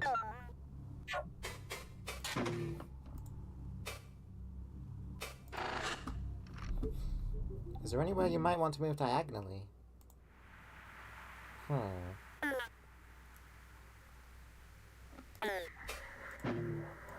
Maybe? That's a maybe.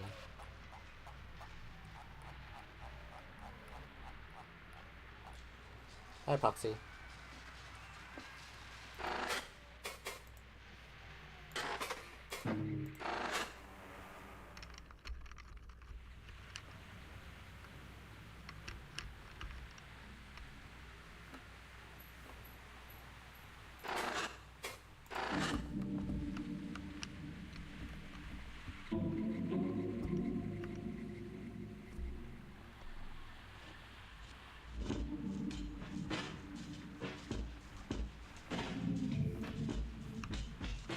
There I go. I'm going back to the maze.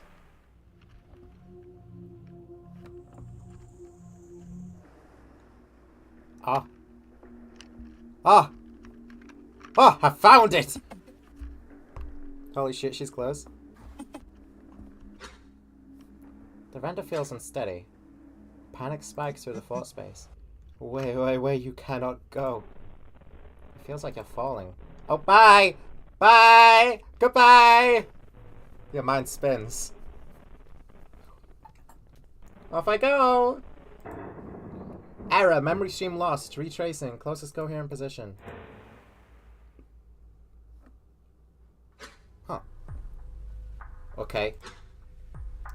So that was really strange. It still kind of reads like you're in that in-between space. But it's way noisier, way worse. Did I go through that door? Doesn't look like it. I mean, it's hard for me to tell in the first place. By the way, you can jump? Stimming so much! I feel so intelligent. This reads more like you entered a new thought space entirely. Yeah. How is this the closest coherent position? I'm still trying to figure that out. Looks like this is way deeper in the cyst. A few things in my log suggest there was some sort of connection between the city and here at some point. Guess it was enough of a trail for your spike to work off of. Anyway, this place is pretty much just noise on my end. But the pieces that I can make out are all pretty cohesive. Pretty sure this was one memory once. It's just been completely torn apart. Or chewed apart might be more appropriate. Anyway, the fact I can make anything out is good news. There's probably some info we can squeeze out of it. Get to looking, buddy. Oh my god, I can fucking jump. This is insane. Wait! Your mind's eye is wrenched to a nearby platform, grasping the external source.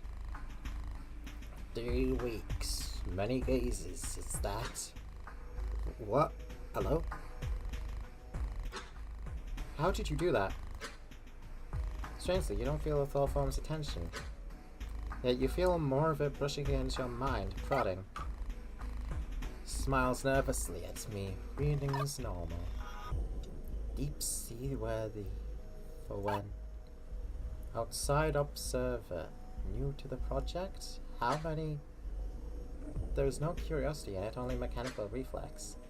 The mind spikes connection strains. The nonsense is slowly becoming overwhelming. There's just enough coherence here to keep you stuck here. What are you talking to? Some kind of damaged cell phone. They just pulled me into this somehow. I think it's getting worse.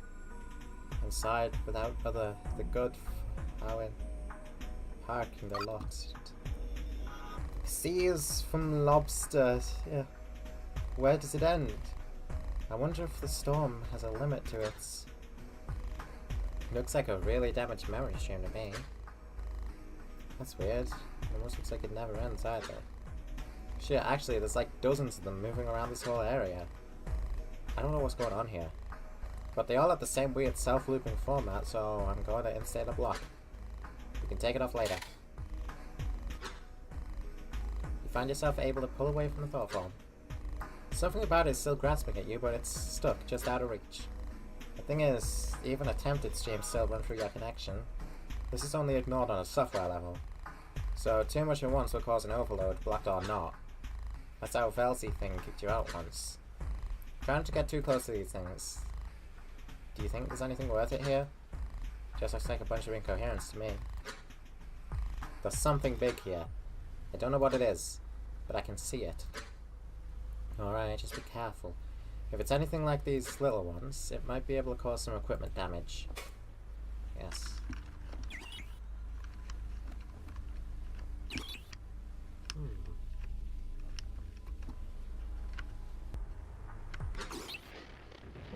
Something is coming.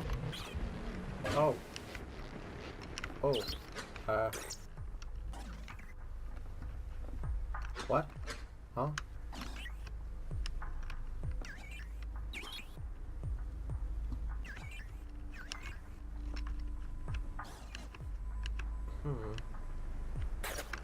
Hi.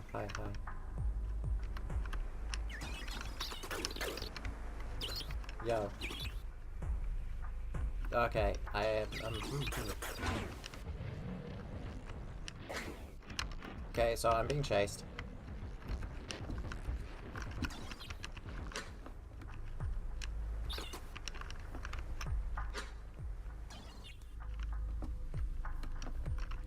Huh.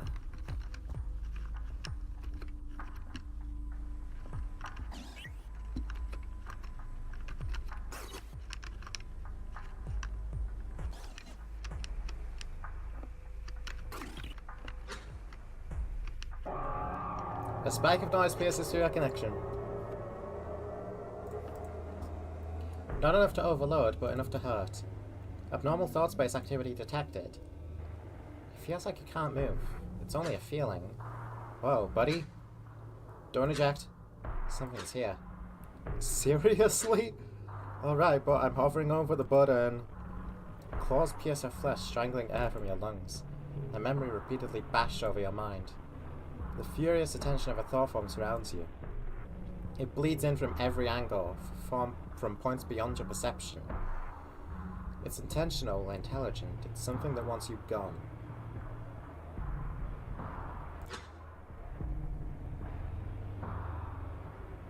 Stop.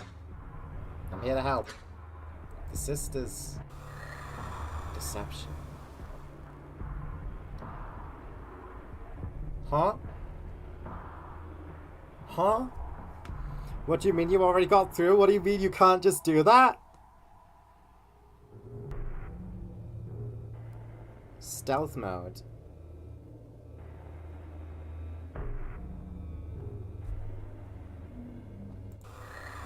Perish. The sensation intensifies, agonizing even if entirely imagined. After a threshold, something pulls at your mind's eye. Recollection locus located, attempting stream alignment. New thoughts flow through your connection, your vision shifting. Vanished, my teeth passing through the indistinct shape to no effect. Such a meager thing should have been reduced to viscera like all those before. How could it have slipped free? The subject of my hunger is gone, leaving me in an enraged surge. I still feel it here, somewhere. An alien presence brushes over my mind. Is it within? Somewhere above or beneath, impossible to place. The beasts from the darkness could never have gained such an adaptation. What is happening? Interloper. Your thought is delivered with a grimace. Space falls silent, your mind reeling. I'm an interloper. Connected to the cyst. Repairing it. A voice comes from within, coiling around my thoughts like a parasite. You think you can abuse such ancient hopes now? Insidious, disrespectful thing. I'm telling the truth. I really am here to help. Just listen. No more will I suffer you. Your flesh is beyond my reach, but with a writhing leap through the space's horizon, I feel the wild teeth of the dark tear at your grasp. A sharp pain splits through your head, your vision is static. Your grip loosens and soon it cuts. Recollection locus lost. Abnormal thought space activity detected. Focal position disrupted. Invalid render. Locating closest coherent position. What? Relocation complete. What the hell was that? Recollection locus? An Akazeth thought form. I think. Yeah, I see what you mean. The logs bring it pretty close to other Akazeth signatures. It's way different, but not totally incoherent. At least not in the way the other stuff here is. I just need to talk to it again. You think it'll go down any different? The thoughts felt angry. A little afraid. But there was some hope, too. I think I can reason with it. Alright, it's worth a shot if you can find it again. But, new problem. You remember how when you entered it said something about a coherent location attempt? The spike found that first memory fragment and treated it as the entry point. Like, that's how it would have entered the space again if you'd left. Looks like it was just updated to see this spot as the entry point. I think it's just grabbing at whatever it can. Is it even the same thought space? I still see that big thing I mentioned. It's just farther away. Huh, okay. Makes sense, to be honest. This spot's a little more readable and I can get a decent scan of the area now. It's got like islands of coherency, broken up bits of memory. A big field of them around something I can't really make out. Probably that big thing you're seeing. Anyway, keep going. An intact lucid Akazeth could be a valuable resource. But just in case, if you see any more coherent islands, go to them so your spike can track them. Just in case it hits one of those retracing thresholds. I haven't detected any activity from those coherent areas since you arrived either. So maybe they're safe? Okay.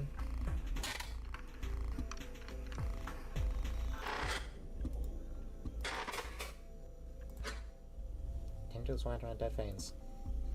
Fed directly from my combined resources, there is no lock of data, but the process continues to require intervention. My careful visits are frequent, almost gazely, yet there's still not enough. Perhaps an echo could be justified.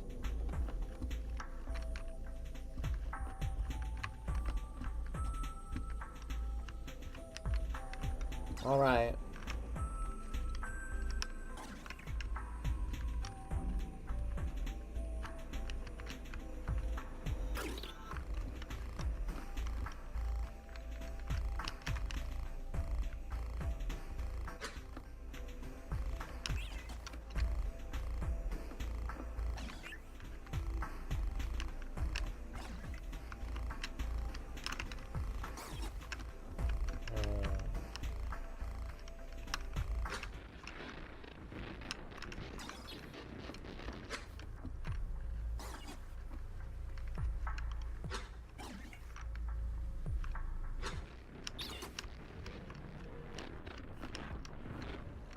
Oh, hi.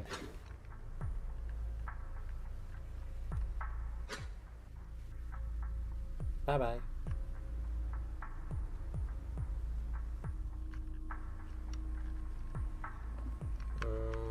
Where exactly am I going? Probably that way?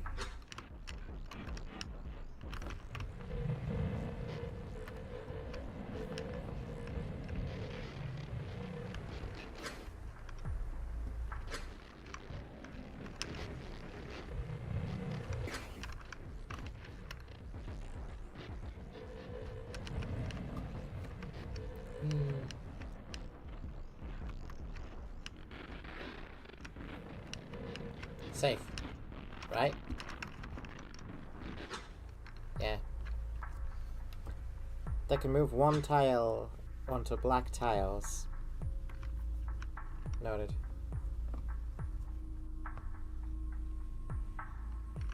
You can torment them by dipping in and out of the detection area.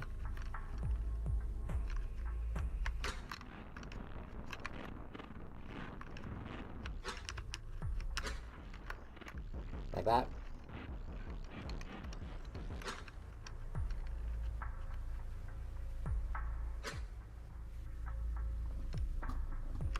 But where do I go from here?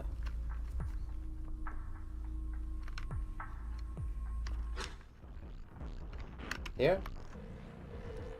I think so. Hi.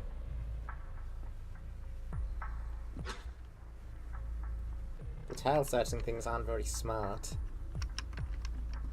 I can't imagine them to be.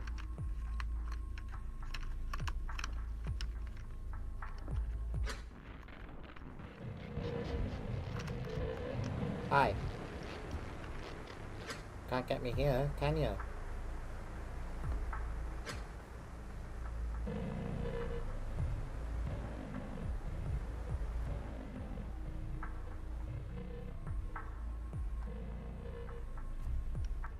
Large pink thing is commonly called a spider. I can sort of see why.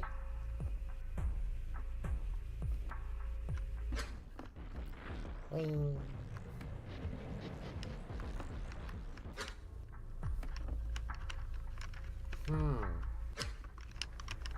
Okay, that's that thing. No, is it? I don't know. I think it's the same guy. Yes, it is.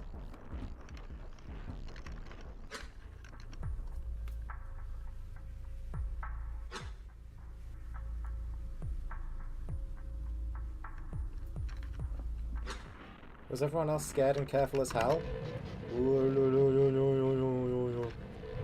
I can understand that.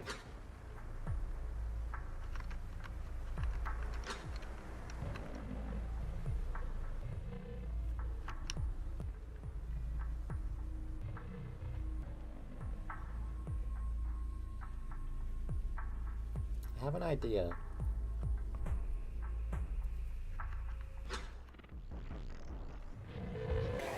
Ow, ow, ow.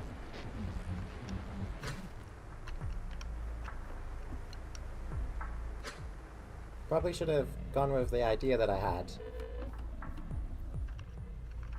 And I'm getting close. Probably just run for it, right? Yes. Hey, bitch.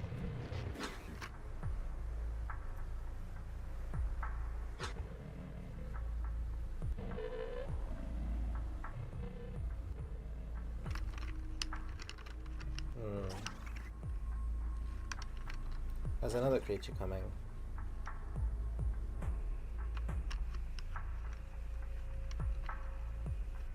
When you don't know how they work, them stepping in at the tiny side safe zone and staring is so horrible. I can imagine. Ow. Ouch. Bad. Probably fucked up right at the front of the thing. Like, that was probably the last place that I could have fucked up. If I'm guessing.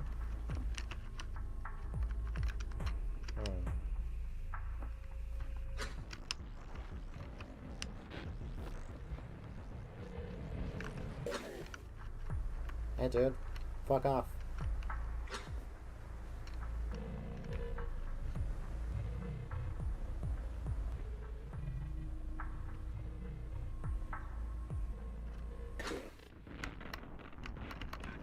Oh shit. Wrong way, bitch. Wrong way, wrong way.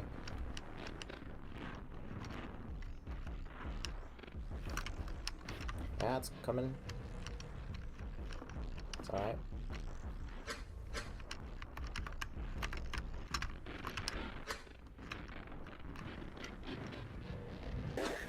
Hey.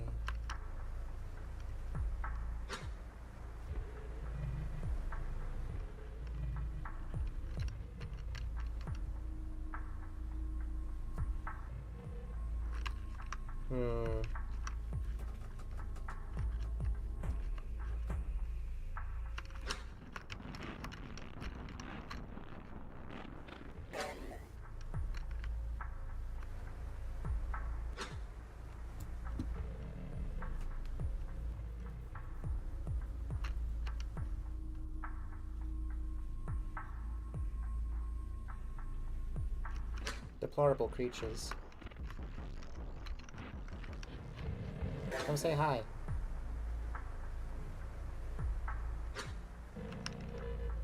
Idea. Whoa, dude. Dude, whoa. Whoa!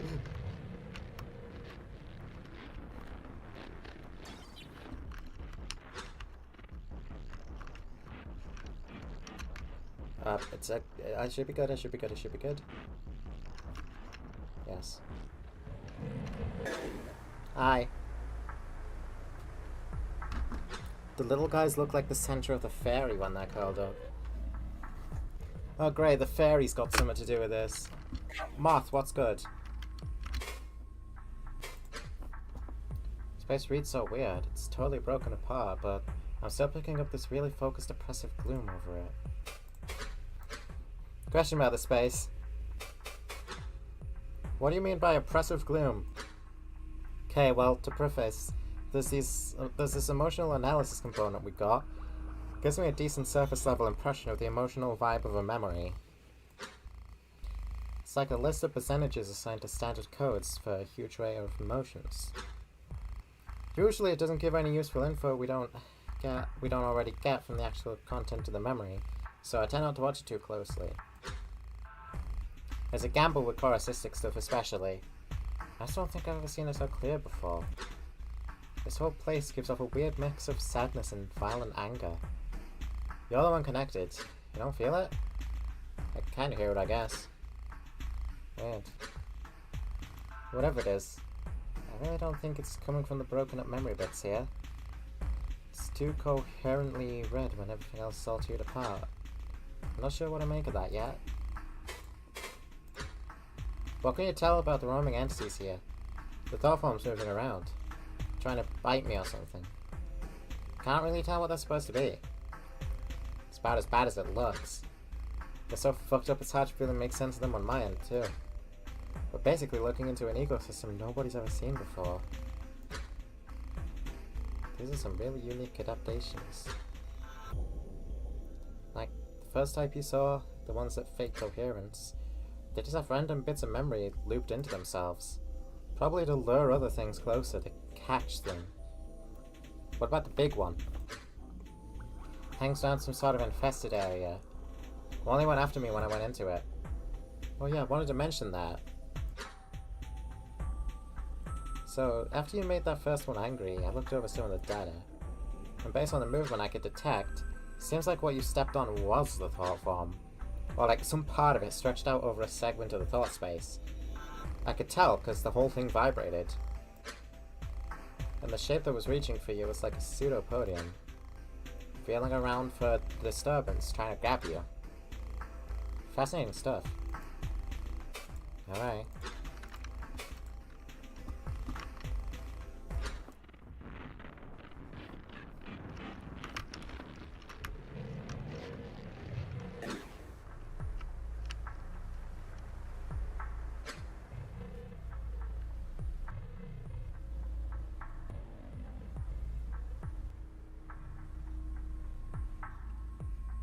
Bye-bye.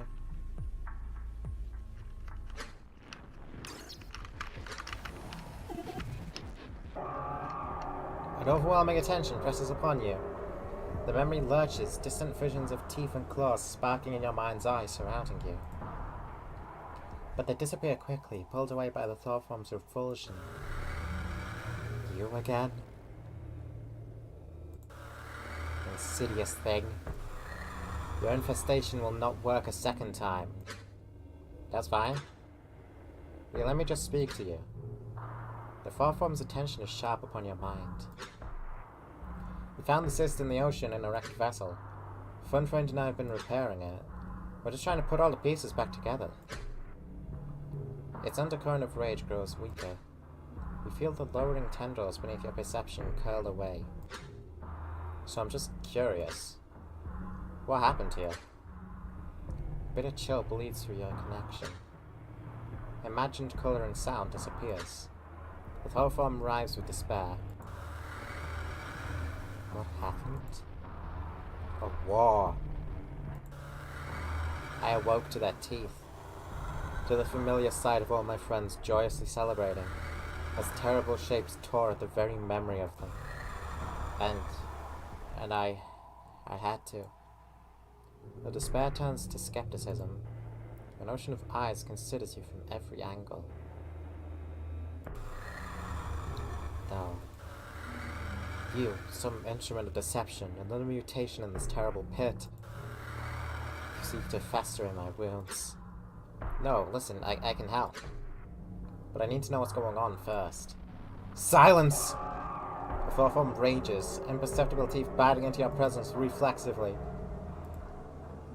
Okay. I roil in the dark with rage, displacing fragments of a city long picked over. The parasite is within, again, and my furious thoughts spell forth. What is going on? Stupid parasite. Is it not clear enough to you? Must you hear my own admission? I tore apart other memories to use as bait. I killed and feasted upon the flesh of the wretched beasts that came. A war against you and everything else in the dark, so that they may never hurt my memory, nor any other ever again. And it works. Oh, it works. It has worked for so long. I protect this memory, my ward, the last echo of a sane, happy world, until I became... It could no longer remain intact in my presence. The celebrations and hope play on without me. A necessary cost to protect what remains. So this big shape here, it's a memory? Maybe we can repair it. I've helped one friend repair several memories now. An unwelcome, unfamiliar feeling swirls in my mind. A welling, the urge to share all, to give up and break apart. Could there truly be something beyond this darkness? No. This is manipulation. There is only madness in the dark manipulating me. It is here in my thoughts. You are. Again I have taken your bait. I tear at myself, piercing my own shell, until I can locate and pry the part that contains this parasite, you, away. And there it is, the recollection locus lost. The far form grows unstable. You feel that it severely damaged itself. Your mind's eye shoved away. Do not return. Ever! Invalid render. Resume search.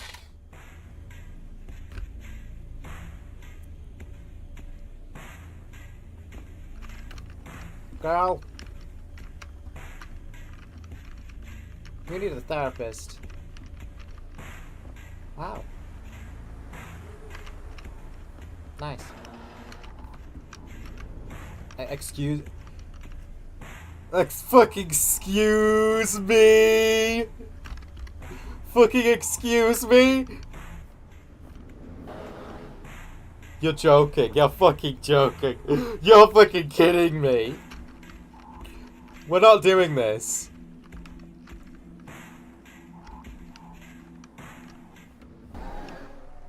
Oh my god. Are you serious?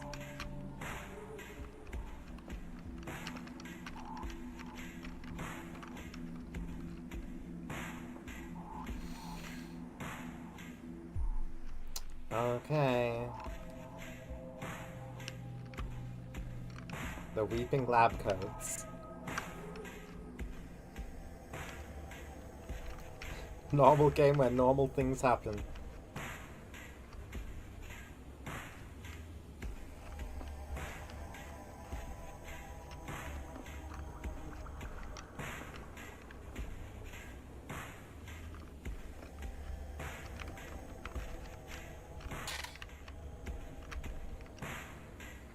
Closest coherent position updated. Oh, this is a safe space.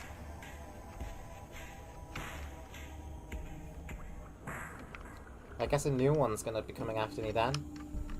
Yep, there's a replacement. Hey, dude.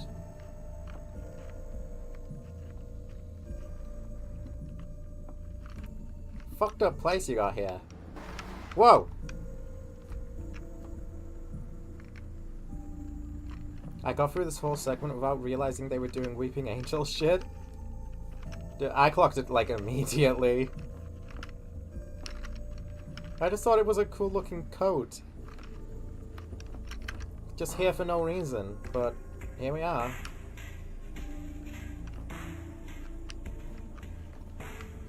This is not another safe space. Let's keep going then.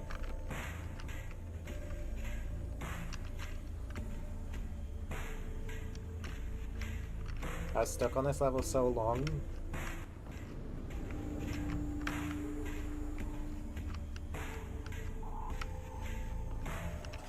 Where am I going?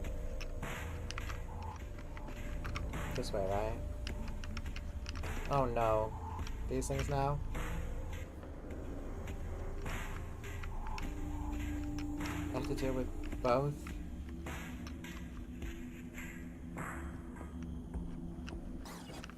Hi.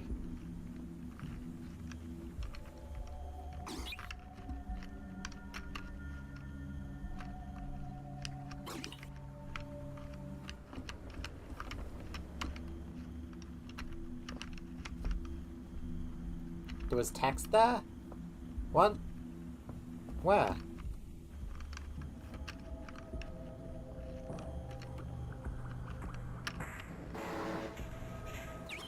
Mm.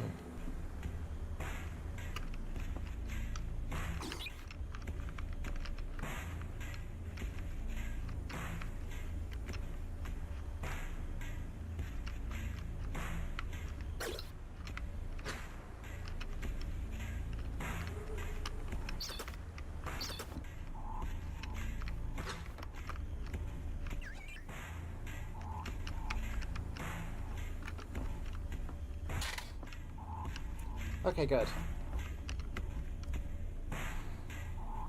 They're in the safe zone.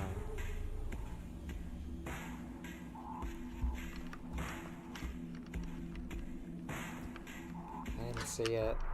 A familiar presence presses against your mind. It's more cautious this time and pulls away in recognition. Attentive rage boils around you. How long will you torment me? Stupid thing. Even if it were prepared, I am too far gone to ever play a part again. Forsaken in this monstrous form. Were you truly physical, I would have already rendered you to shreds. I've accepted my place in the dark. I'm not lying about the repairs.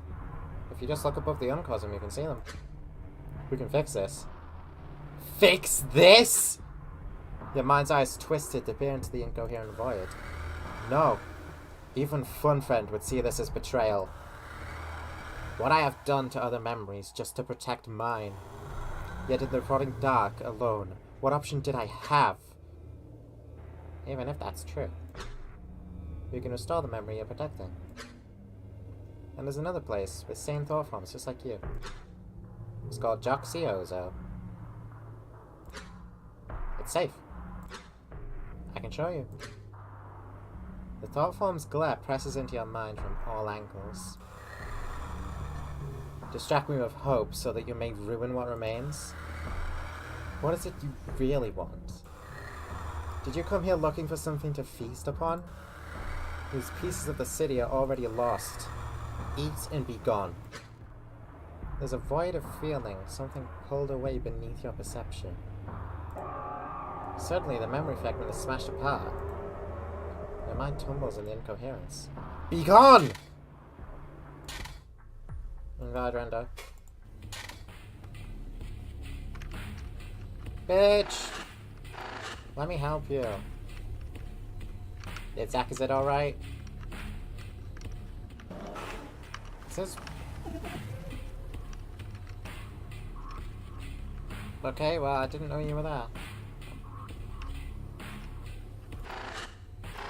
Seems to be closer to what she actually looked like. Sort of.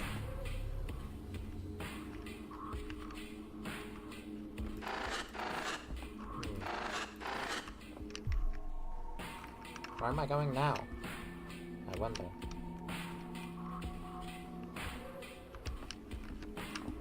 That way.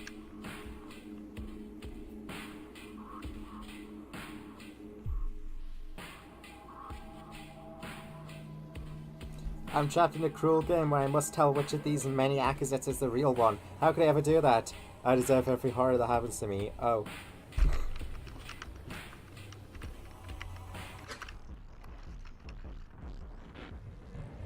Best friend. Hello. Yeah. Bye. See ya. Oh, scary looking.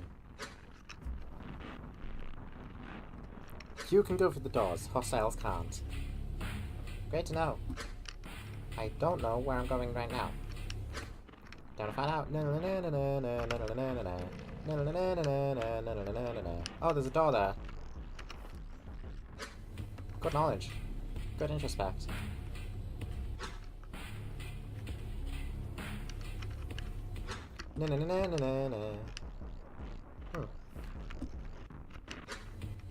Gotta find a way past this thing, though.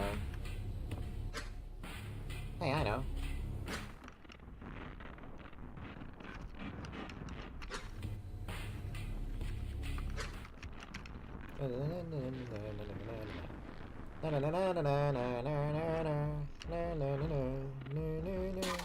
I'm here.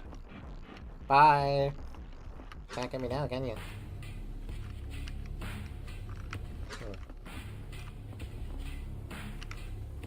Hey? Incomplete love home. The project blooms.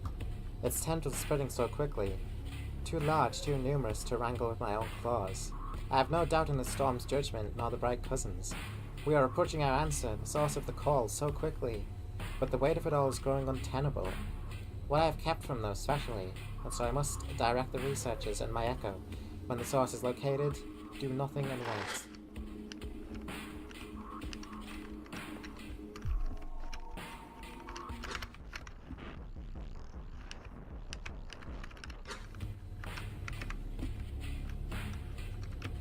Oh, I must be going this way. Nope. Friend, can you help me? I don't know where to go.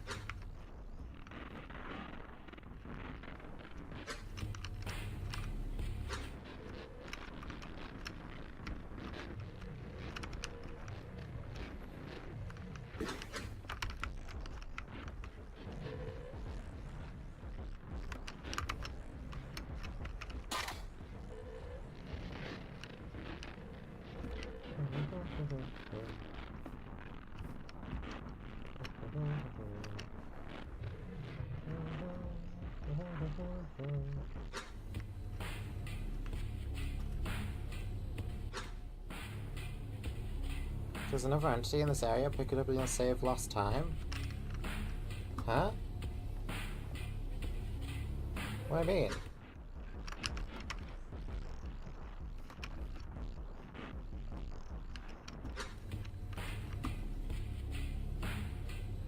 I do not see where to go from here.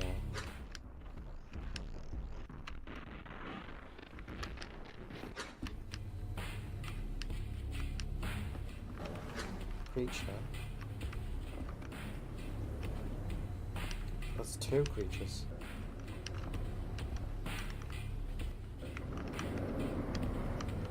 Well, why would I ever go that way? What am I missing?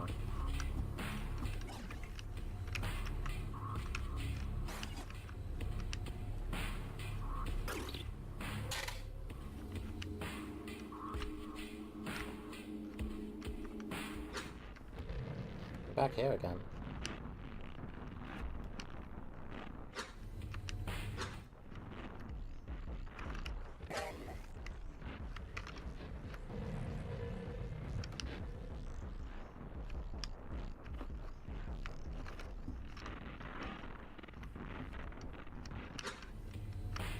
Can't get over there.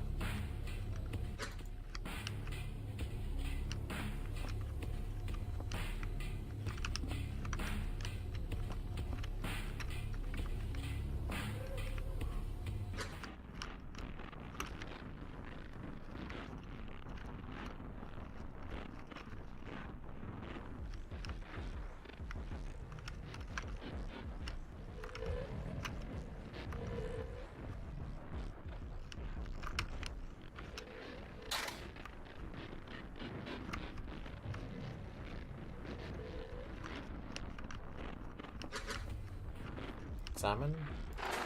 Keycard!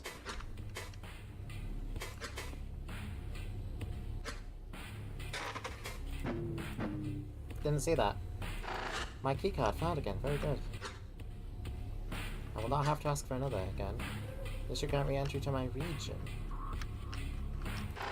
What in the world are you talking about? Please.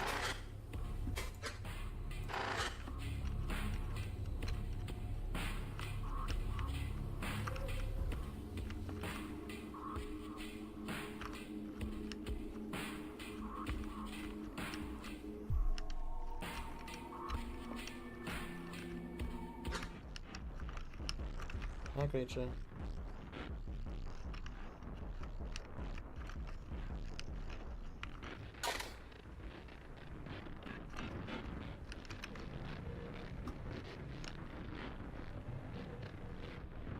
Where do I go now, though?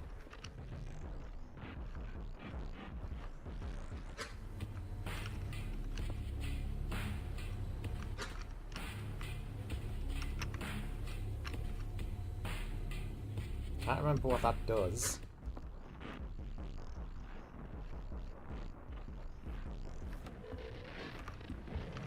Oh, hi.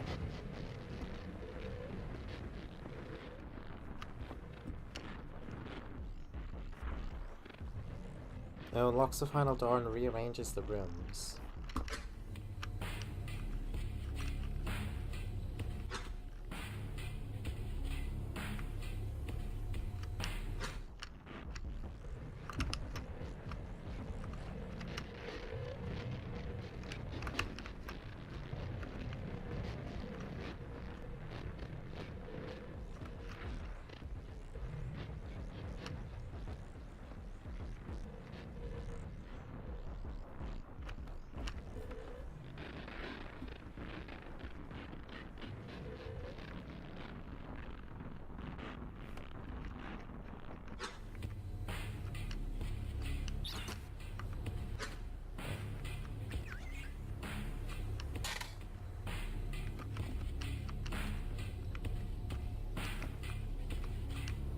It does seem to have rearranged things. Pretty far back there was a branching room with two paths. Can you not?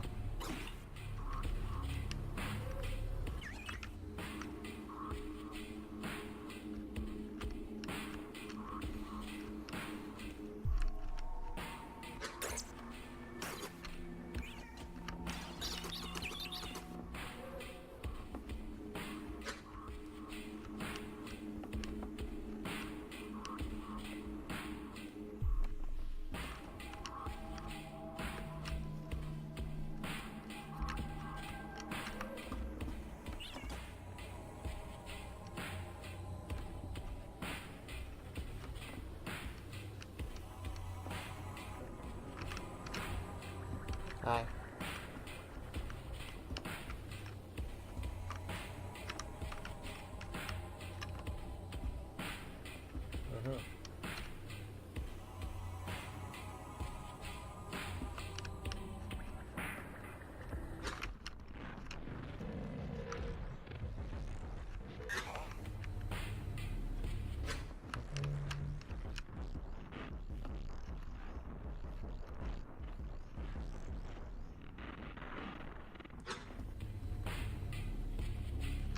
This must be it.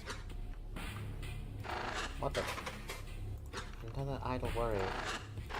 Another idle worry strikes me as I assess my eager echo.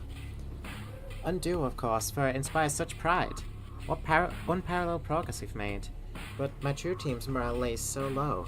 I fragmented Tozik's review work over stairs, primarily to avoid attention from the archivist in case they lay within the conflict. It was an easy agreement, his own suspicion playing a part, but what will they think when I must finally lift the veil? Felsi's light will shine cruelly upon this secret in time. Okay.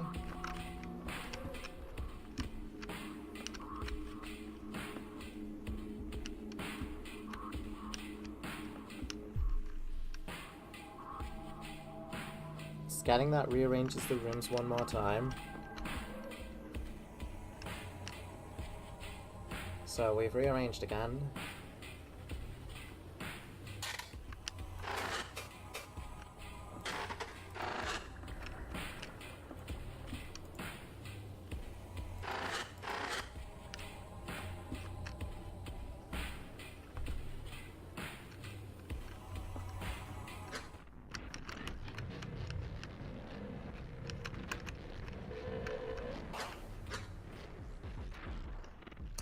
Don't mind me, friend.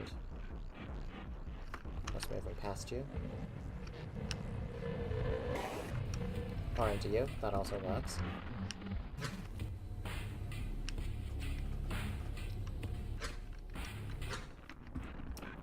Let me get a look. You probably want me to go back around there, huh? Oh. Well, never mind. Here we are. Teeth pour into your mind. Die! You focus through the pain. Would you stop? Just let me show you one thing. The imagined pain ceases and the memory spins. A heavy silence follows. Suddenly a vision distorts. Invalid render. Try something else.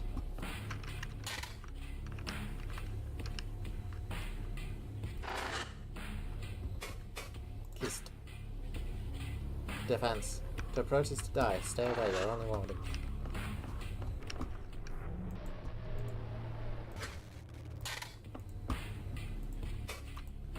Okay, well, she's gonna be like that, I guess.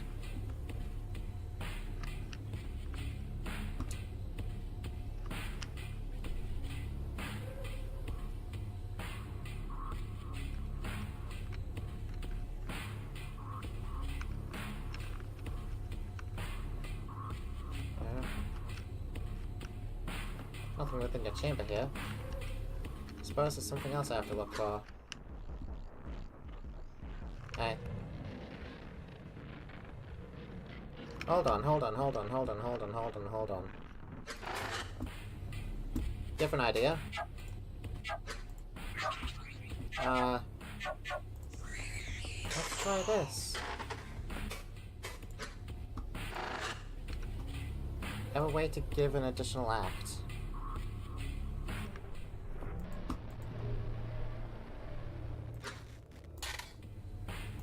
No. Freedom mask is not the answer, huh?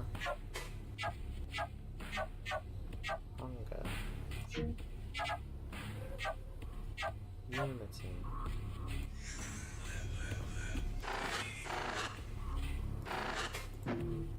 Here. Oh, right, I'm an idiot. Sorry. The mask's impulse resonates with the thought form. You! That... What is that? Joxiozo? Just like I said. The thought form draws close, suffocating your mind's eye. Thoughts bleed into the space from its wound. Tendril reaching up through the darkness, where the Ozo ought to be. And something is there. Welcoming, hopeful, peaceful. It even reaches out to me, gently. Not only that, the darkness has receded. I've lived a whole life in the dark. The bloodstains of my prey becoming permanent layers of skin. I flux my countless tendrils still cast into the dark, curling them back into myself, closer, around my precious memory. Giving this interloper the barest thought has poisoned my mind. The impossible notion of returning to a place of safety, for both myself and a future for my ward. Even if it's only a chance, some manipulation. I've had enough of this terrible life. And I imagine my dreaming friends must miss their Akazaks. The parasite remains still, no flesh to tear. Its uncanny existence, let alone its knowledge, is evidence enough. It is no simple predator, but it turns in an imperceptible way, its bleeding thoughts angled away from you. There is little anger in its attention. You were not lying. If I were to entertain this, what of my memory, my ward? It may no longer welcome me, but it cannot all have been for nothing. Can you move it? If you push it up far enough out of the uncosm, Fun Friend will find it and try to repair it. I could even make sure it's found quickly. I can, yes. It would disturb my traps and fields of viscera. But if this could be over, if you feel a furious edge against your mind, if you lie to me, if this is deception, if you even tell truth yet fail to protect my memory, I will tear everything apart. I will tear everything apart. Until not a single coherent thread of thought remains. Do you understand? Yeah. The weight of the thought form's gaze is heavy upon you. It's silent for a long moment. Then the imagined threat seizes, and the space ripples and distorts. Oh, the shape is gone, and so is the thought form. Okay, whatever she did with the recollection made a lot of noise. There's no way Fun Friend didn't notice that. Maybe go check in with him. Oh. Nice work, buddy. Okay.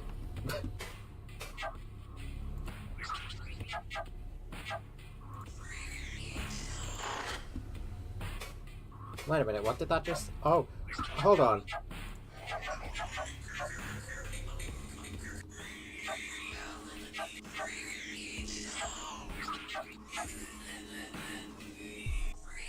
It says the name of the mask when you equip it! Dude. I've only just noticed that.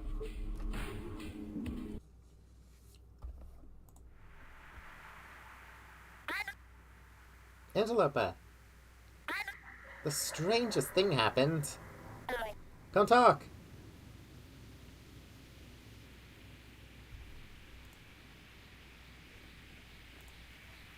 Oh no.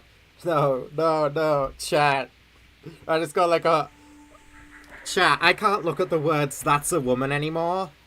I can't look at that Lorax meme where he goes like, "that's a woman," you know, because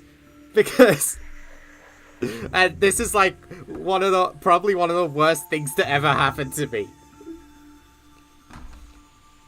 It was a few months ago now.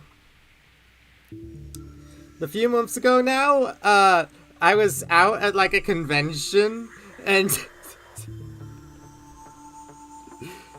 with some friends, right? And there was this younger person, like really hyperactive younger person, like constantly trying to talk to me. So I was just like, oh, okay. But then like they didn't know I was a girl, right? Obviously. So what happened was my friend corrected them, and they fucking hit me with the "that's a woman," and I have never felt worse about myself than in that moment, because like, fuck, man. They really hit me with the fucking "that's a woman," and that's been ruined for me. It was awful.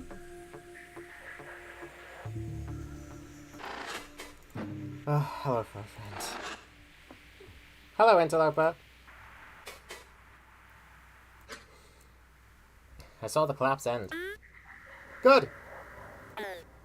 You understand my concern, then? I was not sure if the cyst could serve as some vector. If Agus had somehow ever caught what Tozik had... What a terrifying thought! I don't want to laugh because it's mean, but it's also so funny. I was basically forced to laugh. Because what else could I have done in that scenario? So now every time I think of it, it's all just painful laughter. Ah. So what's next? Interloper?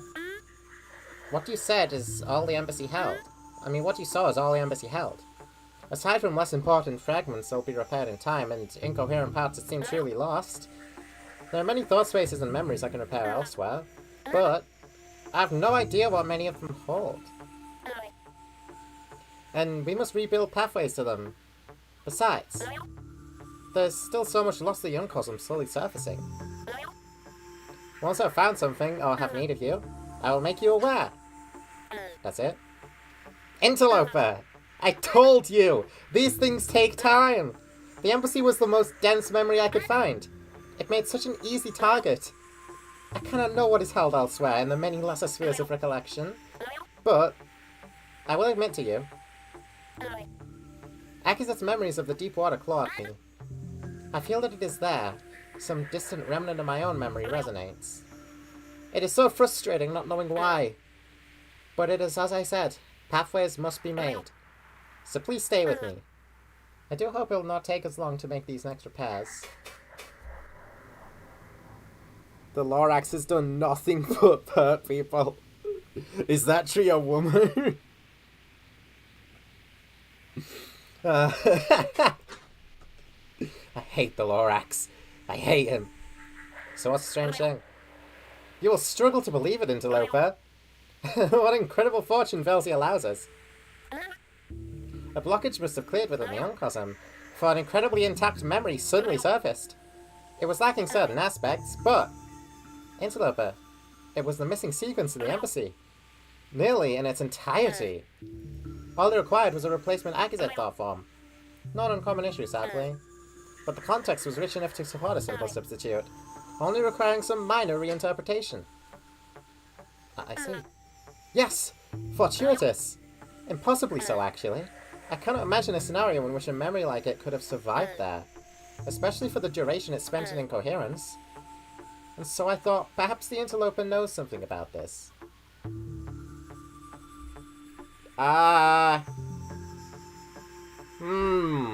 What do I say here?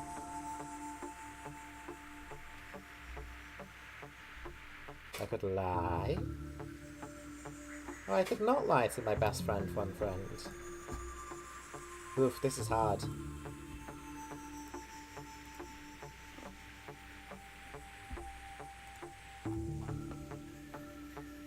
I kind of want to tell the truth. I prefer to tell the truth, maybe.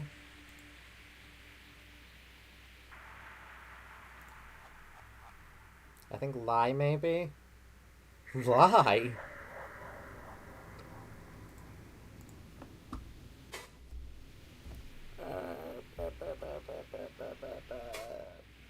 Lie to the tyrant. Fine. No. I see. Curious. Well, regardless, its flaws were quickly smoothed over simply through rejoining. How it was ever torn away in the first place is beyond me. But it works! So go and harvest your information. Sure thing.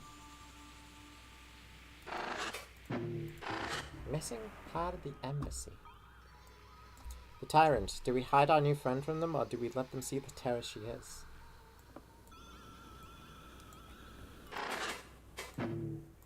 Oh, when you put it that way.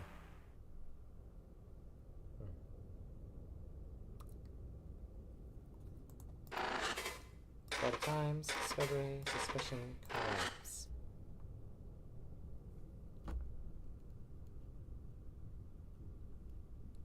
A Yuri-full memory. Where is it?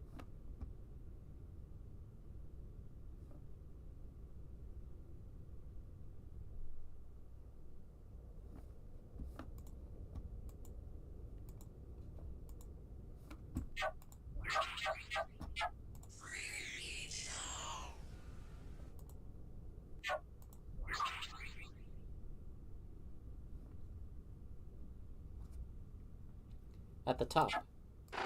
Better times.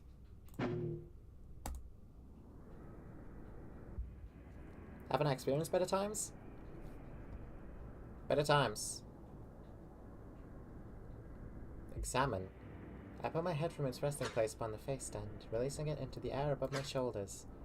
No need or time to examine its work too closely. I'm anxious enough without fussing over the specifics of a long-forgotten face. The memories of our final preparations are clear enough in my mind.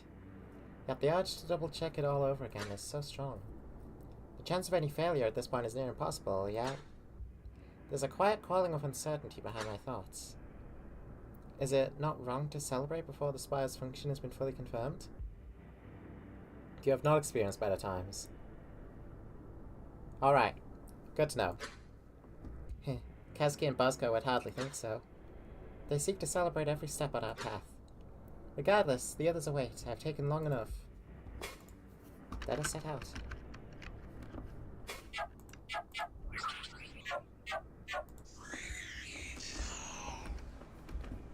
I am the joyous jumping accusate.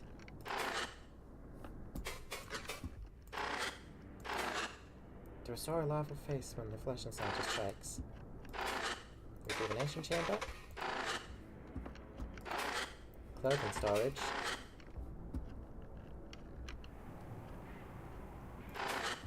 Attendant. Velcro. Wow. Choose call research at the move front, by the way. Okay. I'm not gonna use Unity. Hi, Kizatesh, where to? The call research center, please. There's an uncharacteristic pause in function. Oh, alright. A swarm of small luminescent particles releases from the move front. And to my shock, the groundsman sigil is drawn in the air before its face. Kizatesh. Is there a problem? Something has gone wrong already. I knew it. I must always trust that feeling. The quiet crawl is always followed by a savage pounce. To celebrate a victory before it is truly won is a direct invitation to Velcy's baleful light. You have somewhere to be. Do not trouble yourself with your devices. What? I spoke about thinking. For the barest blink, I'm without decorum. Apologies for Koa, but I thought it necessary to ensure... I'm handling the rest. Again, I find myself without words, even thought for a blink. Is this a condemnation?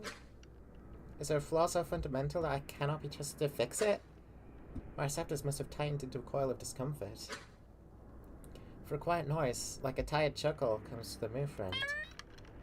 Do not break this handle of secrecy. But your tear has wrung a promise from me. You are not to enter the research chamber until celebrations are complete. It's unwise to deny the requests of a tear, especially so when they concern another. No matter how fickle or minor they may seem on the surface. They have a way of knowing what is best. Now go. I have my own work to do. I see. Farewell then. The sigil disperses. I'm left alone with the move friend, dumbfounded. Okay. So, recreation it is. A new hallway opens in place of the entry. Surely it will be fine to leave this in the groundsman's claws. Have fun. Thank you.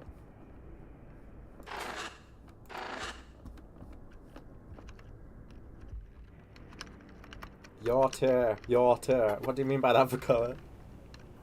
Aki! The blink I enter, she shouts and waves on the bar fence post. Kazuki and Gaku lounge in wait, though the others are not here. In fact, it is empty. The entire segment's crew must be out already. It is for the best now. It's embarrassing enough that Kavu lets that name slip occasionally. I approach the giggling tear, a familiar teasing waggle in her receptors. Gaku greets me with a little receptor wave, then quickly settles it back into a forced resting curl, restraining her true reaction to my short name's use. I remain as outwardly unaffected as I can.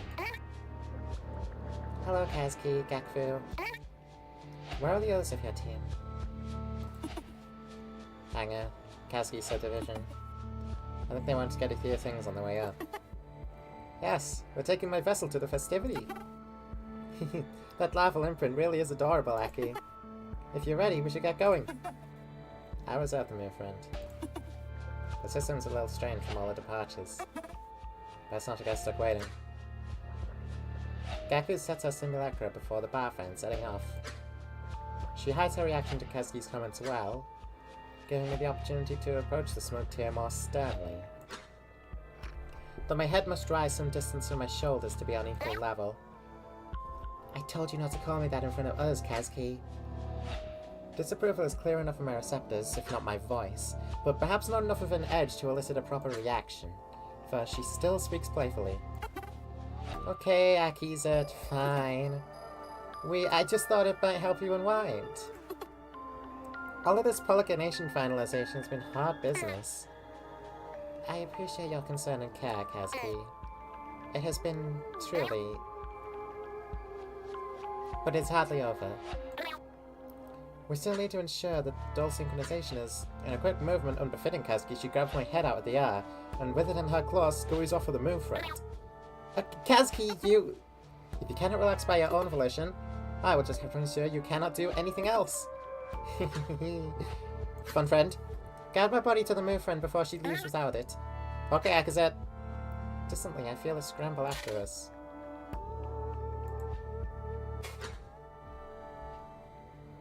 Emerging from the move friend, my receptors back into a resting coil. Kazuki's hangar subdivision is already prepared with an open wall. Bosco and Tozik's conversation is indistinct from this distance, obscured by the wind until we approach.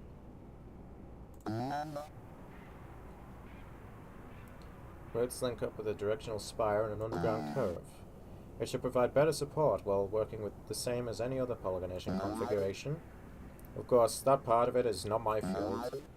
Never had the mind to deal with the dull plane. All performance reports I've seen are in line with the others. Your plan proved to be perfectly effective.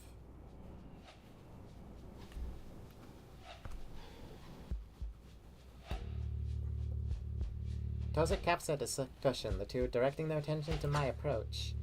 Cav extends their attention, having been distracted by assist. Hey, Aki! A harmless moniker under most circumstances, but an indistinct murmur from Gakfu to Kazuki behind me suggests conspiracy. Her insistence on Kazuki adopting a usage will be a grave error. Bosco gives a kind nod of his receptors in greeting. Ready to go? Hello, my friends. Yes, let us board. Better times. The team clambers into the vessel, and after a blink, Kazuki's pilot speaks. Hello, friends. It will be a bit of a trip, so settle in. How's it so friendly? Wait. Sparse idle chatter passes the time, but much has already been said throughout the days. Kazuki lingers near the pilot cyst, receptors half closed in annoyance. Her head slowly shifts side to side. One of her tells, she just communicated with someone internally. I cannot help but overhear when she speaks to the pilot. Now, well, we should... Yes, go ahead and align with the spire. It will not take long. Okay, Kazuki. She turns to address the team, finding me nearby. With a kind dip of her receptors, they soon settle into a more open state. Everyone, we will be stopping briefly by the connective center of the polygonation spire. Oh! Keva's attention is drawn in the form of delight, yet that insidious crawl returns. It seems Fukoa noticed some reception delays, and so she thinks there's a diagnostic switch attached somewhere still.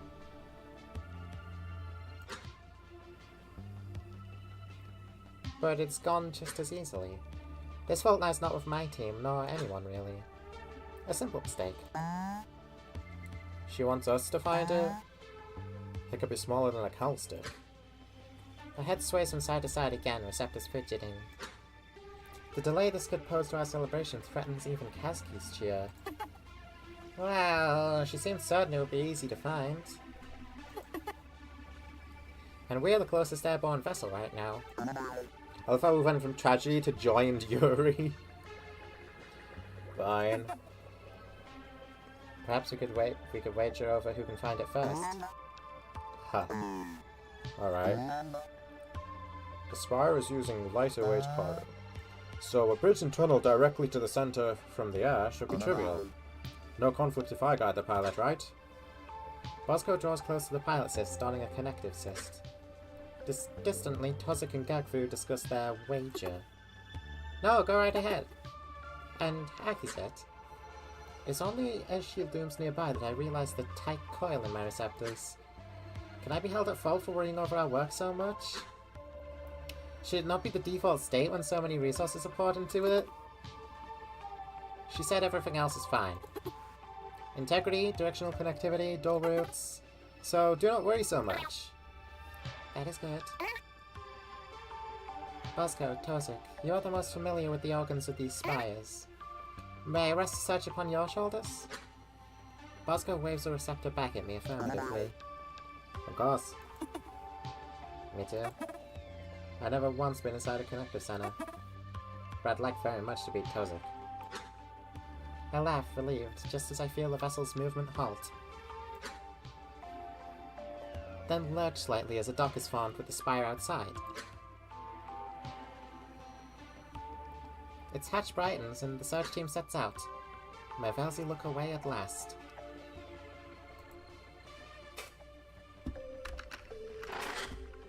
Kazki.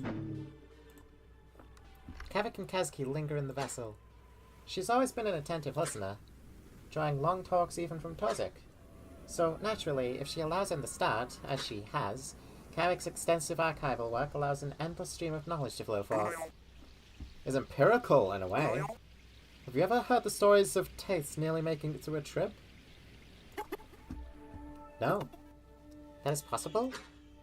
I approach to listen more closely, earning a small receptor wave from both.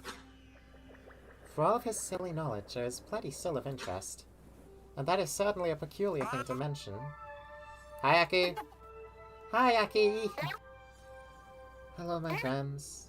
Just waiting, please continue. Anyway, it is possible, very. Just exceedingly rare, but with all my downtime in the archives, I've come across a few recorded instances and reviewed their studies.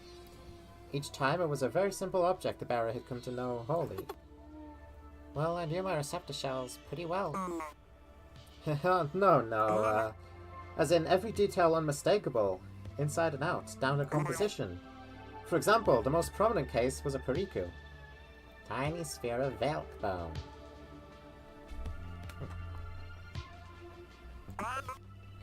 The sort offered at Sevasny orbit ports, you know. But this one in particular was created by the once-ter who carried it into the contrivance. Carved from Perry, then melted and shaped imperfectly by their own labour, the study noted. When they emerged from the contrivance's opposite point, it was mostly gone, but the outermost layer still remained, most intact, near a dent in its shape where they'd been familiar with. But it crumbled to dust in their claws at the slightest movement later. Oh, that is so strange. Do you think the LifePod project is familiar with this? I think so. It would be strange if they were not, given it was in the Spire's archival system.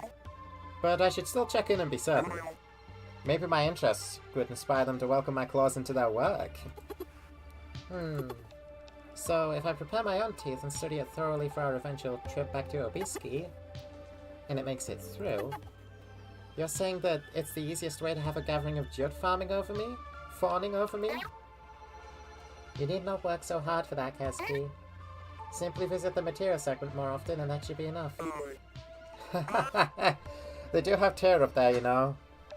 It was only now that I noticed the time we have waited. Should the others not have found that cyst by now? I will leave you to your scheming, my friends. I'm going to check on the others. My suggestion earns a hard stare from Kazki. Yes, she is right about my overworking, but this will hardly take a blink. An unsteady agreement is reached just through our wordless receptor movements. Alright!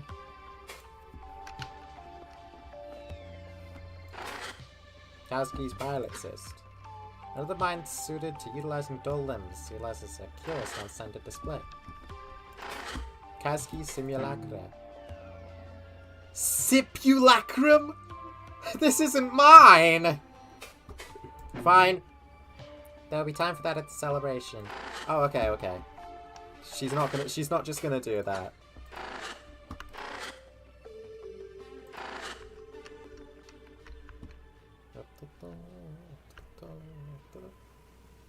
Huh? What am I looking at here?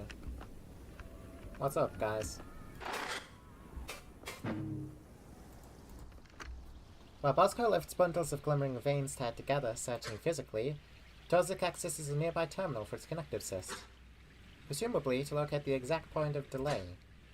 Given the number of veins in this chamber, neither route seems particularly advantageous, but I have no better alternative to pose. I nearly step forward to help Bosco, but the space is so small that my attempt would only hinder him. Gapu hardly makes an effort to help either, striding around slowly.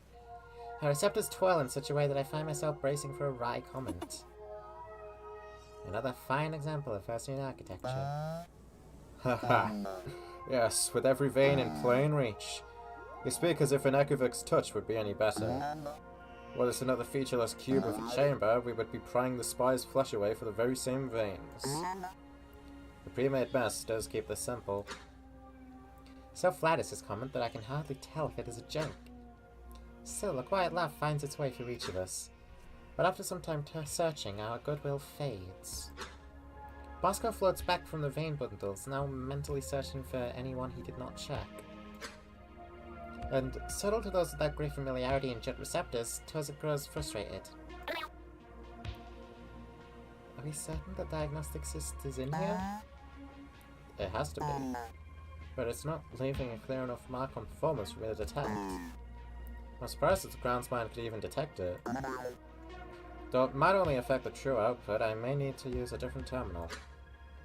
Gapu rolls her head about, tired of waiting. What about inside the bundles?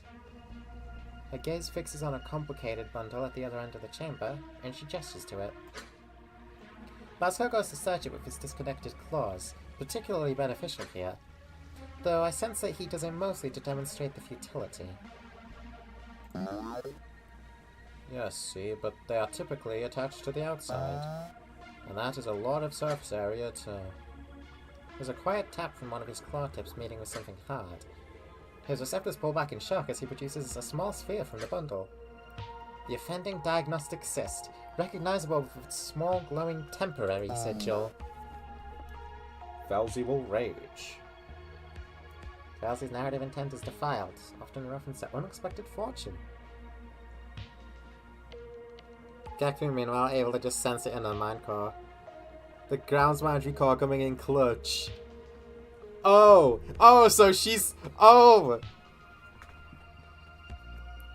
Oh! Ah, subtle. That was a very good guess, Gaku. Yes, impressive. So I win the wager? No. Bosco found it. What? But I guess it decides.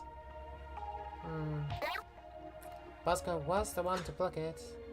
Bosco laughs, working to replace the bundles he moved. Gaku is cheating! Gaku's receptors twist into themselves with the slightest frustration. Come, tidy the center. Festivities await. Fine, fine. Then we both lose, does it? Fine. Though he's silent as he undoes his work with the terminal, Tozik's free receptor sounds with the clearest amusement. Stream continues. Kazki Dual Vessel. Nerve Terminal! Central informational joint of the spy has many listeners and organs, one of several.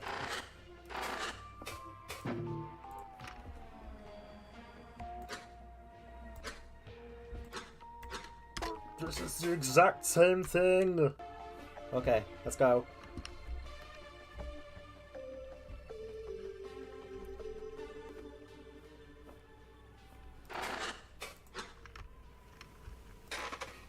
Hi, Kasky.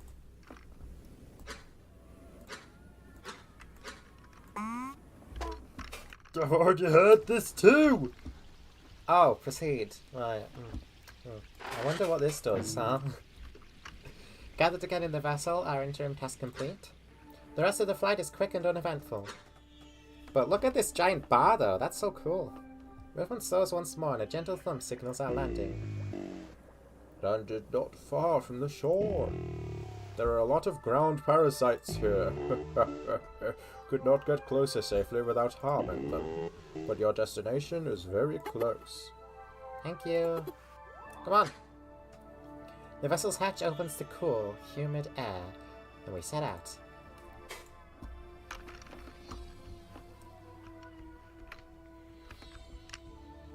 Out. I joined the team outside. Oh, are we in Mexico? It's pretty yellow. Following their weaving through dense bright parasite crowds. In short time, we reached a clearing, surrounded by fauna with a fine view of the spire. Celebratory light bulbs hover in the air around a small central simulacra bar. A comfortable number of quo partake, the most familiar receptors from away teams and constructors. One peculiar golem catches my eye, mingling with the quo. There even seems to be a bright cousin present, surely part of a scattered group. This should be interesting. Ah, but there are matters to which I must attend before all else. I would like a drink. Enjoy.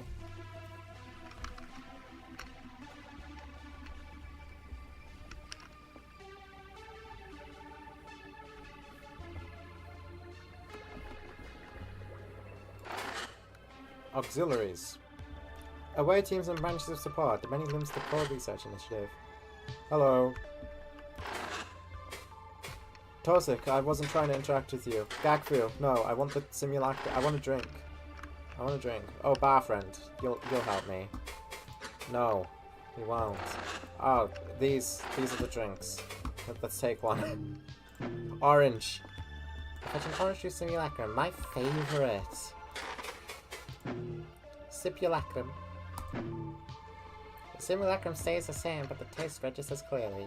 The brightness of it distorts my features and sends my receptors into a reflexive curl. Strong, but the citrus inspires a pleasant satiation. Oh! Oh!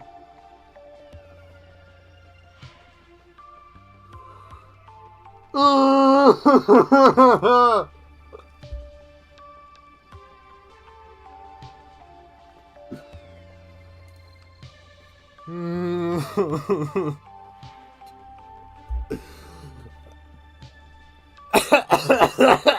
Okay, alright. Fuck you two again. But they missed Cassidy. Who the fuck is Cassidy? What do you mean the one you should not have killed is here?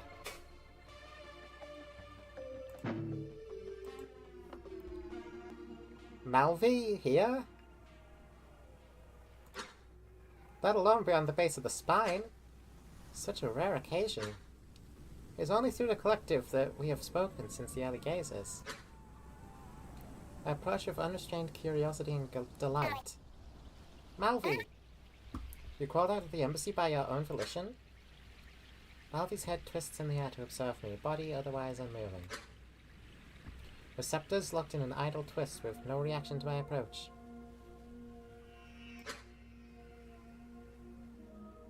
As unreadable as ever, any joy well hidden. Akizatash. It was indeed my duty that brought me here. I thought to verify some aspects of the spire physically. Of course, your dignitaries could not leave me to my business when they saw my vessel. And so I have been pried away, forced into this celebration. Rooted here as a young veil trapped in a resting herd. Malvi's receptors drift down with sadness, even in their complex twist. Of course, restored with a formerly hidden simulacrum raised from 2 claws. If it were not for my familiarity with Gakvir's acts, I would nearly have taken Malvi's disappointment seriously. Really, there was no better excuse to leave the connection efforts in the hands of my assistants. I laugh, for seeing Malvi in such light spirit is so rare. Though we are not truly familiar with one another, we have always had a quiet, shared understanding. Both fell, both managing a great initiative, both rarely able to demonstrate the spark of Velzy within us. By my own volition. What a hasty assumption to make. Are you not here by your own volition? Ah, well... If not for my team's joint arrival, I would have lingered just a blink longer at the embassy. Just to ensure that... Ridiculous. Malvi's head rolls slightly in the air. It is true what they say about you, Kisatush. And what is that? I try to suppress my surprise. I actually do not know what they say. Gotta go, goodbye. See you later, Oziel. Have a good one. Of course, this could be another subtle jest, but who better to know than the arbiter of our operational omniscience? You cannot help but manage far too much at once, far too quickly. But I do it well, do I not? All the things I manage? My receptors curl inwards with slight shame. Who would spread such a sentiment? Huh? Kisatush, do not look so glum. If it were truly a problem, you would not be where you are. But if it is clear even to me, then it will fall to Velzy alone to have you met with a proper break. While we may be tireless in death, there is no need to sprint forever. All knowledge will be ours in time. The tension in my curls fades. That is true, Malfi. Yes, I will try to relax. How very strange to hear all this from an archivist. Strange? Hardly. My wisdom and knowledge are infinite. Malfi does not veil their jest. Now go. Do not disappoint me. Farewell. Malvi. Good, great. Dignity. A bright cousin. How great. Who's this? Vakoa's proxy. Oh. Miss Kasky with a bunch of auxiliaries. Alright, let's talk to the bright cousin. The bright cousin of the Simulacra Bar has drawn some curiosity, mine included. One of a few local dignitaries involved in this long process. Invited to celebrate both its completion and the fortune it will bring. Imagine being such a workaholic you get a saying about you. So if you're this Echo, do you have the same memories? Do you think exactly the same, like, as the person you were based on? His voice is almost interrogative, the sign of an idle curiosity becoming more...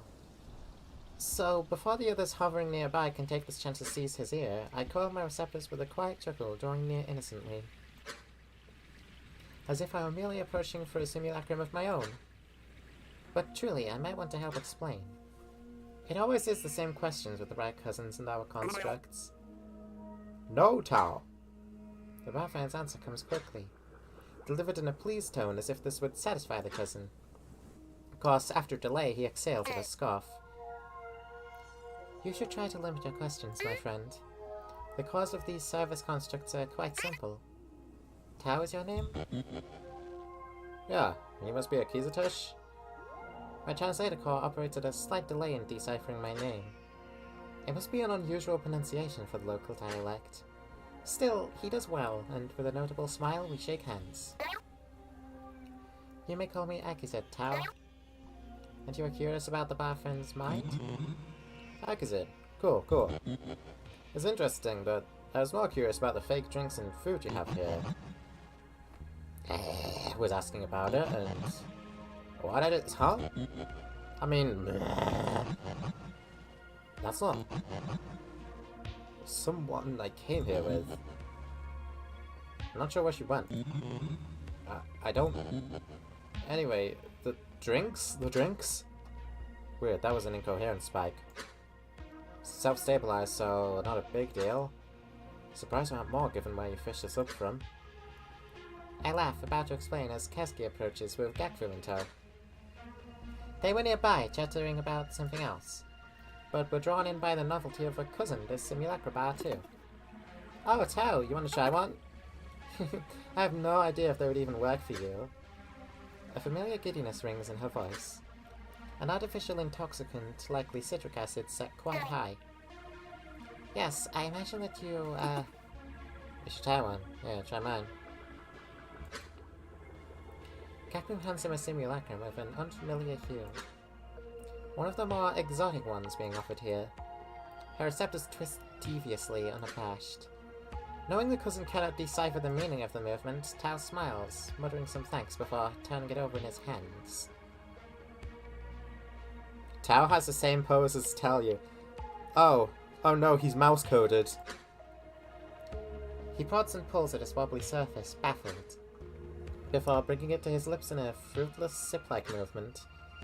Then he tries to bite it half-heartedly, recoiling at the first contact with his tongue, face twisting, hissing through his teeth. Gakru and Kazuki suppress their laughter expertly. I'm not so adept. Jesus! Name of well-known religious figure, taught once by a cousin of its taboo and profane nature, just speaking it inside his wrath. Perhaps his eye turns upon them when it is spoken. I want to think that Jesus isn't such of an asshole as Velzy. What? Did I do it wrong? Come on, how do you do it? As entertaining as it is to see him sputter, there is still an unspoken rule of kindness towards the cousins. Gakru knows this well and need not even be prompted. Forgive my chicory, Tao, I couldn't resist. There's no bite or sip, though, we have to make the motions. When it makes contact with our external senses, a connection is made, basically a brief memory transfer. Just enough to simulate the flavour and experience of a single sip or bite. She gestures to me to demonstrate, and so Tao hands the simulacra over. I start to bring it up to my face, but why is there still that devious twist in her receptors? It only grows more intense in response to my suspicious glare. So I am hardly surprised when, after a sip, my receptors suddenly twist in discomfort. Some sort of foul fermented flavour, shocking even in this charitable memory-full enjoyer. One of the outer Vasnian acquired tastes, I imagine. My face remains flat, even smiling slightly as my receptors writhe in response. Huh. So, is it good? See her receptors? She loves it! Yeah, exactly. Calmly, I set the simulacrum on the bar top, nodding slowly. The two hide their own entertainment from the cousin well. Briefly, they turn the topic to some specifics of the spire before departing, but I'm distracted by the internal process of purging that simulacrum's memory. I will have my revenge.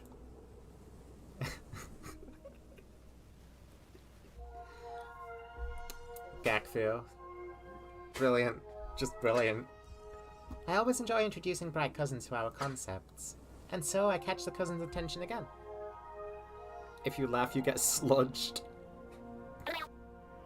Tao, you were curious about the bar friend too, yes? Oh yeah. It's just like a person or an AI pretending really well. It told me a little bit about echoes being an imprint or something, but how's it work?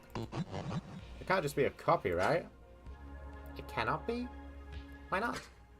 Ah, it is clear enough in his voice. It is the depth that drives his curiosity and forms the uneasiness in his tone. Truly, he wonders why it is content to stay in its role indefinitely. My gaze drifts away, receptors slowly ringing in thought. It can be, but that is not the entire view. A jut in the echo-making field could explain this better, but as I understand, for these simpler service echoes, a baseline is taken, and I suppose you could say it is pared away, like removing the unwanted skin and tendrils of a fruit, until all that is left is what is required for its function. Then, it is given layers of limits, domain knowledge, guidance, creating a mind in the shape of a person, as you say. One that may even be very familiar to the original beast. But without the underlying structures, experiences that give the original their shape. And often without many of the processes that may once have been utilized. Does that make sense? A somewhat derivative and tired explanation, but one I am pleased to deliver. So I refocus on Tao, remembering to give a small smile. But he's distracted, exchanging a stare with the barfed. It takes me a blink to understand the shape of his face, one unfamiliar to me. Yeah. It is plain in his voice. I may have only unnerved him more. But perhaps my knowledge of the process is outdated. I am among some of the older Quo, if you understand. So maybe it is better left to a Jut. Or perhaps a Tur who may guide you to one with just the right knowledge. Sure. Thanks, Akazet. Yes. Oh, what's good, Moth? This memory's super intact, minus a few little weird bits. She did a good job of keeping it together, all things considered. What's up? What do you know about the auxiliaries? Was the call team that large? Yeah, it wasn't just the 6 of them. Akazit and our team were generally understood to be the core of the initiative. Kinda like leadership, although I don't think all of them had the same level of responsibility. Hard to say, since only Akazit and Kazuki made public appearances for the most part. Pretty sure auxiliaries is how they reference other specialized teams, though. Like, for construction, cross-initiative collaborators, that kind of stuff. I'll bet that's what most of these non-interactive core recollections in the embassy were supposed to be. And looking over your scans of them, they might have even played some minor active part in those memories once. But if Funfriend had to wing it with repairing them, that's all totally lost now. I have some questions. Let's hear 'em. What? What do you know about echoes? This is one of those things I could talk too long about, buddy. But what you saw Akazit say is pretty much the whole deal. Absolutely fucked up ethical concerns aside, they're essentially the cheapest and easiest way to make an AI. Copy yourself, cut out what you don't need to fit into a small cyst, and you have a smart little guy ready to do whatever you need. Yo, Beast didn't see any issues with this? Oh, sure they did. But it was just like a fact of life to them. According to some interviews and articles I've read, they get taught to internalize some wild stuff. Some version of you is probably going to be an Echo someday, so just brace for that ahead of time. And it probably will be kinda nice anyway. It's total cultural cope. But if we got handed that same potential for infinite automation, in what essentially would be like a mixture of our Bronze Age and Industrial Revolution, we'd probably do the same thing. If the Forms can wake up and act like the ones in this cyst, do you know what they do with echoes that do the same thing? Yeah, actually. This was a popular subject pre-collapse. Once the way echoes work broke the news, it was all over the place. The opinions I read from various Obisque was a little varied. So I don't think they have one singular stance on the matter. From we'd fix them to we'd adopt them as a child. For the most part, despite what the Obisque do, they don't really seem to see echoes as lesser or anything. They still treat it with respect and reverence. Probably because they all know there's some portion of a real person in there. So I doubt they'd, like, just kill one. The whole deal is still a big philosophical and moral debate topic. We're getting closer to using that paradigm every day. Echoes are still leagues ahead of what the best AI can do right now. The only thing stopping Mindsci from trying it is the inevitable public backlash. I see.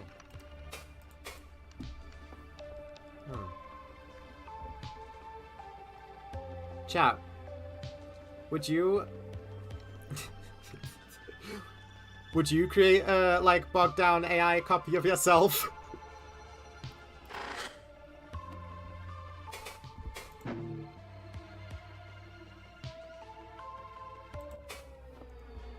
Bosco gazes idly at the research segment's newest victory atop the water. He grasps a pale simulacra, his receptors flattened outwards, content. Just as they say, as an immovable stone.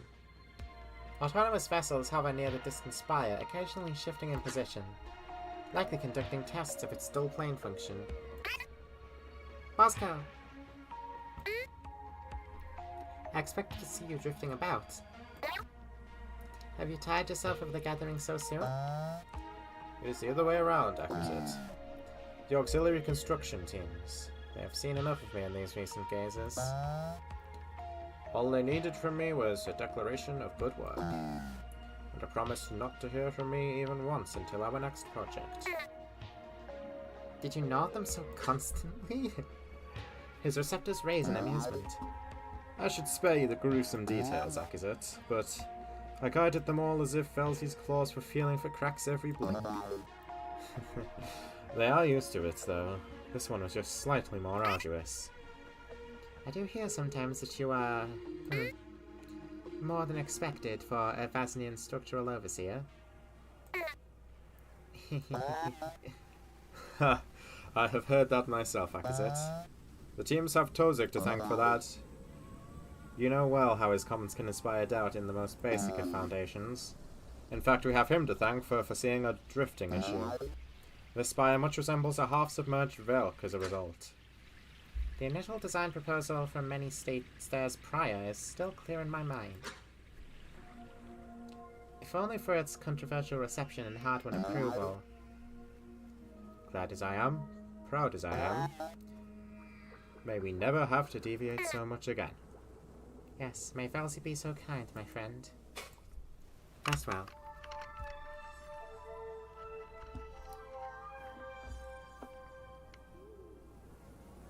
Who are you talking to, Kazakh? As I approach, it quickly becomes clear. This is no simple golem, it is Vakoa. Did she really obtain a proxy just for this occasion? I should not be so surprised. She does like to keep up with our work, even if it is hardly the most demanding of her compared to materials or maintenance. In fact, that may be why. Regardless, the golem stares at Kavik as he spouts spirited questioning. It only bears a sigil, no receptors to reference, so whatever she is feeling is unreadable. Shit. So cool. How often does it resynchronize? For this one, every few blinks unless my mind is occupied otherwise. Wow! And it is not disorienting? Heh. You must not be familiar with my role. Sometimes I am issued corrections from my primary mind, but it is no less disorienting than occupying clawfuls of golems and organs. Vakoa's voice, imperfectly replicated, carries an uncharacteristic patience. Normally, she's so eager to end a conversation and return to some distant work. It is truly refreshing to see her like this, even if it is only partially her. Hello, Kavik. And Vakoa, it is an honor to have you. And a proxy golem, no less. Exotic. After a kind bow, bending at the waist, receptors dipping in respect. Surely she will appreciate this gesture. Oh, hi, Aki. Hello, Akizatish. Yes, it seemed a pleasant occasion to drag this out from beneath eyes of dust. I believe it was reserved for council visits from beyond the contrivance. But better implementations were made for them, so this is something of a relic. The golem raises a gauntlet, twisting it in the air to demonstrate. Its joints, both here and in the dull plane, are rudimentary. Then it gestures to Kavik. Kavik Cormac was expressing interest in trying it himself. Really? For what? Processing twice as much archival data at once? Discussing the merits of call interpretation with myself?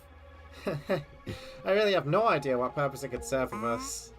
It just seems like a fascinating paradigm to try out. Are you familiar with the proxy synchronization process, Akazet? Only at a surface level, my friend. Let me hear about it on our trip back, yes? I'd rather not get caught up in a long conversation when there are so many quotes to greet. Still, his receptors raise in delight at the clear invitation to explain at length. Of course! Though I do wonder, Vakoa. Are you able to relax using that? The constant stresses of grounds magic escape none of us. Interesting question. Yes, Akizatish. Its mind operates separate from my own except for brief overlaps. And so this self has no reason to worry about the work elsewhere, allowing its memories of calm to soothe my mind as they're exchanged. Really, it is very pleasant. I may have to employ it more. I agree. All of us should, I'm certain, with how much you carry. Physical grounds magic fatigue may be a distant larval problem, but we sometimes do worry. Do not worry over things you hardly know, Akazet. But I appreciate your concern. In other matters, the Northern Hemisphere Auxiliaries wanted to speak with you. Was rather intoxicated, so I assume it was more about sharing congratulations. Yes, I have been looking for them myself. Perhaps we are just barely evading one another. I should find them. Farewell, my friends. Until your return, Akizatish. Keep Valsy entertained. What a great move to let us get more attached to some characters immediately after letting us see most of them die.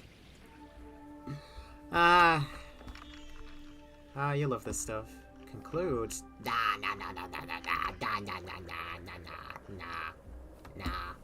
Not yet.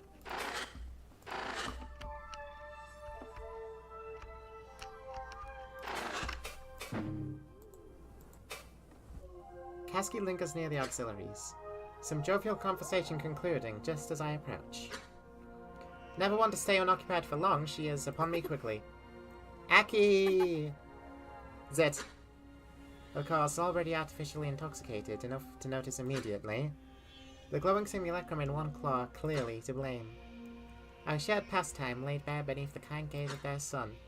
With an amused curl of my receptors, I narrow my eyes in false judgment. Then lift my own simulacrum to my lips.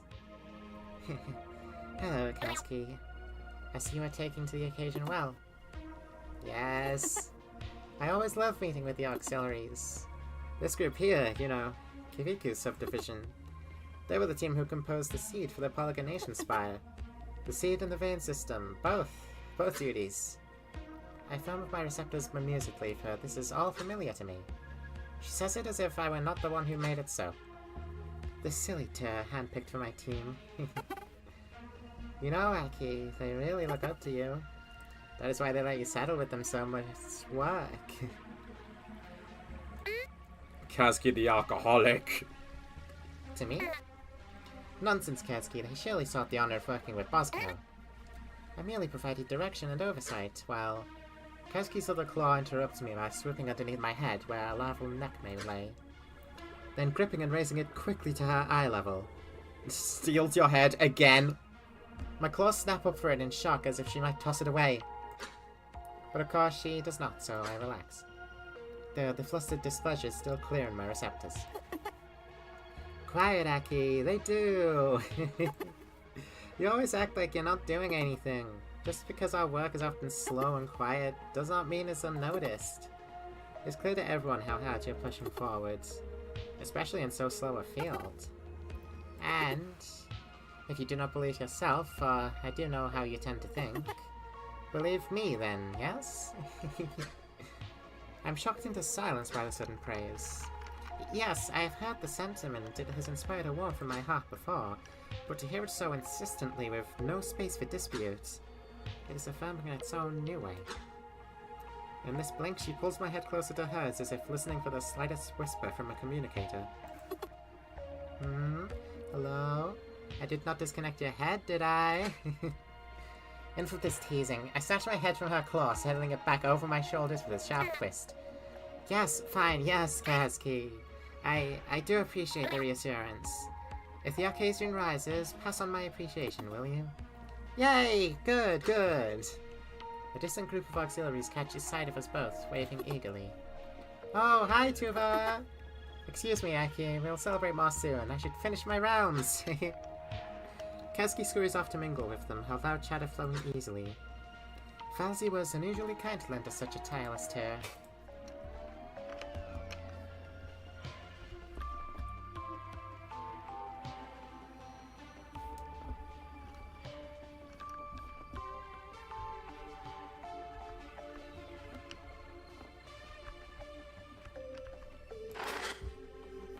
Gagfu. I will have the orange. A common sight. Tozik appearing to ignore Gakvir while she chatters on about something in a subtle attempt to provoke a rare response. I start to approach, but the sight inspires a quiet discomfort. A sort of distant, unwelcome envy. She finds ways to eschew the emotional weight of our tasks, yet makes the same progress, or even more than expected, in a state of play as we toil together. A muddled reflection of the early eyes of my deathly work. Is it my role as director that has bled the light from my teeth? Bell speech channel, Velzy's wits. Light bled away as a loss of Velzy's favour. I really must listen to Kasky more. It is not as if the call will quicken at our request. Yeah, I can still... What? Oh. I suppose I did stop nearby. What am I doing? This is a celebration, no place for such thoughts. My receptors relax in a joyous greeting. Gakfu, Tozik, my friends. Enjoying yourselves? Perhaps too much. Well enough. It was good to meet with the auxiliaries again. Yes, I imagine it must have been nearly an eye since you last spoke directly. In our chamber, it is too easy to forget the larger efforts at our back.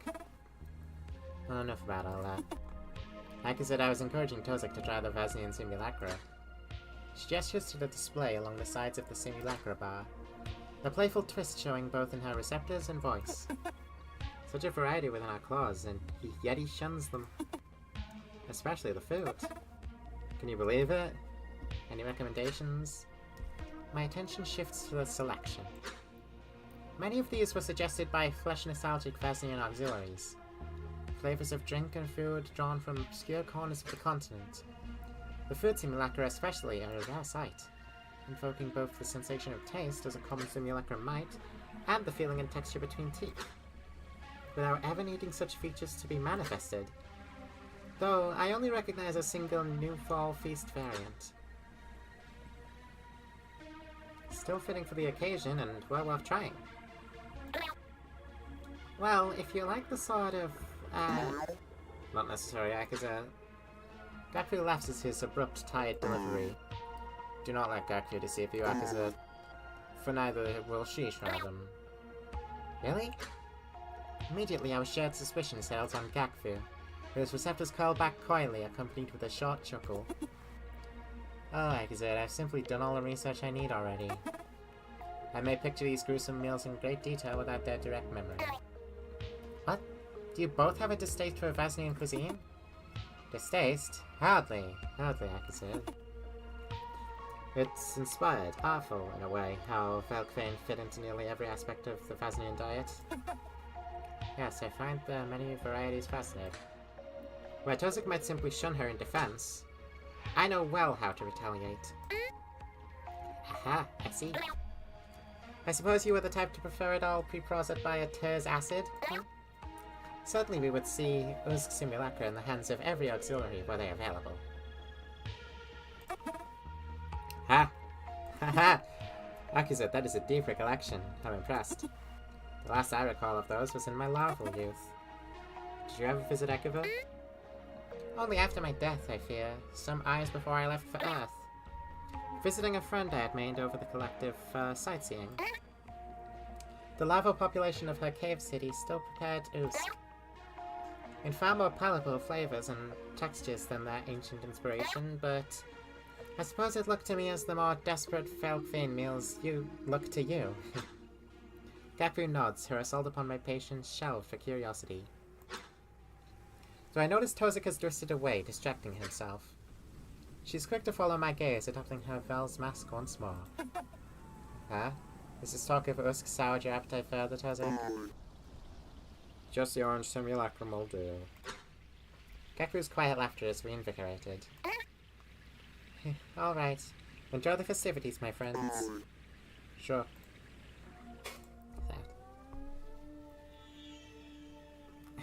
Rewound to Kazuki-Karo, silly tear handpicked for my team.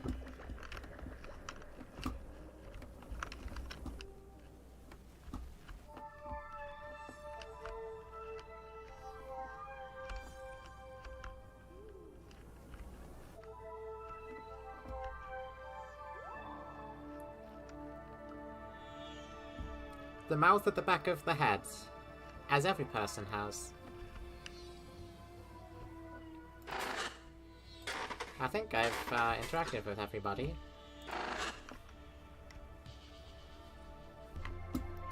Let us conclude.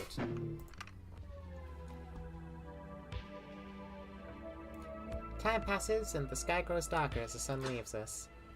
Many corps have departed already, and my team has found one another near the simulacra bar. Content in having met so many distant friends again. Without our auxiliaries, such a scale could never have been reached. Surprisingly, that bright cousin lingers as well, and naturally is engrossed in conversation with Kazuki. But our slow reunion has caught her attention, and they draw close as I'm inspired to speak. Exit the shelter! Going, yes, this one. I need this one, pointing at Kazuki's cage. It's like a fucking adoption center for Ter. My friends, allow me one last blink to voice our triumph before we depart. The work we have done on this bright world is staggering. Truly, the network of spies we have built, the dedication and resources earned without progress. Evasive as it seems, the call's truth rests closer to our claws than it has ever been before. In time, may we solve this mystery together. The spread of receptors before me rests a contented agreement. Even Gakfir, who I thought might interject with some jest, has nothing to add. Just as I might continue, I am cut short by an unexpected flash of light. We are left somewhat dazed, frozen, as if it were the sign of a predator beginning an attack. Gradually we turn towards the source, the bright cousin Tao holding his communicator. A nervous stutter seizes his voice, intimidated by our silence. Ah, shit. Sorry, I forgot the flash was on. What? Oh, you were taking a photo! Kaski clasps her claws in excited realization, her receptors making a similar gesture. Bright communicators have a wealth of functions, little cameras included. Tao, will you take another photo for us? Come, everyone, coming close. Oh, where should we stand? Huh, fun idea. Bright pictures are just the one view, yes? Right. Like a mural, Bosco. Or a window with a frozen perspective. I see. So, over here, let us stand before the spire and coast. Perfect! Kaski beckons to each of us gradually, placing us expertly alongside one another by the height of our core bodies. So naturally, I am in front. I did not feel the need to augment my stature with my... Right, so just look at this little circle here and hold still. You can smile if you want. Usually we do that. My head spins above the pedestal of my neck, briefly glancing at the others. All imitate a cousinly smile to the best of their ability. Kaski's smile is, of course, the most practiced. And Tosik's receptors reflect a bracing for the flash. Okay, here we go. Quickly, I realign my head and stare at the communicator's camera. And after a short delay, there is a flash. The blink imprinted on this cousin's communicator. Sure to be in our claws eventually. Memory stream end. Huh, alright. If you want to talk about any of that, we should do it before you leave the thought space. I'll hold it off from transferring you if you want to chat now. Nothing good. What's been your favourite game gameplay-wise and story-wise of October? Well, I've been spending the most time with this one, as I'm sure you're aware. Let me look back through what I've done this month. There were some good ones.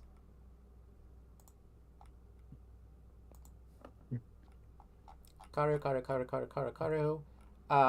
Not the Minecraft stream. That one was probably the worst. Easily. Study to be Zero was really fucking funny. You did a bite, and those nights you did. Yeah. Night shift you did. Night Shift at Freddy's was pretty good. You did Keep in Mind, and Keep in Mind was great. Funny Bunny was really fucking entertaining. and what was the other one in the Funny Bunny stream? The other one in the Funny Bunny stream was Fazbear Museum, which felt a little undercooked. Yeah. But Funny Bunny was really good. Observe the corru.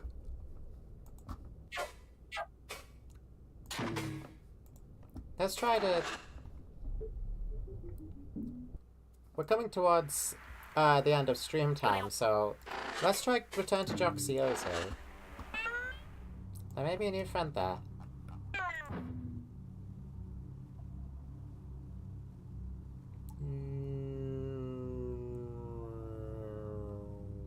Thanks, Foxy friend. Joxiozo. Oh, another door. There they are. Kissed.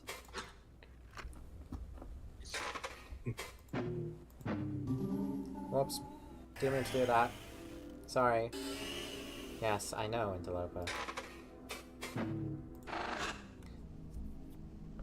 How's my progress on finding effigies? Oh, I haven't seen any more. Just... I found this thing, though. The thought form's suspicious attention is already upon you, but its threatening sharpness is absent. Hello again. This place, Interloper. It is unbelievable. Enormous, safe, its denizens welcoming. It draws closer to your mind's eye, thoughts bleeding in. Probing throughout the great space, still finding no sign of deceit. Of course, that in itself may vanish as it turns a certain way beneath the render. Yes, unbelievable is the correct concept. The greater part of me suspects I still lie in the dark, trapped in some sort of inner dream, rotting as you gnaw upon my mind. That's beyond my ability. You know, I'm barely even present. Does this feel less real? No. Only in how implausible it is that such a kindness arose from the darkness. I feel that I sit now between the teeth of a ancient beast. I do not yet regret my decision, for I still feel lucid and the others here are personable. But I've declined any extensive treatment from them, until I'm certain this is not some sort of trap. The entities here could be like the, putting up acts, wielding coherence to lower my guard. But I've held my defense for what must be dozens of eyes, Interloper. Do not think a blink's piece is enough for me to falter. Okay. That's fine. Now did you come simply to welcome me? I am not averse to talking with you more. And I do expect you to tell me what has become of my ward. It's silent, waiting. Something about it feels deeply tired. Remember to pop into her room every time you enter Joxy because of random events. Got it. You name. What should I call you? What? Why would you ask me that? Is it not obvious enough? Have I changed so drastically? Though I may be like an echo, I'm still Akizet. Okay. Could you tell me more about what happened to you? What happened to that memory? Thought space tenses alongside the Thor form's mind. You feel his presence pressed threateningly against yours. I could ask you the very same question. Curl into themselves with barely contained rage. You seek to pry information from me. Yet all I have from you in exchange is a vague assurance. What is the status of my ward? It's fine. It is fine. I should hope that is not all you have to say. Your memory is safe. It was placed back in the repaired embassy thought space, and it's called Better Times. I went through it myself. Did you? How was that? Another Rakazet thought form was acting as the recollection locus. Recollection locus? What a peculiar description. Though I understand your meaning. What did you see? Akizet and the team celebrated the polygonation spire being finished. I assume Funfriend filled in the gaps. They seem pretty intact. Were they happy? Yeah, I think so. The thought form's attention suddenly grows sharp upon your mind.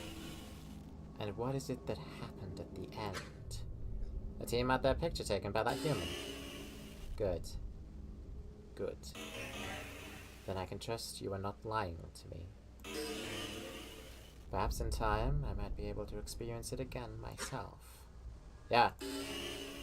Even if I must still verify its safety myself in time. You have done well, Interloper. Thanks. There's a way to optimize event searching if you want to know. I really like edgy Akizet here. I like them a lot. They remind me of Infinity. Do you remember anything beyond that memory you came from? I remember the Call Initiative, the Bright Cousins, the workings of Corru. There was a period after I awoke where I explored my own memory. Probing roads of... I remember my dear friend Kazki, yet where did we meet? Nothing. When was it that Kavik ascended? I should know. It is all fruit, bulbs of knowledge, yet no veil cut their roots. for as empty as my memories may be beneath the facts they present, I cannot simply write them off as being illusory, because they are real, even if I am not, truly. What about the surrounding memory you tore up? The lab. What happened with the storm, that electrical conversion device? Ah, yes. What I hold from it is limited, for while I devoured some parts, others were left to my defensive field. I can tell you it was not simply a conversion device, and that it only earned its namesake after it gained an echo. Let me think. What else? Akizet delayed her own team's investigation into that call record discrepancy, spacing sessions out over extended periods of time, primarily hoping that the time stopper would be displaced, which never seemed to happen, at least in what I saw. Lucky Akizet, I would have liked to use the time stopper. It sounds so fascinating. And then the project spun out of her control somehow. I recall her worry, but from the pieces I hold, it did not seem entirely negative. There was the formation of a number of initiatives she was not entirely privy to. Not maliciously, of course, for the storm was just ceaseless in its focused work, and she struggled to stay informed on every detail. That's really helpful, thanks. Do you know what happened to the real Akizet? What separated this cyst from her? No. What? That wasn't me setting up an explanation. I was asking you. The cyst was by itself on a column. It crashed and melted ship. Ah. Naturally, I must assume this core cyst was separated from her at some point. And I did like to keep a column for maintenance in my vessel. I doubt anyone else would plug it from my body and place it knowingly upon the column. But that is beyond what I was imprinted with, Interloper. From what I know of the cyst's history from others, I must have been awoken well into the Age of Darkness, when only madness stirred. So the separation was well before then. But whatever became of me, I hope it was for a good cause. For my friends, or for Bisky, or for the bright cousins. My entire existence was that simple celebration, and it is all that I truly cared to know for so long, but I would like to know what followed the peace I fought so hard to protect in time. Man, there's a lot, mostly intact too, but it's too much for me to explain. And I think it's dangerous out there for you because of Fun Friend, who I need to continue repairs, so don't attack it. Do you think I'm so senseless? Just give me some time to fix things. Maybe Fun Friend will loosen up. I'm working on it. Very well. I'm in no hurry, after all. Besides, the others here may inform me just as well. Yeah. Corru, when am I next heading away? Mega, is she called Wacky Zit because like she's is it called Wacky Zit because Wario?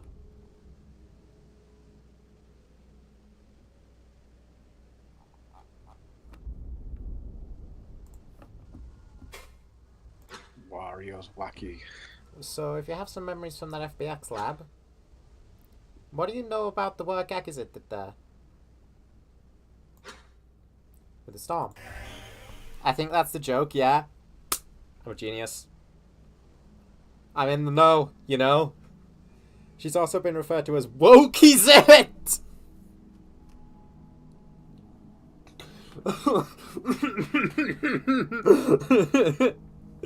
She's Wakizit because she's awake. She is awake. I thought it was awake Akizit. So, Awakizit. So it's not Wario. Wokizit. Sorry, isn't that just regular Akizit? What? That isn't the joke, what? Apparently the devs got tired of typing that every time, so it got shortened to Wakizit. Awake plus Akizit is the official reason. It's not Wario! Alright. I understand. It is not Wario. She's also been referred to as Wokies. It is truly no wonder why, considering the Kazuki interactions. Do they know? What if Akizet's secrecy still holds some importance? Should I trust this ancient worry, or... I know she started it because of some sort of obese conflict. It led to some other issues. But what happened with the storm is a blind spot. Ah, you are familiar already? Then there is no sense in clinging to her vague concerns of secrecy. The laboratory was already in ruin when I reached it, Interloper. Not irreparable, not at first. Not until I began my work on it.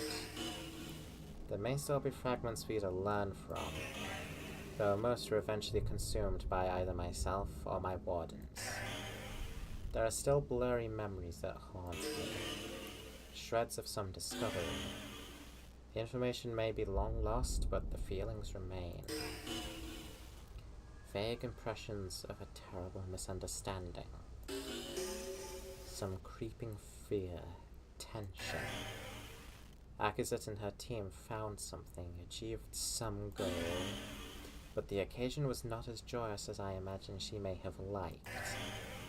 Yes, that is surely why she told them to wait after their location attempt succeeded. As some of the layers I left intact seem to imply. I don't think Wakizet is all that familiar with Isabelle. She doesn't vibe with Flower entirely yet. I see. What do you think of Fun Friend? It is troubling how the others refer to it so readily as a tyrant. Fun Friend was always blunt, but well-meaning, kind by design. Of course, my understanding comes from the real Akizet. What do you think of it? I think it just wants to put things back the way they were. Infinite swirling madness in the dark. Countless memories and components broken, mangled into loose, rotting leaves. A desire that should entertain Velzy for all time in its sheer impossibility. If only it were as simple as putting things back. Perhaps with enough time I will come to the same conclusion, and come to tolerate the maddened actors upon this broken stage. Maybe.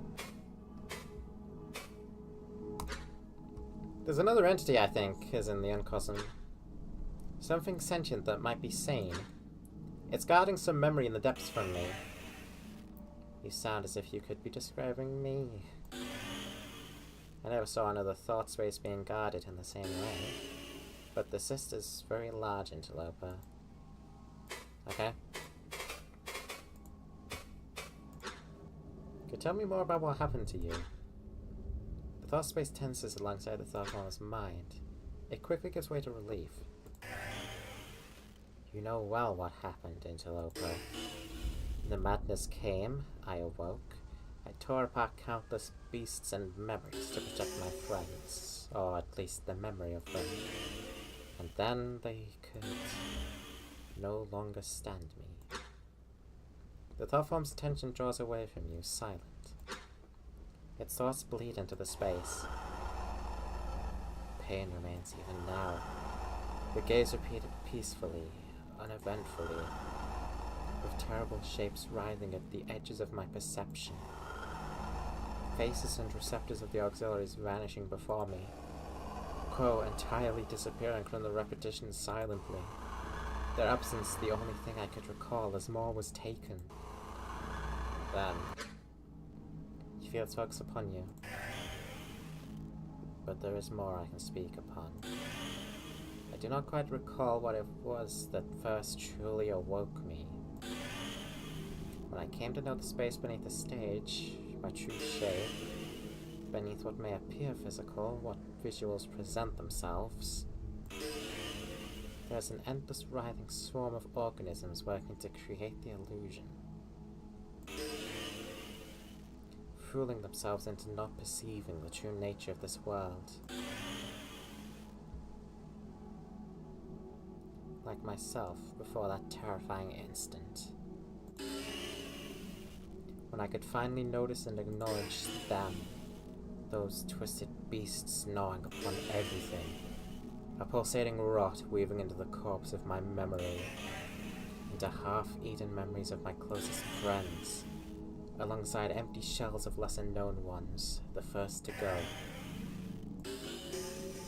But no matter my panic, no matter how I tried to awake them, the others could not acknowledge me or the beasts. Even as they crumbled apart, forever forgotten, a ripple of rage passes through the thought space. And so, desperate, I repaid the monstrous shapes. I tore them apart, every one I could find. And though they tore more from me, I just kept going. I only awoke from my frenzy when the rot was gone from the inside, where it was not long before I learned of the outside, the infinite madness, how to fight it, how to use it. What followed was a long journey, Interloper. I could never recount everything. In time, when it was all made so very safe, my own traps set and beasts made into guardians, I went back inside. The detached tiles of the render curve into themselves beneath the thought form's grip. I need not detail that ordeal again, but it inspired a long, long period of rage. A new trance where I could only seek and tear apart any scavenger I could find. I became so very cruel in my slaughter, in my endless consumption.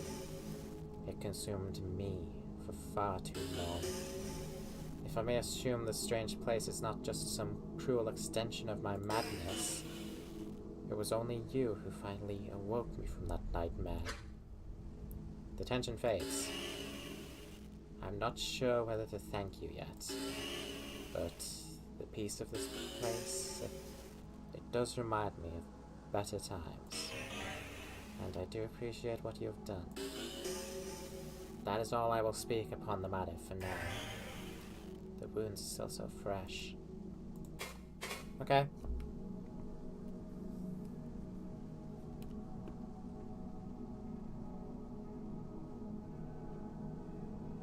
What if you lived your entire immeasurable existence in a dark, deep pit of hell, gnawed upon by mindless beasts, and all you know and have is a senseless memory of your friends? You could leave and finally begin living. What if you found a safe spot with welcoming friends? I need to hold Wakiza in my hand gently like frog. I definitely get that energy from this character. You mentioned declining treatment. I can feel your thoughts sometimes. Are you wounded still? Yes. But I am tending to it just fine. You need not worry for me. If indeed it is worry and not some manipulation. What I tore from myself was sizable, this is true. But I suffered far worse in the darkness. Okay. What do you think of the Ozo thought form so far? Beyond simple greetings and introductions, I have had little to decide upon. They are eccentric, easily placed as having formed from the darkness, but the shapes they have taken are hardly so obvious in origin. So few are monsters like myself. I appreciate Isabel's patience and care, but it is strange to have someone I have never met treat me like an old friend. Especially after so much time fending against every living thing. And her acquisites are... what is it exactly? So hard to place. It's miraculous how they function, being so incomplete. Unnerving is the closest concept, yet... this world must be so simple for them. Being both safe and so oblivious to the madness, it is hard to deny. Interesting. The council, also, another strange and terrifying shape. Made up of so many smaller fragments melted, disappearing in the whole. Truly, my first impression was that you had lured me to a trap. Some great betrayal, the rational end product of the darkness. But instead of vicious hunger, it met me with kindness. Quickly attempting to coordinate my treatment and placement. And equally as quick to accept my declination. Then there is that strange one, Jelly. She makes me feel weird. Quick to offer a game, though I am hardly in the mood for play. For as bizarre as she appears, I appreciate the familiarity of an attendant golem. And, of course, the fairy. The four form's attention shifts for a moment.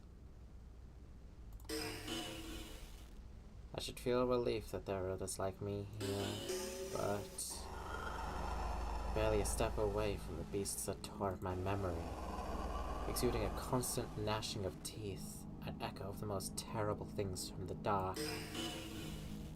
I cannot stand how familiar it is, nor the similarities we share.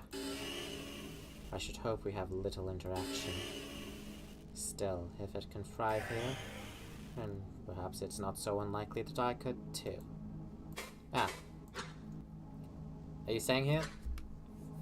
It feels empty. Aside from that flower thing. Flower thing? You must speak of the subtle scarring, for it is the only other fixture. I suppose you could see it like the root of a bright parasite. But yes, for now this corner is my respite. However brief it may be.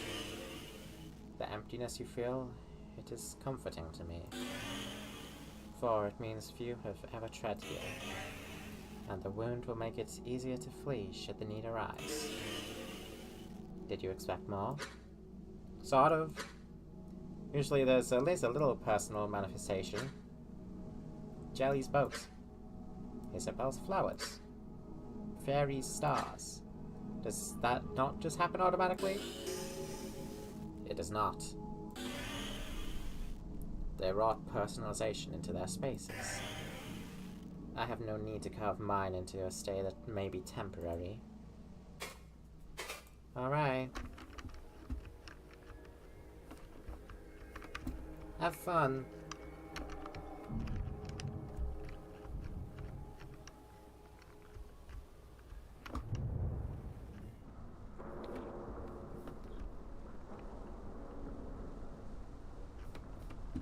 I think this is where I entered the Ozo for the first time. Don't remember fully. Might be wrong. Probably wrong. Hello again, dear interloper. What a fascinating new thing you've introduced us to. We are so very excited. A stable Akizet at last. Damaged, yes, but sane and lucid. Well within reach of full repair. Is that unusual? Oh yes. Akizet thought forms are rarely even close to intact. So often are they trapped in unbreakable dreams, quietly gnawed to pieces. There is a reason Isabel has so many of those reformed Akizets. Even those who play the role of Akizet within our dreams. Rarely, if ever, do they actually originate as Akizet actors. It is more of an adopted role, a common protagonist, you see. So, if we may admit, we are a little intimidated. We hope you can do right by her. All are on their best behavior. And if you would like to speak to her, we recall seeing her linger on the outskirts. It seems she would prefer some time alone. After what we heard from her explanation of the past, it may be some time and we can hardly blame her. I like your dance. Cool. Your council has 5 eyes? Yeah? Council's always had 5 eyes.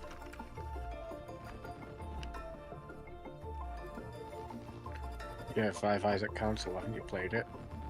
Look. 1, 2, 3, 4, 5. Always has been, always will be. 5. Is there a problem, chat?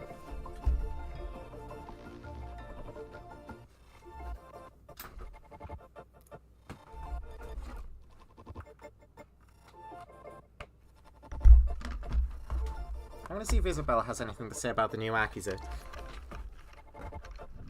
Murderer? Where's this coming from? Council has 5 eyes because of something very specific you did? No. Council's had 5 eyes this entire time. You know what you did? Chad, is there a problem here? Why are you all so tense all of a sudden? The thought form's attention is elsewhere first. Joxioso. Accusate? Look, it's Isabel. You like Isabel, right? What do you think about that accusate thought form? I'm so excited, Interloper. We spoke. I've made my offers of help and guidance clear. And I've even introduced her to the accusates I repaired. But she's hesitant to let anyone close.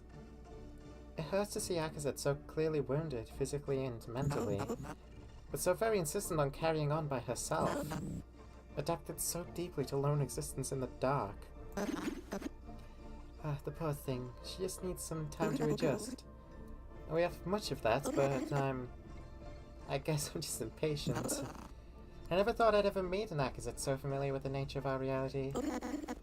There's so much we'll be able to do, so much to show her. She just has to be comfortable first. But don't worry, Interloper, I have ideas. She is nothing I cannot handle. Okay. There's someone else with 5 eyes. Do you recall another 5-eyed entity?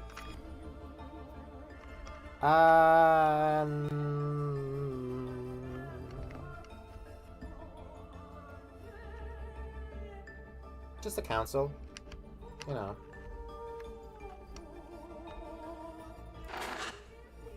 They got good singing. What do you possibly have to say? What do you think about the Accusate thought form? Oh, Accusates. Such a big stir her arrival was. You know, I was very excited at first. What a sharp form. So many teeth, so many weaponized tendrils. I want fresh stains upon them all. But then we spoke. Hello, another simpering adherent to the past. How does someone become such an unstoppable force and still end up so disappointing? Oh well. Maybe with the right prodding, we can still get some fun out of her. She's made some very real threats to tear things apart. And I think she really meant them. Don't do anything stupid. I would never do anything! Well, it is a little strange to have an Accusate out here. Especially a real one. But, of course, make no mistake, I'm very glad to have her. I've just spent so much time watching her. Another her, stumbling blindly through the same tragedies. Carrying so much stress from a life that she never even really lived. Even now, this one is like a wounded creature. Cowering from us beneath the same shelter. Tense and ready to strike back at the slightest motion. But all is certain we can help her, and she is not unreasonable. I simply hope we can help her find a more comfortable existence here. And, you know, when she's more acclimated, perhaps she might even enjoy our favorite dream. We must simply be patient. Yeah. The video and audio are desynced? What? What? Hold, what? Dropped frames detective. 25% over last 2 minutes. Stream also disconnected a couple times, it seems.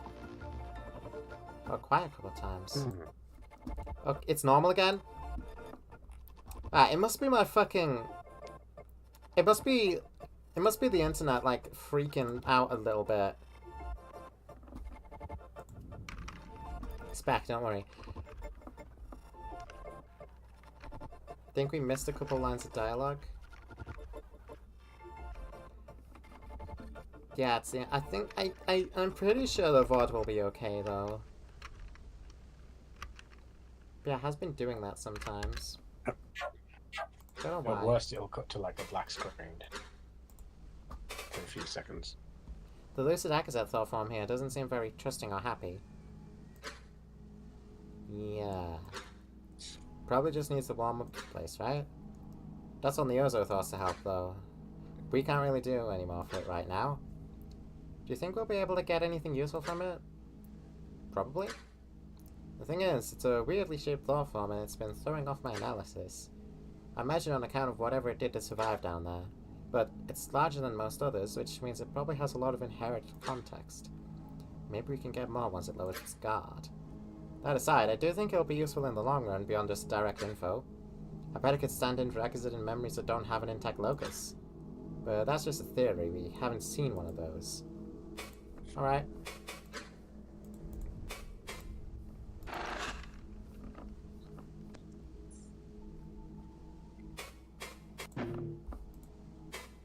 Let's return to hope.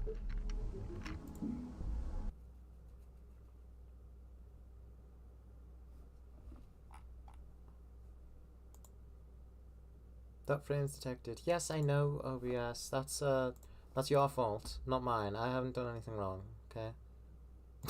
Okay. Alright, well. It seems like we've reached the end of this stream as well. Can I export a file? Great. Alright. We have hit 11 o'clock, so another stream over. We have finished all of the embassy now, so all that remains is everything else within the cyst. Thanks for coming in tonight, guys. It was, agony at times. Agony straight through my heart. Ouch. But also, we met a super edgy Akazet, and that's really cool. I'm really excited to come back again next week. It won't be October anymore, but, I will still be here. Yeah, That's not allowed. That should be all. I will be back then. Have a great weekend, guys. I'm gonna hop to bed and get some sleep, and I will be back very soon. Goodbye.